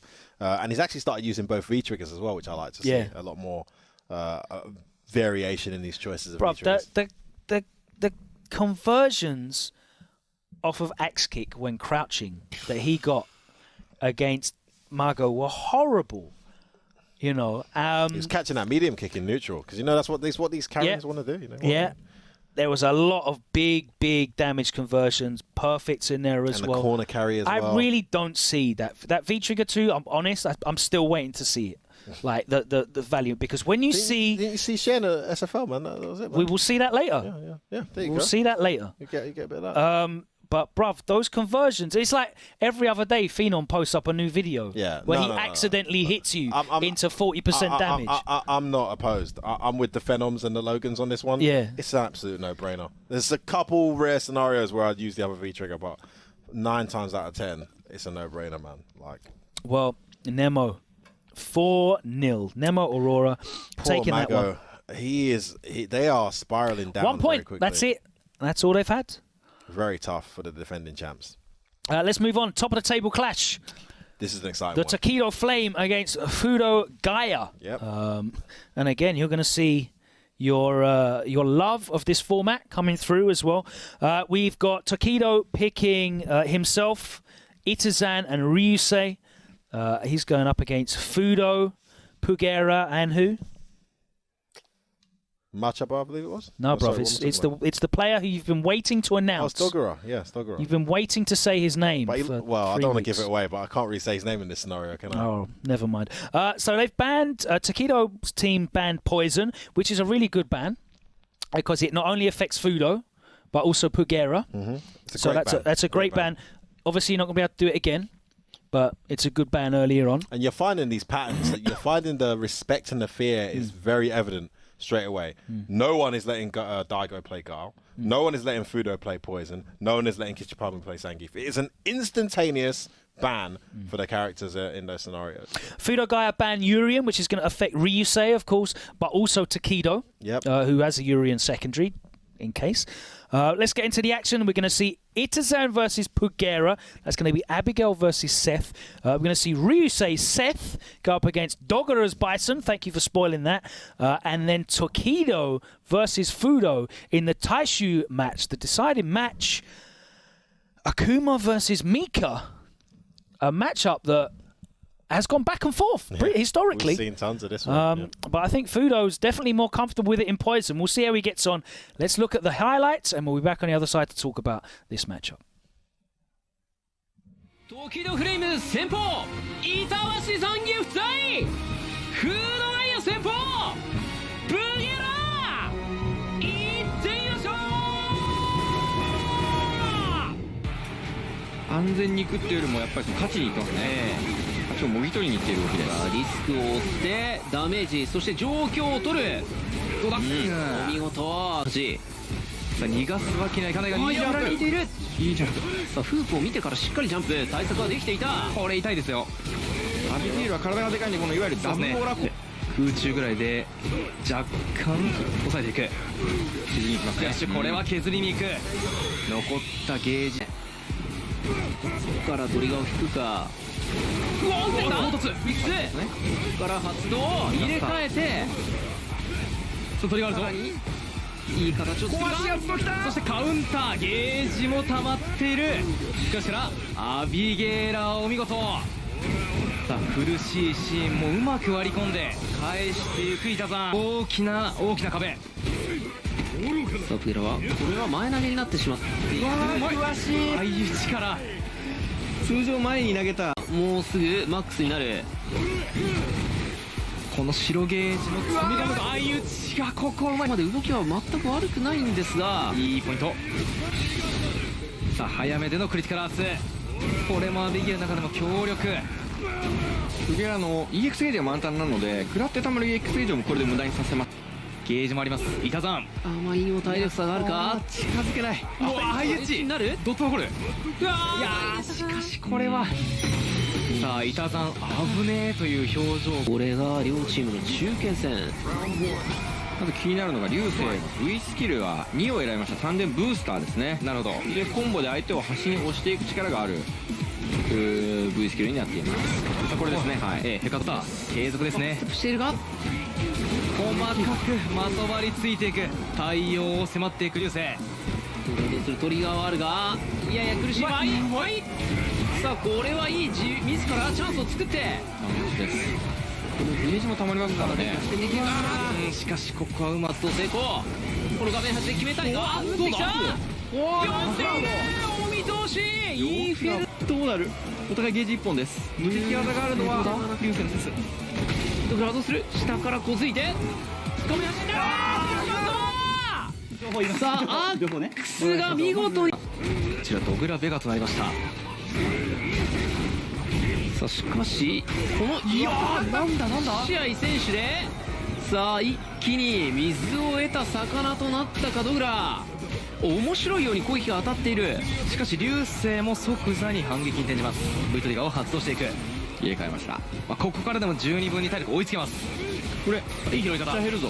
ゲートスタンリーチ、見つけてお互いの矛のぶつかり合い。トリガーもあるぞ。アックスからトリガーだがスタンまで行く。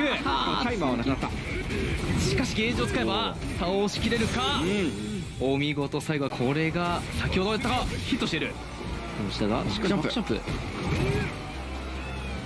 ゲージも3本近づいてきている。チャンスあるか。ここは膝うまく曲げ、いいタイミングです。さらに上からまとわりついてゲージを使ってさらに置き攻めです。前にいるぞ。止まらない。そして下がって誘っている。お見事。これはゲージもありますし十二分に削りきれる。さあただこばれた上に痛い。序盤のダメージレスを返していくか。さあこれ当たっている。しかもトリガー発動成功。さあここでつけて、ささあ危険な状況、どっかで爆発させるか。ここはリバーサルで爆弾解除。サイコクラッシャー、フォローはバッチリ。もう一丁バックステを置いていくわ。ゲージは空っぽしか今使わず、グライド今度も削って、ここで V リバーサル、はい、そして弾と一緒にもういい場所から強形での仕込みを見せている。ここからペースをつかもうというんでしょうか。上さあ、いやー、ターゲットからの発動成功、チャージを植え付けてからの目の前抜ける8キロキック。さあ、傘当たりになった、ラッキーからわー使うね。これはクリティカルアート使っていきます。さあ V トリガー状態ではありませんがかなり強力、はい、ドット残ります。さあドグラどうするかこの状況。流星はとにかく激しくなってきた。画面端流星準備は満タン、ゲージはある。つなげられるか。いやー痛いぞー。これは残します。温存、あーこれで圏内です。圏内トリガーが転倒。うわークラッシュカウンター。そして体系回そしてウィリバー落ちて、もうトリガーはいらない。流星被弾が許されません。交換だけ EX あるか。どうだどうだね。残りこれうわーさあ最さあ果たしてこの時を倒して自らの手でリーダーの手で2ポイントを勝ち取ることができるか。フードキャラクターはミカ。果たして時戸の号機にその刃は届くか。さあ対するリーダー時戸ストレート、単独首位がかかる重要な一戦。久方ぶりに見るこの組み合わせですが、そうですね。他の攻めに対して返し技として使っていけると。産地がかさんでいったのでフードとしてはもう早めの仕掛け。さあそれは継続する。さあミサイルから相手のさあこれカウンターしている。さあこちらもスタンはいかなかった。スタンさせられなかったが昇竜どうだ倒しきれる。さあそして時々が一気に流れをつかみに来る。ゲージを2つ使ってスタンリーチ投げて終わる。ここをしのげるか。打ってったやるしかない。捕まえた。さあバックリーピーチが決まって鳥が回りますね。ここは下から打っていくのか。昇竜なるほど遅かったのでディレイの方だったんで打ってきましたね。そして時戸がミカの強力な接近手段として使えるんですけども、2回目でそういやこれちゃんとこれで対応しなきゃってことですぐフード側もまた違う動きにしなきゃいけないという話をしていると、いやー一気にストバットですさあ何の躊躇もなく時戸号機を81時戸選手が EX 勝利を打っていきました。これで自らの嫌な流れも切るか。待てる球を見てからシューティングピーチアーマーを使って貫いていったフードがギアが上がってきたぞ。マジうまい。対戦で入れ替えつつそれはもう一丁おかわり成功。さあ時戸号機をぶん回すフード。トリガーが発動できないがここ波動から発動。しかし苦しい体力状況。それを取って早い一発目の台風。一瞬待ちではあるがさあどうだ時戸。さあブリムストーン始まります。もう一丁ループして次は何。さあ通常投げ3発の投げで相当なダメージ。フードでしょプレッシャーがもう一丁。次はドロップだったが当たらず発動入れ替えた。ゲージはマックスやってやる。どうだこれ。さあ CA を打ってったフード足りるのか。どうだ足りない。しかしまだ足りません。残ります。ここにかける波動ゲージはないぞ。なでしこが来る。どこからするなでしこ上では下段下からこづいて自ら2点ゲット。 What's going on? Why did they stop the set? It's 2-1. They got come on, man. Get the rest of what happened. What happened after that? Where's the rest, bruv? 2-2. What? 2-2s now. Oh yeah. All right. The rule. So that last match counted as 2. Yeah. So even though Tokido's team played brilliantly, and had a 2-0 But lead, if Tokido have won, it'd been all right, innit? it would have been 4-0. Just win, innit? Yeah. Just win, innit? Just win.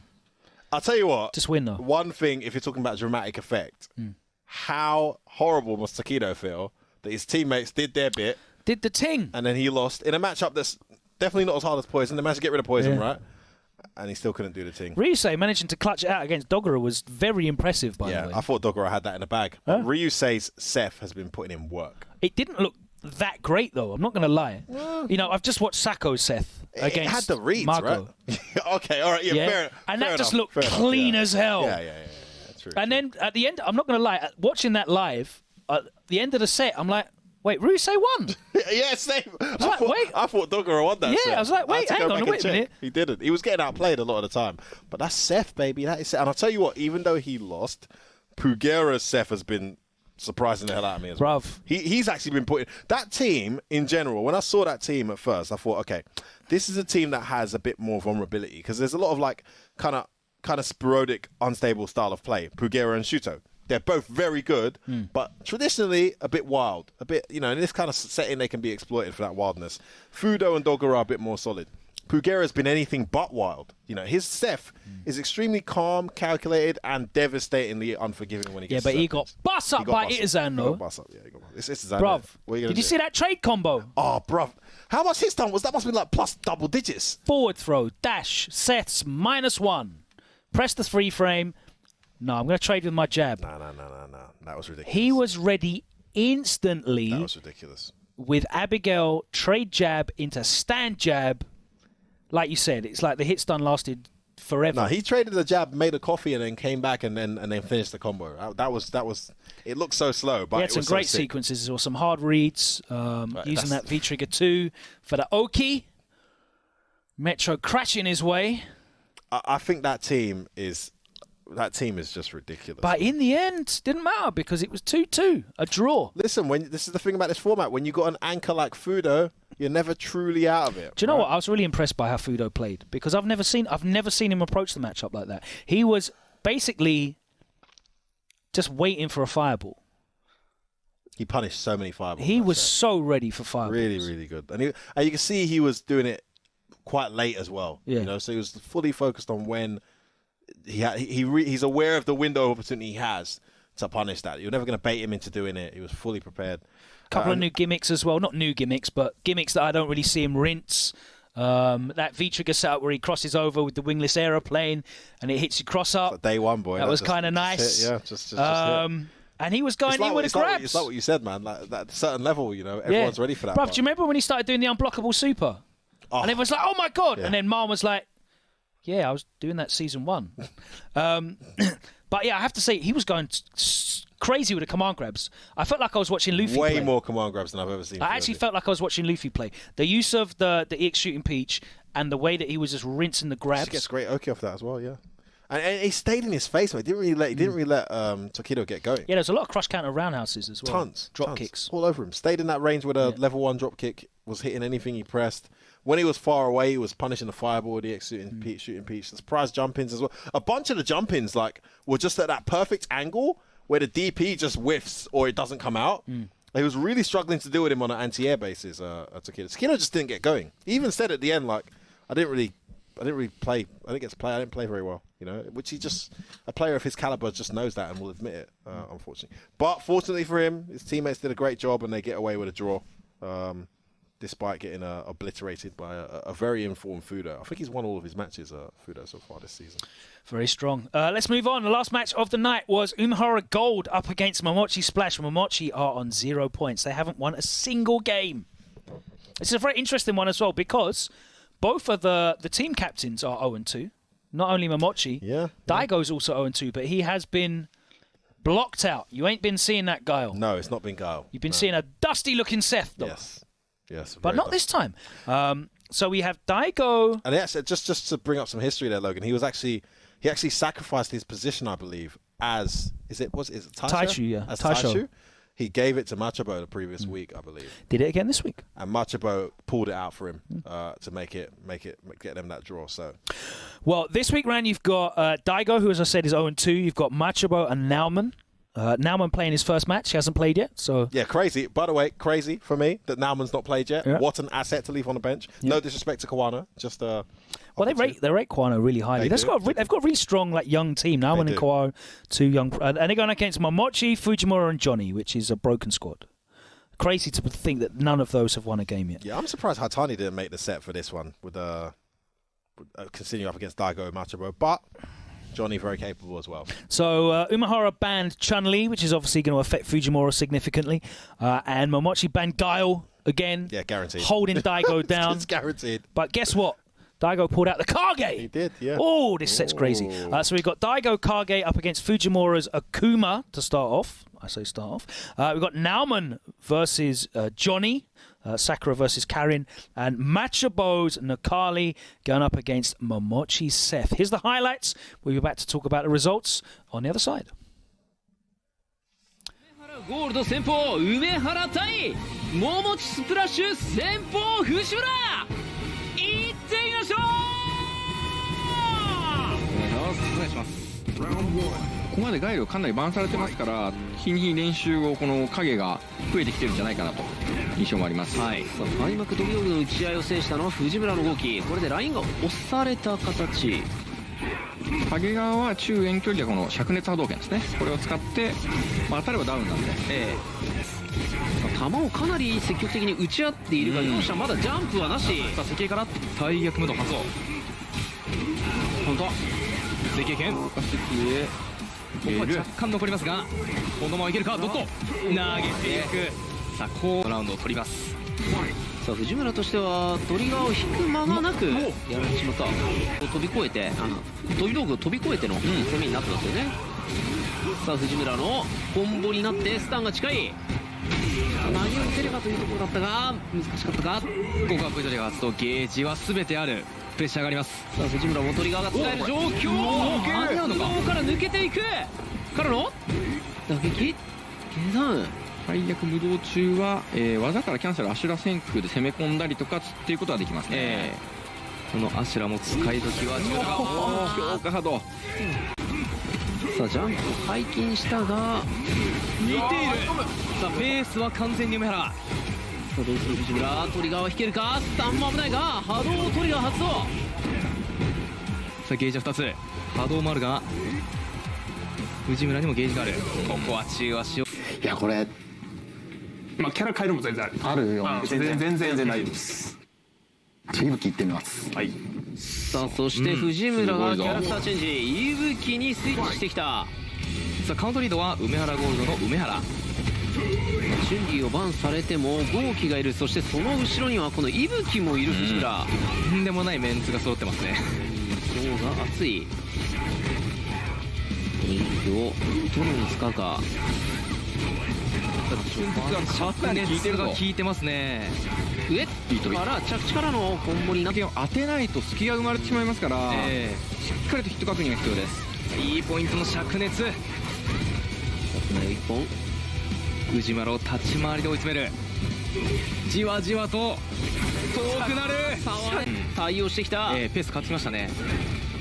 チャンスになる。切りから前に出て空中くらい投げていく。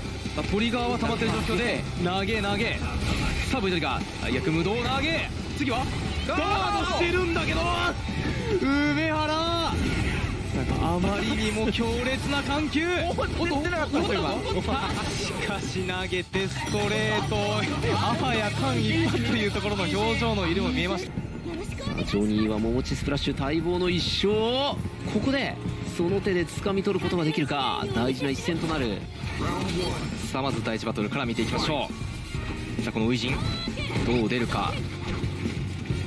ジョニーとしてもこのさくらのしゃがみ中キック、その確認ができるかできないかみたいなとしてくる。しかしジョニーここはうまく大キックからのトリガー発動に成功。ダメージを重ねてチューチューうまく合わせています。生ゲージもあるんでフルゲージ。ジョニーは V タイマーが切れたところしのぎになるが前に出る。止める継続。さあ V トリガーは使い切るか。使い切ります。宇宙人の天候から秒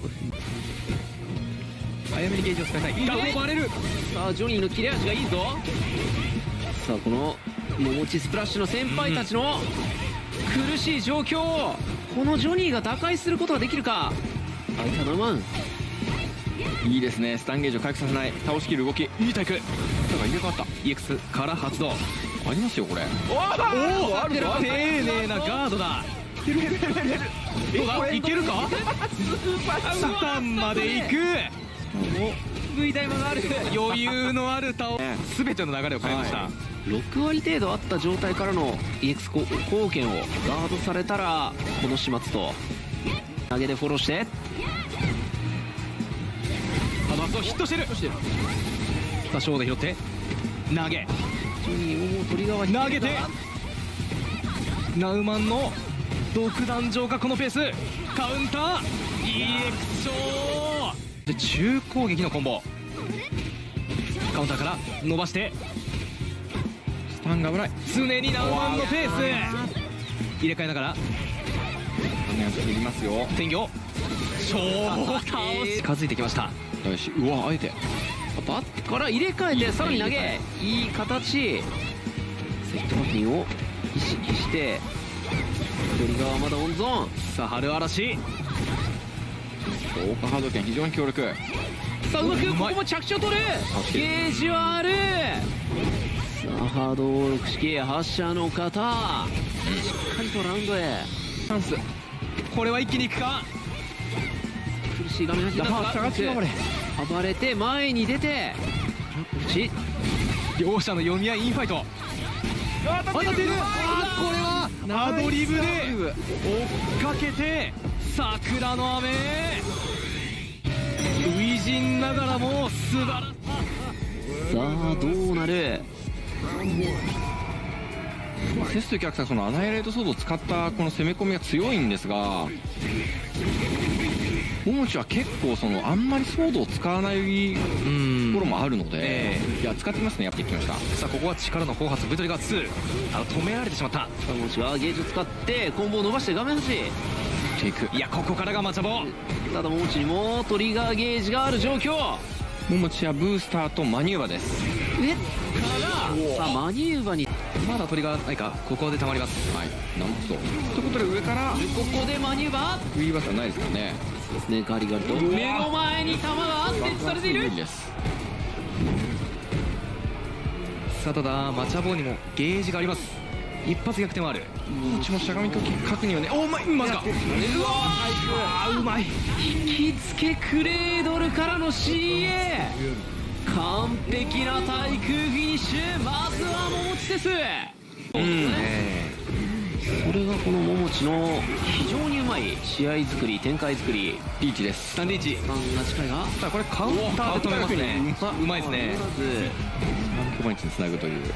ただ歩いて投げる。わざと V トリガーがありますね。ガードの上からマニューバーが張れるのがこの組み合わせのいいところです。さあまた先ほどと同じようにいったさあマニューバー保険が効いていた。プラスソードプレッシャーをかかる。緩急投げを打って広い。プレッシャーは相当かかっている。そしてここでマニューバーからの CA ゲージが溜まっている。ウィーバーしてもいいよと。そうですね。変身させないためのうわ光がうますぎる。全てが計算通りか。モモチスプラッシュ待望の勝利。そして2ポイント。Alright, look, I know Momochi came through, yeah, in the end, but I want to talk about Daigo's Kage, bro. Oh, really? All right, I want to talk about something too, but let's start with Daigo's Kage. Daigo's Kage won his set against one of the best players in the world, only using throw and light Shakunetsu Red Fireball. Locked her down. Locked him down and her, because it was Akuma, then Ibuki. I'll tell you what, Logan. Daigo's Kage really spoiled the party for us. Bruv, we talk about rudimentary, unoptimized, but he didn't need to be. Well, that's how you play him, though, right? I mean, that's his game. His poke game's not very strong. Right? No. He needs the light fire. But the corner throw game's ridiculous. Yeah, the corner throw game is insane. And bro, every time he had a meaty, it was throw. I swear it was like 9 times out of 10 it was throw. I think he went for crouch medium punch once. Well, there was a couple of times we walked up in the corner and did counter hit stand light punch, crouch medium punch, EX Tatsu. He was ready. Yeah. So bag of damage, bag of stun. I'll tell you what, the party was ruined for us because all of us Ibuki mains have been on the outside watching this bit rate trash Akuma come out, and we're just like, Fujimura, why are you putting us through this? Like, seriously, please put this dead Akuma away and bring us that Ibuki. If you're going to play Chun-Li and you want someone to back you up when Chun-Li gets banned, bring out that Ibuki now and bust these guys' heads. And finally, that Akuma took another arse whooping, as expected, whipped out the Ibuki, and the Ibuki looked like he hadn't touched it for like 10 years. But I'm not going to lie, yeah. That was the worst Fujimura Ibuki I've ever seen. The way he was getting cooked by that light fireball, he was trying to use the V-Skill 1, right? He was trying to use the V-Skill 1 space. He tried to forward heavy kick it as well. It just wasn't happening, bro. Yeah, he's actually got a really interesting, for a Shoto, a really good hurt box on that light red fireball. It's pretty tricky to do it. It's a really good poke. And then he started trying to jump as well, and Daigo was just ready, man. No, he was sir. just No, ready sir. for No, very sir. dominant. Can we talk about? Can we please,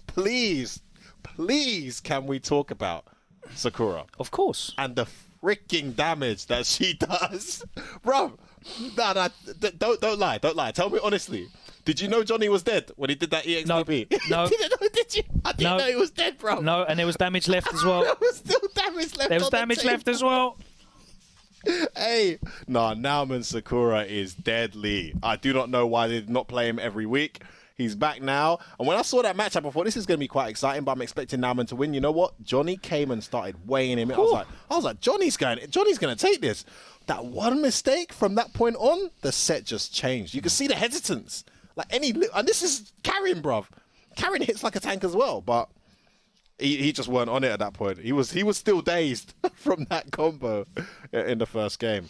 So 2-0 down, but you know you love it. Yep. The champion came through. He saved the team. There he is, and they needed that. He saved the team. First win on the board for the whole roster in 3 weeks.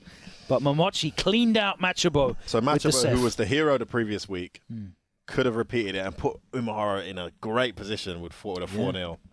But no, the Seth came through, didn't he, in the end? Really clutch as well from Momochi. Able to see that one through. It looked a bit uphill for Machabo throughout. You know, he kept him guessing, wasn't able to get much momentum going, forced him to V-reversal a lot as well, so he didn't really get to get it going V-trigger mode. Yeah, no, I was quite impressed with Momochi. Big win. He didn't look... I mean, he won it, but look, it's hard to judge Momochi's expression because you've already seen that guy. That guy literally won Evo and was like, was it Evo? He literally won Premiers and he was just like... So it's hard to tell, but he did look, despite the fact that they got a draw, for me, he looked disappointed. He looked like we needed more than this week. Well, it got them off bottom place because they did move ahead of Margot Scarlet, who was still on 1 point, bottom in 6th. You got Momochi Splash on 2 points, Umahara Gold moving up with 5. Fudo Gaia and Tokido Flame both joint on 9 points. That's exactly where they were. Tokido up on, I think it's game differential or something like that. More 2-0s, haven't they? Nemo moving into prime position though after that 4-0. So yeah, it'll be an interesting one. You can catch Street Fighter League Pro-Japan every Friday, dropping with English subtitles. So that'll be up there tomorrow. Guys, on the Capcom Fighters. Watch that show. Yeah, the production's amazing. The matches are really fun. It's great to see the personality of the players as well. Subtitles are pretty on point. So, yeah, you get a really good insight into how the players are approaching things. They're having fun with it as well. It's great. It's definitely a great product. Check it out. Speaking of great product, we're going to be back on the other side looking at SFL Pro-USA as it moves forward into Week 2. Of course, been broadcast earlier tonight here on Capcom Fighters. Let's look at that back on the other side of this short commercial break. See you then.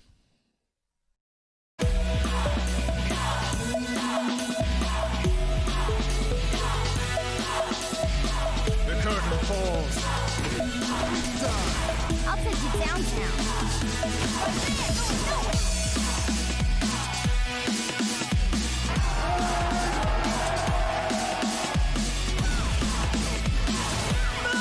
That's how you start the fight and finish it quickly. Let's have some fun.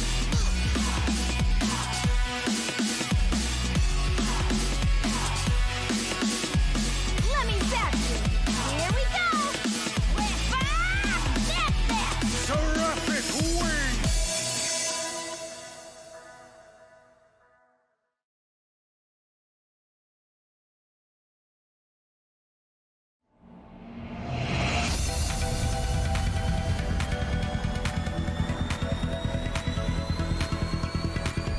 be on the battle. Get ready. Destroy. Begin. Let's go. Disappear. Kneel.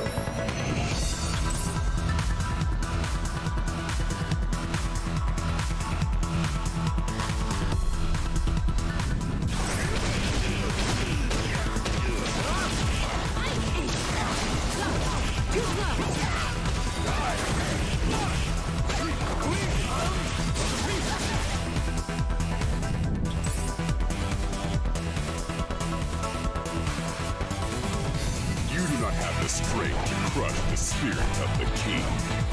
Alright! I really like to exercise. And training is a lot of fun. Time to meet your death. Fire insect.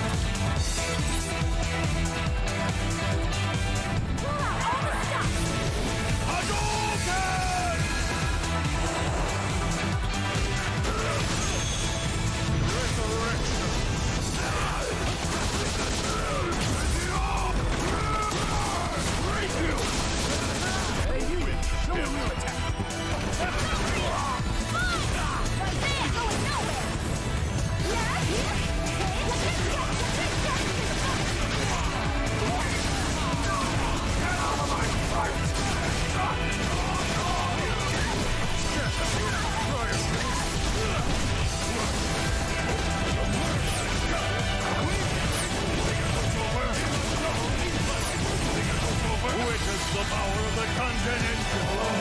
This is the power of the king.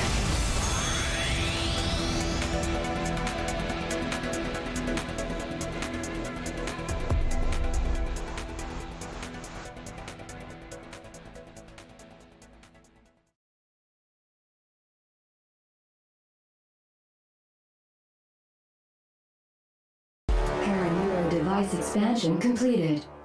Pseudo personality asset is imported properly. Biological brain connected. DOM unit 0. Startup sequence will begin. Well now, little piece of junk. Time to wake up. DOM unit 0. Activate. Well, Jordan, who is a piece of junk?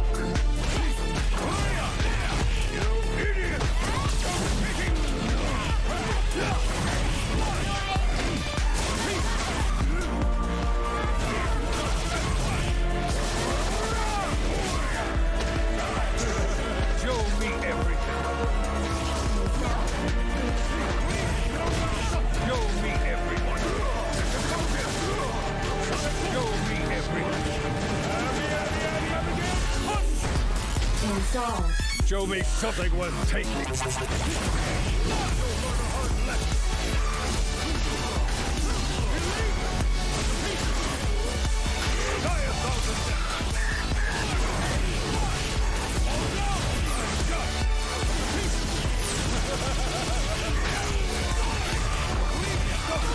Your data is now useless.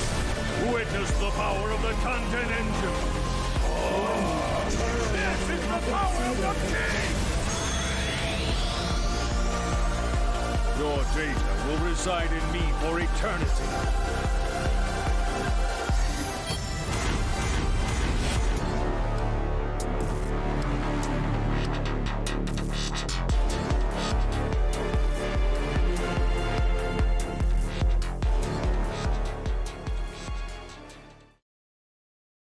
Hey, welcome back to Fighting Words. We are here every Friday after a CPT Tour event to round up the action and look at what is going on in the world of Street Fighter 5. Of course, what's going on in the world of Street Fighter 5 every week now is the Street Fighter League Pro, both in Japan, but also in the USA. We missed the start last week, which was a great opening, but we're here for week 2. And we are seeing AllIn versus Nasser Esports and Psycho Shinobi versus Dynamite. So, but all of these teams have been affected in some way or the other by the travel restrictions. Of course, AllIn missing out on Phenom, but they drafted in SKZ Seth to do the work. Great draft, by the way. Great draft. Psycho Shinobi losing out on Infectious, of course, which is a big loss to them. Big loss. But they've got Cabba in place, and no team affected more than Dynamite, because not only did they lose out on Problem X, they also lost out on on Nakudu I do apologize. So they've brought in GamerBee and Mena RD to join Smug on that team. So yeah, you're seeing the impact that COVID is having on the world, travel restrictions. A big shame. Hey, but the pain is there, Logan, and I'm feeling it. But thank heaven we still got a show because it has been one hell of a show I am loving these shows because just seeing people able to interact in person playing this game just adds a whole new level to it. You know, I miss that so much, seeing the greatest players competing and then their reactions afterwards. It's something that you might not think about until you don't have it anymore. And it just adds so much to the broadcast. We're going to look at both the matches tonight. First up, we have AllIn versus Nasser. Of course, AllIn is Idom, the champ, 801 Strider, and SKZ, the young qualifier from Southeast Asia, going up against Nasser, which is, of course, both the birds, Angry and Bigbird, and they've drafted in Samurai, which is a very interesting pick. Yeah, no, I like that pick. I think he's got that nice, strong, fundamental style. The only challenge they're going to have with Samurai is he's more of a... And we saw him last season of SFL. He's very much a character specialist. Yeah. And we've seen this knock-on effect in Japan as well. Yeah. When you're looking at Mago's team, very character specialist focused. You're seeing how they're struggling now with that ban. It's certainly a different level of competition as well, because we saw Samurai bring out the Ryu last season, and he was still getting results. He put in work. With the Ryu. He's got Kage now as well, so you know, we'll see how he has secondaries. But I feel like at the higher level of competition, where we've got worldwide renowned players competing here, you just notice that gap between main and backup. It's not even an alternate that you genuinely use in competition, because you don't see him draw for Ryu in tournaments. This is the downside of playing a OD character. You don't really need a second. Yeah, true. It's very true. It's very true. So this time around, they have banned Akuma. Surprise, surprise. And Nasser has banned Poison, which is an interesting one. They've targeted Idom. But Idom, I feel, is just as good. He is, yeah. With his Laura. Idom's perfect for this competition. Yeah. He's already spent all this time mastering those two characters, and they both hit like tanks. They're very different archetypes, but they're both deadly and unforgiving. I just don't see him being impacted significantly by those bans, unless you can expose extremely bad matchups, maybe for Poison. Yeah. Via your team. Other than that, I mean, they chose to ban Poison anyway. They kept Laura in there, who's probably has less lopsided matchups overall. I mean, personally, if I'm looking at these teams, I'm looking at Strider's G. He has a Urian, but the disparity between his G and his Urian, I feel, is significant. Yep. SKZ, he has a Kami, and he's competed with the Kami. But I don't think he's got the match practice there as well. He made Kami for so long. Yeah, I just don't think the match practice is there. Not warm enough. Come like Fujimura Zabuki. So in terms of like targeted, in terms of targeted bans, I think probably Idom's almost the worst to go for. Yeah, why would you ban Idom? You're screwed either way. You're damned if you do, and you're damned if you don't. You could have literally eliminated, arguably, with respect to the subs, eliminated one of the other guys from the equation. And that's what Team AllIn have done. They've focused in on Samurai, who has an incredibly strong main. Yeah. But as we said, the secondary, he doesn't need when you play Akuma, you don't really need subs. But let's look at the highlights. Here we go. Extended highlights from this first set. You're going to see some of the interactions with the players. Shout out to my guys, Vicious and Tasty Steve on the mic as well. Hyping it up. Definitely. Let's check some of the highlights from this. Of course, you can watch it back yourself in full on the Capcom Fighters YouTube channel. But let's check this one out. AllIn versus Nasser here in SFL Pro USA Week 2. I like the buffer right there. That is definitely a stand-like kick buffer in the dash. The big trade, yeah. So that's very dangerous, right? Even if you know the roundhouse cyclone kick is coming, you have to contest it immediately, because if not, you get that trade situation, allowing Seth to get even more in that corner. These are full-powered players right now. Looking like Seth. Seth is looking like a tool right now for my boy Angrybird. Oh. Yeah, minus situation after that. You can't press a button. Nice whiff punish there from Strider. I like the medium punch right there. That's what I'm talking about. That's the interruption, firing right back. Again? Yeah, he's disrespecting Strider off of that. -2, but still uppercutting anyway. Back throw. The one Strider needs to be careful. This momentum is picking up. The little snowball of hate. Here he comes. Oh, stand light kick. A buffer could have been so... Oh, man, if he would have got the buffer into that dash punch, it could have been a different tale of a story. But there it is. Angrybird continues to run a perfect on his way to that W versus 801 Strider. As we're going to see Strider vacate that seat very quickly. We see SKZ, who is second to come up. He's going to be going up against Samurai, a D-powered Samurai. We've already seen SKZ look like a monster. If you had to guess, you're still going to have, at this route, you're still going to have SKZ, right? So we're going to go 1-1 at this case, right? And I'm going to say, like, both of these characters still kind of like similar health, right? Okay. But it's been all SKZ. He's not worried about getting hit. He's the one that's doing the hitting. Oh, wow. The axe kick actually saving damage right now. The neutral jump, you were just talking about it. What are you going to do in the corner? The empty jump low? Man, SKZ, second game here, still with the 2-0. We saw it against Punk, and now we see it here against Samurai. My man is looking like the veteran killer. He's the new rookie here, and he's like, yo, I've been waiting to come back to the States. And so is Idom. I'm already off to a good start. Great interruption there from Bigbird. Uh-oh, the offense. The offense. Yes, whirlwind shot. Again, that low forward being very, very active. Interrupting Bigbird in his tracks. I literally can't help but smile when I watch Idom play. Just him playing this character is just, man. There's a V-trigger one. I like this option better, switching up to V-trigger this time around. I feel like that would have been the better option because you can control how much of the screen that Laura's going to be able to take up using that command dash. You make them block roundhouse or anything, you get that activate, they have to hold that. Or maybe they have to V-reversal. That's the whole point. I've recently noticed, and it's one of those things where you have to be aware of what V-skill and what V-trigger is going to benefit you most in a lot of these matchups in Street Fighter V. We'll see how far that goes. Right now, does have, okay, yeah, bust out. She was really close to stun right there using an EX mixer. Back throw, wow, just walks up, just anticipating the timing on a spark bolt. Catching the jump on the way out with Eagle Spike, using that whirlwind. Okay, here comes Bigbird, finishing it off with the mixer. Oki situation. Plus frames again. Stand fierce, back it up with the fireball. Oh, the interruption's not enough! The roll. Yo, so he tried to call out the raw roll, but he did EX, so it actually got hit. Oh, man, that was so good. I mean, you could always EX command throw. I mean, you already know. You already know. Round 1. Stand light kick gets the buffer. Oh, wow, the whiff punish. Gets the forward throw. Give me a button, keep the offense. EX whirlwind. Once again, another throw. This is where Idom typically makes him, makes it escape. Back throw, change positions. Command grab, throw, sunset wheel. Do it again.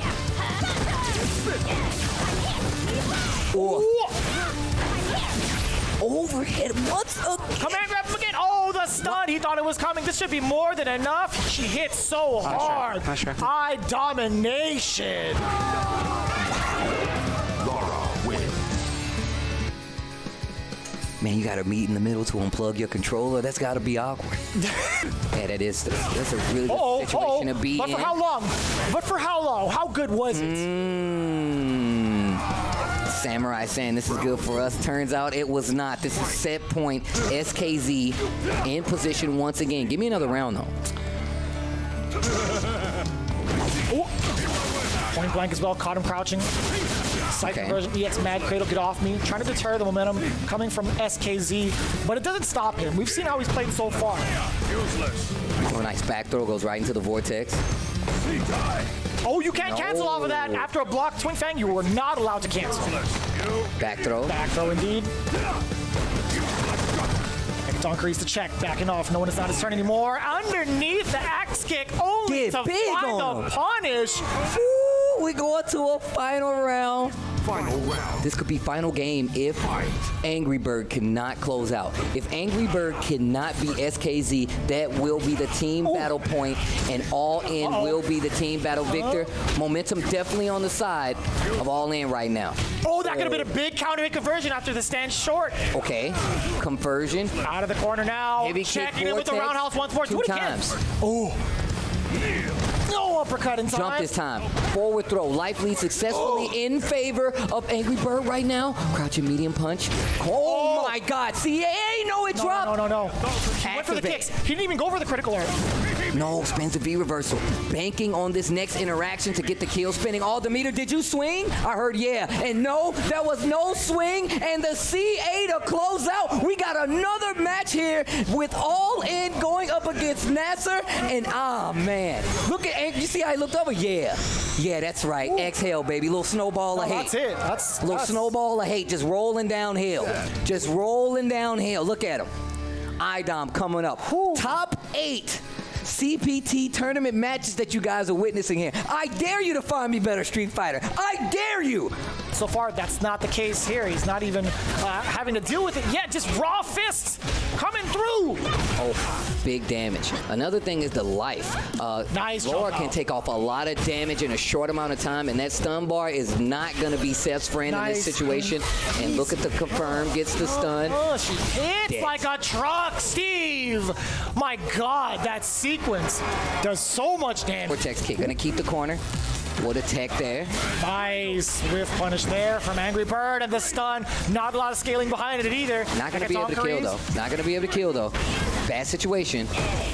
What a check by Idom. The jump back heavy and a response. kick. That's a perfect. Woo! Do you see how she look? How he still pulls it out the chest. He does Seth this. pulled it out the chest and held it up like, I think I like this. I'm gonna save it for later. Download complete. Clean installation. Useless. Oh, the shimmy. Yeah, same side, EX Mad Cradle. Nice work there from Angrybird. Sniffing out the aggression against Idom. That is, coming from Angrybird, that is actually the Mad Cradle. Oh, EX punished.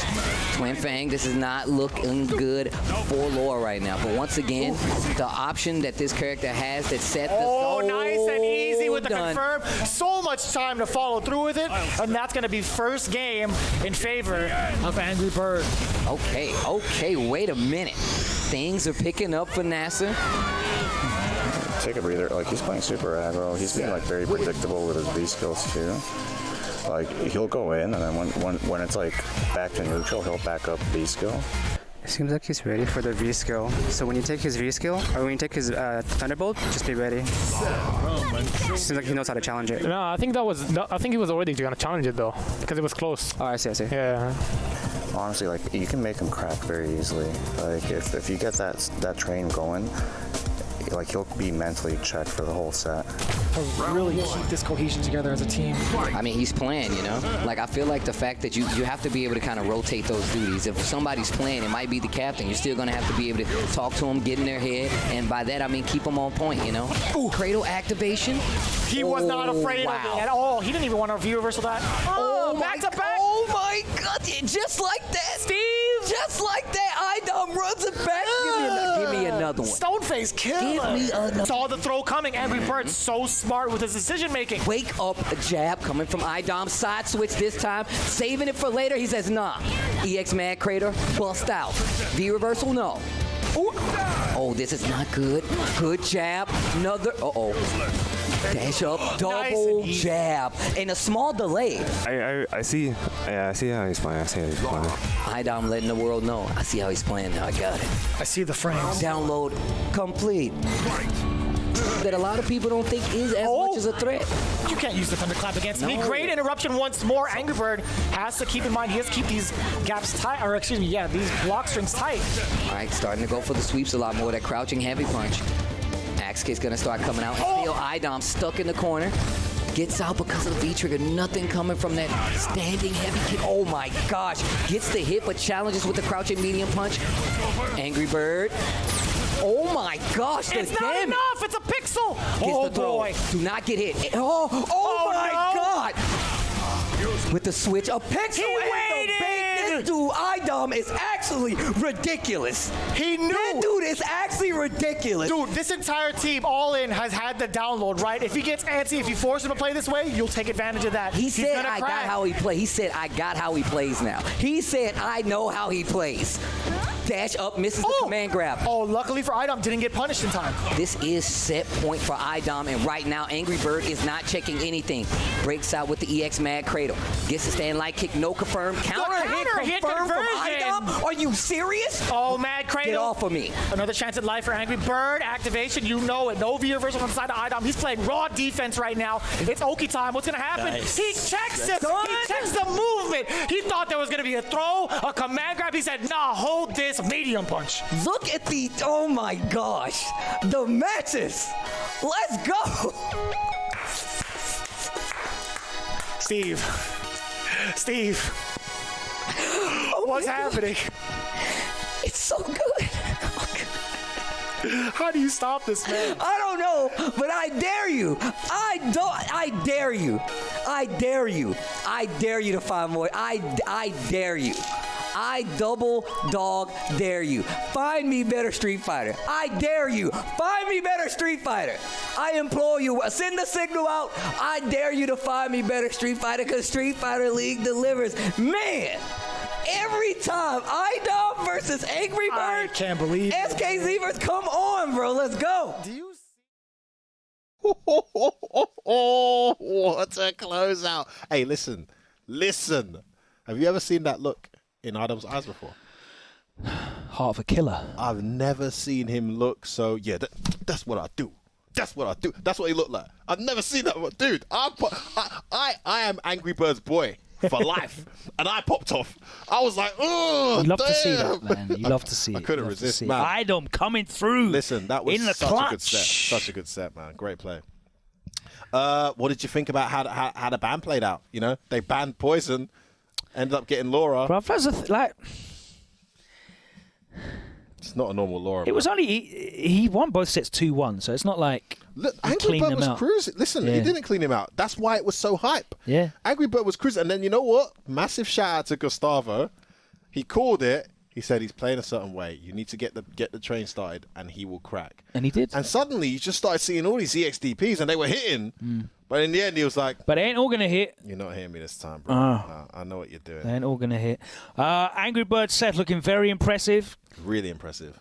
Putting against SKZ. put in the work on Strider. SKZ Seth just outclassing Samurai's Kage. That was tough for Samurai, man. That was tough. That ban is going to be a problem for him, I think. It was a very close set between Bigbird and Idom. Yeah, no, Bigbird played really well. Oh, yeah, yeah. really close set. Idom did well to clutch that one out in the end. I think Bigbird took the first game. Then Idom just turned it around. We got the Seth Mirror. That was a close one as well. Yeah. I thought SKZ was going to take it. In fact, SKZ made that wild bet. Yeah. Unnecessarily, I feel, at the end. I think he just felt like you're definitely going to press something here. Ironic. I mean, maybe he cracked. Yeah, exactly. Unnecessarily. Just that was it. And then it all came down to so well. Yeah, it all came down to Idom versus Angrybirds. Idom just has that class and composure. You know, you've seen him deploy that weekly in NLBC, and we hadn't seen him compete at the highest worldwide level until last year. Yeah. And the fact that he so comfortably transferred how he plays in a weekly, you know, in the basement of a trading card shop in New York, and brought the same composure to the big stage. And you know how hard it is to bring that composure to the main stage, bruv. It's not the easiest thing in the world to do. It's arguably the one hurdle for a lot of really talented players out there they can't get over. But you saw the killer instinct come out there He at is the end. at home in that environment now. Doesn't impact him at all. If anything, it brings out more of a killer, because the way he adapted, you know, and the way he was feeling the moment, like when he got into that as well. Like, I was super impressed. Super impressed. Love seeing the interaction between the players as well, guys. Yeah. There's loads more of that. If you want us the full thing, go on YouTube, Capcom Fighters. You can see the full interaction. You can hear them clearly. Their thoughts, their approaches. The coaching, like the aspect of the coaching, is actually really interesting as well, because love it. You know, Strider lost the first set 2-0 out of it. He can't contribute with play anymore, but his calls in terms of the coaching in the last set there really helped. Yeah, he called out the V skill. Yeah, exactly. I was just about to say, you know, and Angrybird said this in his interview. You know, in certain matchups, when I steal that move from you, I want to get that out. Because I want the tandem back. I want tandem back. And every time he was throwing out like low forward into the fireball, no, you're not getting away with that. Interrupt. He was ready, and then you got to start guessing, bruv. And Seth don't have the health to start guessing if he's guessing wrong. So yeah, shout out to, I have to give credit to Strider on that with the coaching input as well. Maybe there's a future for him after the competitive career's out and we're fully esports. They start bringing the coaching roles in. Those 200k salary contracts. Yeah, you love it. That's it. You know, it's all good. Coach Gustavo, I can see it now. Make it happen. All good. Second set, though, of the night in Week 2, SFL Pro-USA. It's Team Psycho Shinobi versus Dynamite. And as we said, these are both very different-looking teams than they were supposed to look. Psycho Shinobi losing out on Infectious, who, of course, had a great weekend here in EU West, qualifying for Capcom Cup. A player that has really just broken out on a world stage with that support from, Team Beast, Daigo's team there, traveling out there around the world, getting the opportunities and really making the most of it. It's such a shame that he didn't get the opportunity to compete here, but Cabba stepping up, a very talented player, and Dynamite, Dynamite just got decimated by COVID, boy. Yeah, I mean... Smug, the only man left? Here we are. It really is a shame what's happened. Yeah. But they have picked up some very, very formidable talents in the process.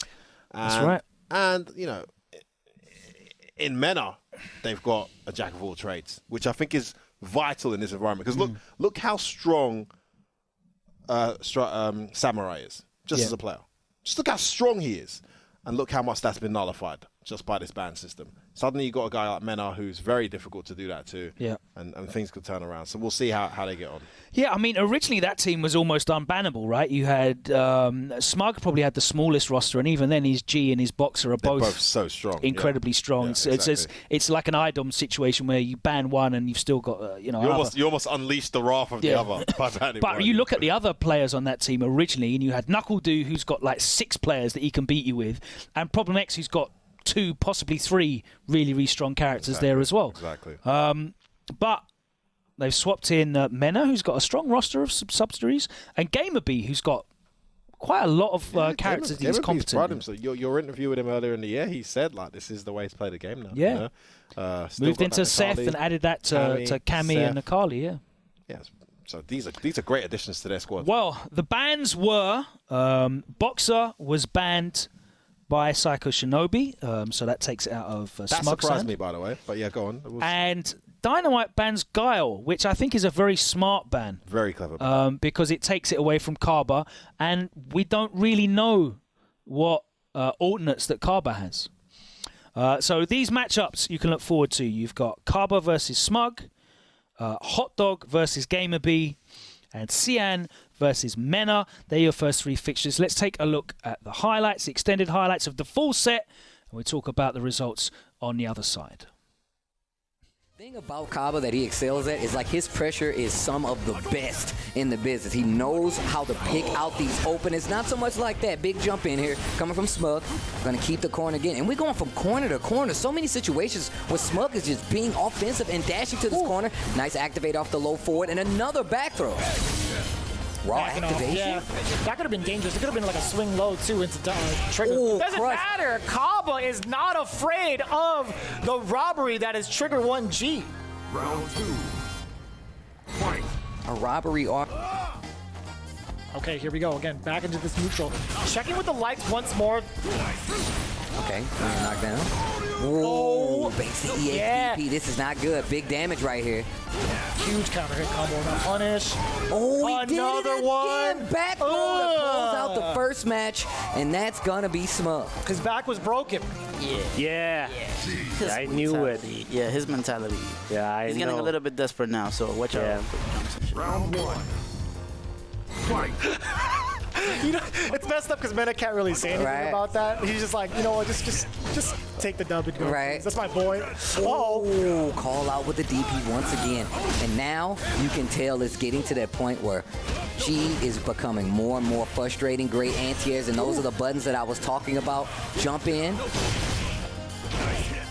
Anything can do it, right? Yeah, nice and easy. A little shimmy. Crouching medium punch to close it out. Be careful. The jump back catches the nasty. Oh, wow. Absolutely nasty. Full V skill conversion. That trigger made sure it was a bunch of damage. Quick to game. Did you guys have a good breakfast today? Yep. Okay, what you have? You had McDonald's? What's up? I just had Cabba. I'm okay. You can't say that, bro. Bruce, no. No. Bruce, no. Mena can't say anything. Bruce, no. Mena, you can't say anything. Mena, he's I just know got how a smirk that in the feels. back. He's just like, man. I know how that feels. Oh, okay, yeah, misconfirm off of that. Okay. Target pushes to the corner, dash up with the low forward. Crouch a medium kick. Uh-oh. Just on the bullhorn. Can't extend the combo. Yes, sir. No meter used. Back throw. And this is how Mena gets started. If you can control this pace going forward. Oh, man, a drop right there. That could have been important. Both V-triggers on deck. It has significantly lower life than Birdie. So even though it looks the same on that life bar, those vitality numbers are important. Did you see that buffer? Yes. Actually immaculate. Oh yeah, you're not getting out of this corner. Didn't get the follow-up though. Did the roundhouse, could have got the heavy kick, spin kick, right? Oh, I love the range at which Mena is playing. Still finds a way in. Xian just taking his time. Tries to use the axe kick. You see my boy Mena, he's ready with the anti-air. So that's going to make you second guess. Jumping in now, nice. Uses the trigger too. One of the tools Mena has become efficient at over this past time. He did not have it available to him in his OG Capcom run, but he has it available to him now. Nice activation, uses the EX. Yeah, just ends it with the forward fierce just for the Oki, right? No. Trying to create some space now is MenaRD with that fierce. Great confirm into trigger 2. Okay. Cross Side up. switch. Oh, nice. Caught him peeking EX. Don't get headbutt. Okay. Oh, uh-oh. Trigger 2 on the table. No V reversal this time. Still holding the mix up. And once again, the defense on V trigger 2 for MenaRD was so good.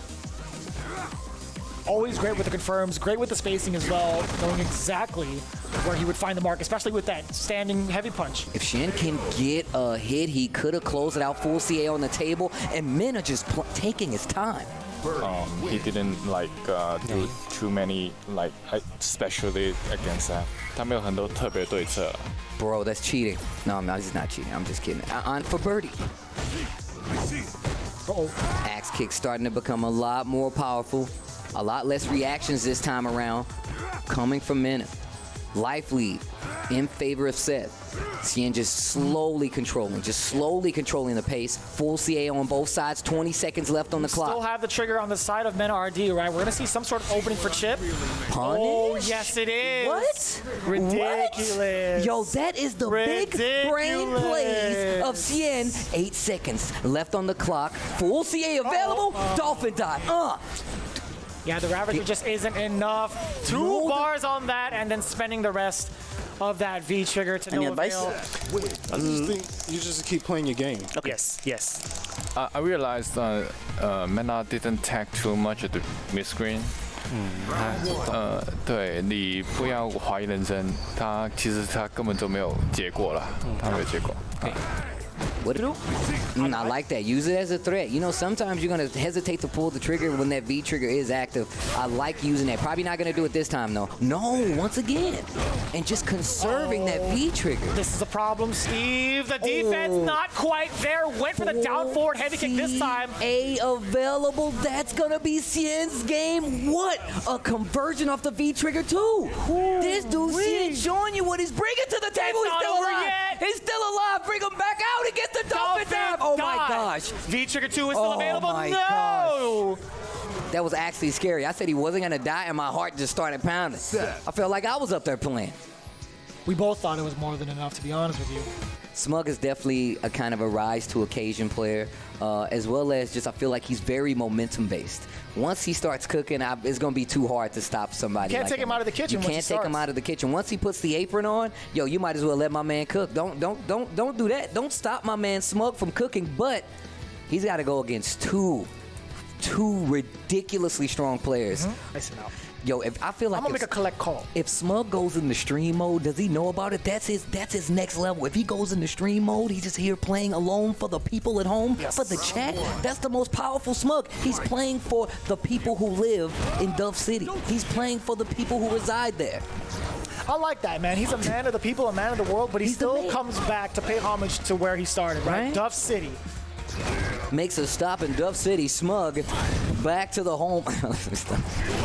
Hall of Famer Smug putting up a jersey in the rafters here at Duff Stadium. Speaking of Duffs, hold this command throw. Oh, Maxim. Right Maxim. ACC. Talk about optimization. Station gets the corner. They had Psycho Axe hit at the tail end. And we've seen Hot Dog make some amazing comebacks. Likely still in favor of Smug at this point. Still got a lot of work. Hold this V trick, this V skill too, which is plus. You gotta hold it. I like the option of just jumping out of harm's way, right? Just kind of reset the situation. This is where G. Oh, yeah, the jab. Buffer, you better respect my space. Still alive though. And Trigger on top of that. So gets far. Yeah, he wants to shake his hand. You got him. Let's go. That was a lot of frames he sat there for. Smug using that V gauge very carefully. Tex in the corner. Oh, I like that. Did you see that? He knows the timing. He threatened with the forward movement, only to block once more, but still gets got with the command grab again. Speaking of command grab, you're dead. Light him up. That's game number one. Do you hear Mena going off in the background? That's number 2. They do not learn. Yo, my man Mena is like the incarnation of Birdie. Did you hear the Yo, look around. And Hot Dog 29 has done an amazing job of stealing it back. Oh, one game apiece now. Forward throw. Hot Dog 29. This pace is looking a lot better for him. No, one too many dashes, getting caught by that counter hit conversion there from Smug. Tries to go for the normal throw, nothing doing. Slide, there's the activation. You saw. What a jump. He thought he was going to lock him down with the cycle ball afterwards. After that short, very smart decision from Smug. One command grab to seal it, or even like a medium, right? Oh, no. This is not good. Back throw once again. Still has the explosion on him. Oh my God! The timeout with the V skill, too. Avert your eyes! The dirt baggery! Avert your eyes, Steve! The dirt baggery! In favor this time of Smug, but it doesn't look like for long. Hot Dog 29 gets the back throw. Early V reversal and Trigger on the table for Hot Dog 29. Uh-oh, this is not good. Another tech. I think he's just fine right now, and I spoke too soon, but it's fine. Getting the forward throw. Yeah, the V skill, get off me. That is a plus scenario, and I like Smug using that V reversal a little bit because he does have enough life to build himself another one. I don't know about that. I don't think he's gonna be able to build another one. That's 2 bars? Okay, definitely not. That's for sure now. This is part of his game plan. He wants you to not get V trigger. That's how you stop G. You literally have to make him V reversal, so you're only fighting powered up G most of the time. Do you see how many times? Oh no, it's not enough yet. He would have had a V trigger by now, but Hot Dog 29's gameplay has got to be careful. Watch the legs, watch the shins, bro. Oh, he catches him. Oh, that G4 meter. Oh no, he spit some of it. That was a stomp in the punch. Oh my God. Shinobi. Oh my God. Too strong, Captain. Hot Dog. Hot 29. Dog. 29. The one you forget about. You're like, I don't know what I'm going to do with this extra bun. I got a family reunion, and I still have one additional dog. That's the security you get from Hot Dog 29. Always there in the clutch. Well, great adaptation and a victory in the end for Psycho Shinobi. I'll tell you what, Hot Dog was looking like he was going to get smoked by Smug. Smug was even doing his usual stream trash halfway through there. He stood there for a lot of frames, which I loved, by the way. But he adapted, he adjusted, and capitalized, beating GamerBee, beating Smug, taking his team all the way through. It was an interesting one, right? Because they definitely just crippled Cabba with that re-pick. Great pick, yeah. And it's a horrible matchup anyway against G, I think. Hot Dog cleared out GamerBee, 2-0. Cien beat Mena 2-0, but that looked like Mena looked close. very competent. Very close. Yeah. Like, Mena was right in there. You know, it was a clutch V-trigger activation. Logan.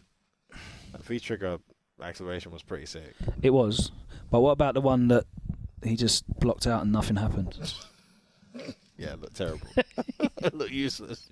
And then he couldn't do anything anymore because the V-trigger's gone and you get one done. go. Yeah. Yeah. Yeah, sure, yeah. But it was sick.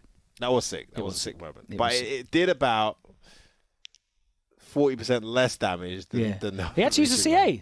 Yeah, she used the CA as well. Yeah. If you, like, you use the CA in a V-trigger 1 combo, it does like, what, 85%? I don't know. It does a lot. Something silly. Yeah. Usually not enough health left on the life bar for us to know. 3-1 in the end. Psycho Shinobi closing out against Dynamite. So, AllIn with a close victory against Nasser. And Psycho Shinobi closing it out against Dynamite as well. Shaping up really nicely, but there is a long way to go yet. Very long way to Only go. week 2. Not as many draws 10 as well. weeks of... Yeah, I think that's going to be a trend, to be honest with you. There's definitely going to be less draws in SFL Pro-USA than SFL Pro-Japan. I think so too. Like, even I can predict that one. Yep. Yeah, don't have to be mystic to get that one in there. But yeah, that is. We'll continue next week. Speaking of next week, though, we'll be talking about whoever wins CPT Central America 2, because that's this weekend, and we will be looking ahead at that after this short break. We'll also have some words from Mena RD as he prepares, and he's got some surprising news for you as well. Find out on the other side. Don't go anywhere.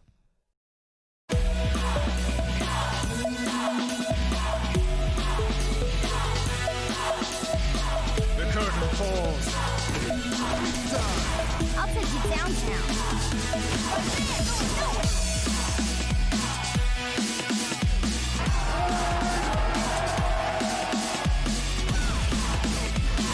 Boom! That's how you start the fight and finish it quickly. Let's have some fun.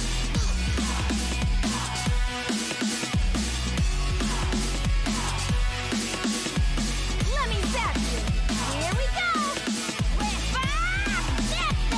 Terrific wing!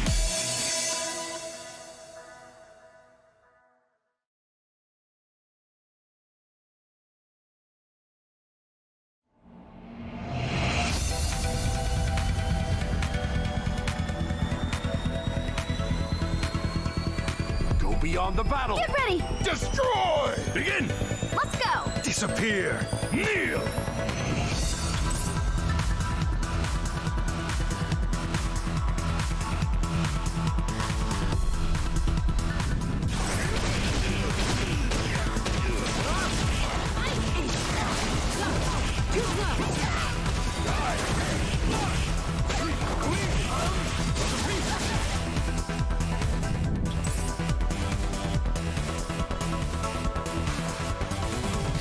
You do not have the strength to crush the spirit of the king. All right. I really like to exercise, and training is a lot of fun. Time to meet your death. 5 insects.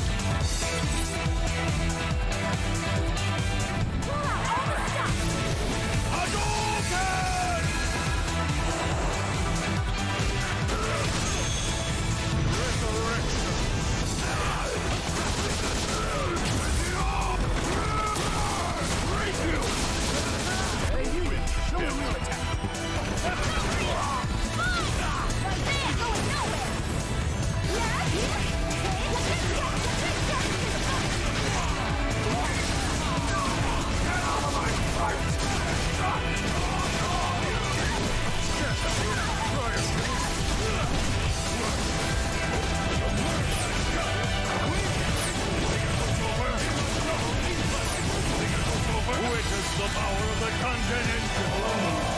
This is the power of the king.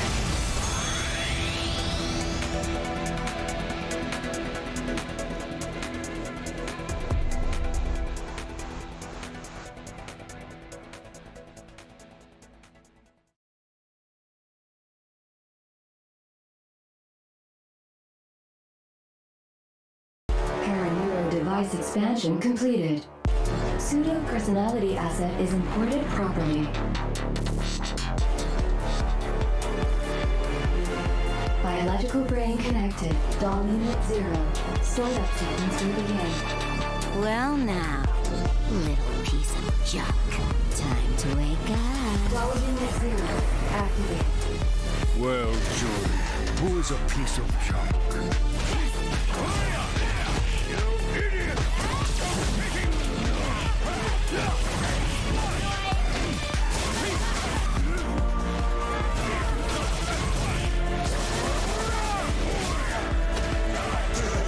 Show me everything. Show me everyone. Show me everything. Installed. Show me something worth taking.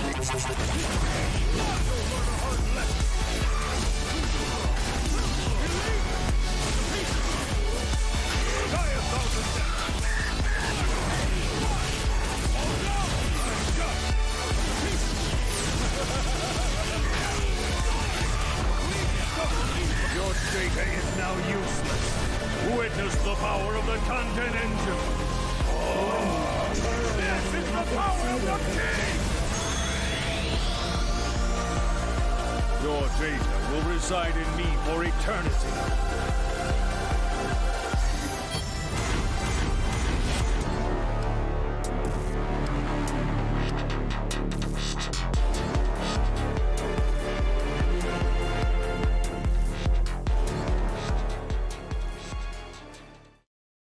Hey, welcome back. What's going on? It's Fighting Words here on Capcom Fighters. We are here every Thursday after a CPT event. Oh, sorry. Just We're not plugging in. We're plugging Seiko now. My watch is matching. We're plugging Seiko now, so throw that away. You can't have that on. What? Yeah, sorry, bruv. You're out. That's well out of date. You can't even see the brand. It's bro. well out of date. Sorry, bruv. Moving on. Speaking of moving on, this weekend we are moving to Central America, one of the best regions in the world. I love that place. It's amazing. Brilliant. I'm really jealous that you got to go there and I didn't. Yeah, hopefully that stays. Why would you Ban even wish F that on word. me? Get the F Why? out. Thought you'd want me there. The legendary No. duo. I've been working with you every week for the last 6 months. I don't want you there. Unprofessional guy. I'm joking. For life. Definitely going to be there. But anyway, Central America, CPT is coming up. It's the last chance. Bruv, Dominican Republic's already got 2 players. I know. They're laughing, mate. In the Capcom Cup. Smashing and it, they've mate. not even had their second tournament yet. Mandrake doing the business. Cabba is there. Mr. Loverman. There's only one person from the Dominican Republic who we're missing from the usual suspects. Yes. Is Mena. And he's got to make it this Gonna time. be Logan. able to make it. Surely. Well, we spoke to him. Let's find out what he's saying ahead of this weekend's action, and then we're going to preview it ahead of this weekend, Central America 2.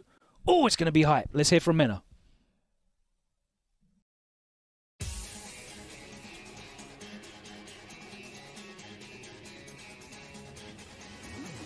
I was very happy. I was very pleased that Caba won one of the spots to the Capcom Cup. Went to the Dominican player, especially he beat me to get to the winners final. So I lost to a fellow Dominican player and the champion of the tournament. That made me feel very happy.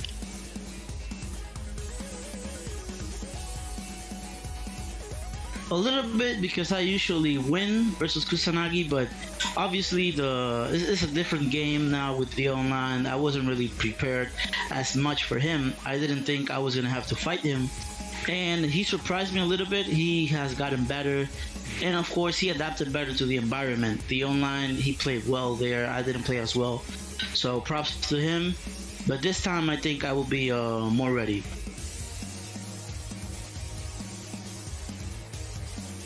Well, I have been playing more online, getting used to it, obviously, but also, you know, practicing my characters, new characters. You know, Seth came out, so just been preparing as usual, but also playing a lot online, trying to react to what happens.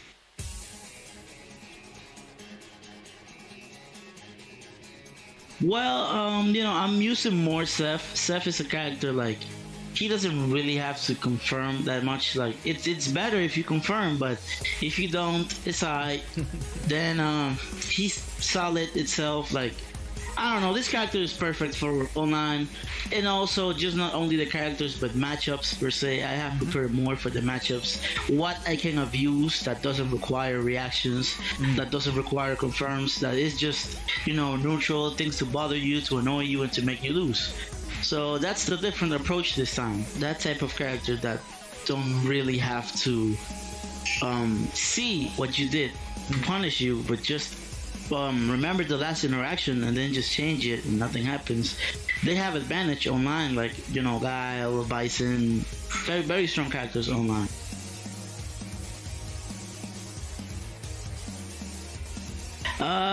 I don't think I'm worried about that. Caba has a lot of strong competition. Last time he got it, but that doesn't mean he's gonna win. And then Dominican tournaments, he doesn't usually win. Like it goes back and forward versus a lot of players. So I'm not worried, but if you beat Caba, that means you 100% deserve it.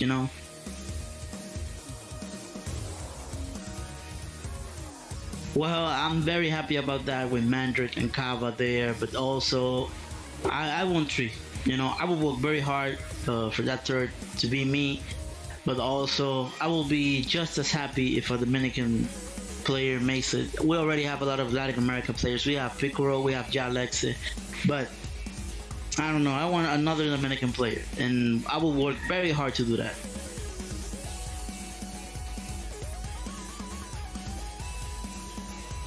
Well, I was extremely happy because we didn't have a Latin America players in the Street Fighter League, but at the same time I was extremely sad because Knuckle and Problem X, 2 friends, 2 people that I really want to see shine, couldn't make it, and that made me very sad. But I was positioned in the same team they were, so I want to make them proud and make them see that it didn't go to waste, and we will work very hard in the Dynamite. So yeah, it's a little bit of happiness and a little bit of sadness. Well, it's amazing Caba getting a chance to be in the Street Fighter League with me and be in the big TV, in the show, but we're not on the same team this time, so we're gonna have to fight. We're gonna have to decide who's gonna win, what's gonna happen. We have to play it out, and it's gonna be fun. Of course, the experience is gonna be amazing, but the competitive spirit is there, and each of us want to win. So we'll try our best. But even if we're both very grateful and very happy that we could take part of the Street Fighter League.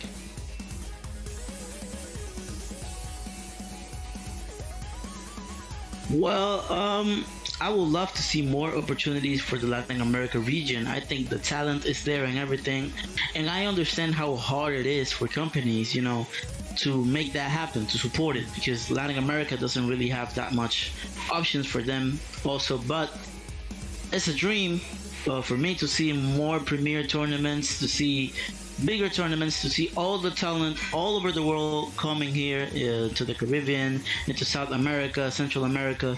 That will be amazing, see them share our culture, get to know it. It will be amazing.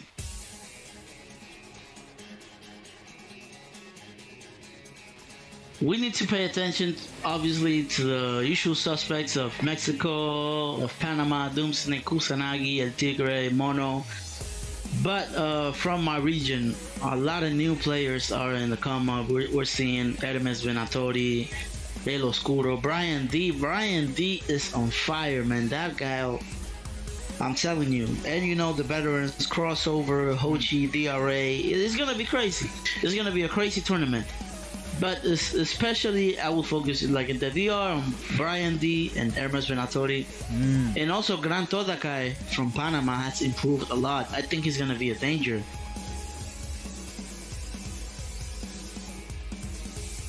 Last time I wasn't as confident. This time, I'm 90% confident I can win this tournament. And now I'm super confident now. Now I'm way more confident.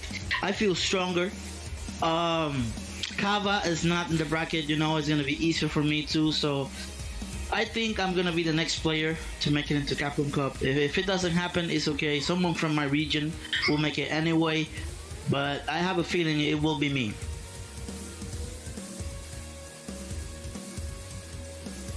Well, I just want to say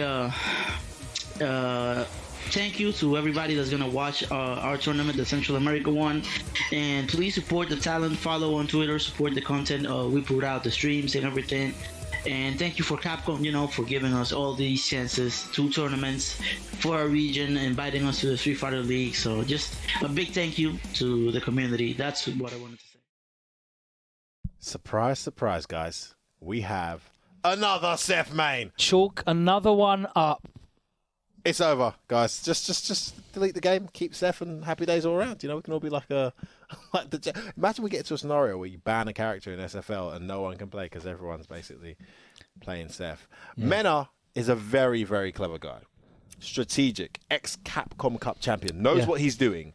Him shifting to this character is, I must say, a genius move. Because if you can't beat him, join him, right? There's no point in going through the stresses. He's more than ready. He sounds fully convinced he's made the right choice as well. Yeah. It doesn't even sound like he's going to rely too heavily on his subs as well. It sounds like he's kind of almost... No, it wasn't really discussing them. Obviously, we see him competing in SFL, still using Birdie. We saw him last time round. He had a bunch of characters as well. He played Cabba last time and he used Birdie rather than Cammy, which was interesting. Yeah. He had the Cammy counter pick there and didn't use it. Cabba, of course, think he beat Cammy with with Karen or something like in a window week. Yeah, in one of the championships, just the week community before, events. Yeah, it's interesting to see Cabba has entered again, so he's in the bracket. Yep. Gatekeeping. Cabba last time round definitely earned that win because he beat everybody else that was in top 4 to win. Like he beat the other players that he needed. So a lot of times, you might cruise through the bracket and just not avoid some people and what have you. But he beat guys. He earned that win. He's back. It's going to be very interesting to see. Mana pointed out a couple of other players as well to look out for. Hermes Venatori is one that we looked at last time. Yeah, we look at him every time. Yeah. And he picked out Brian D.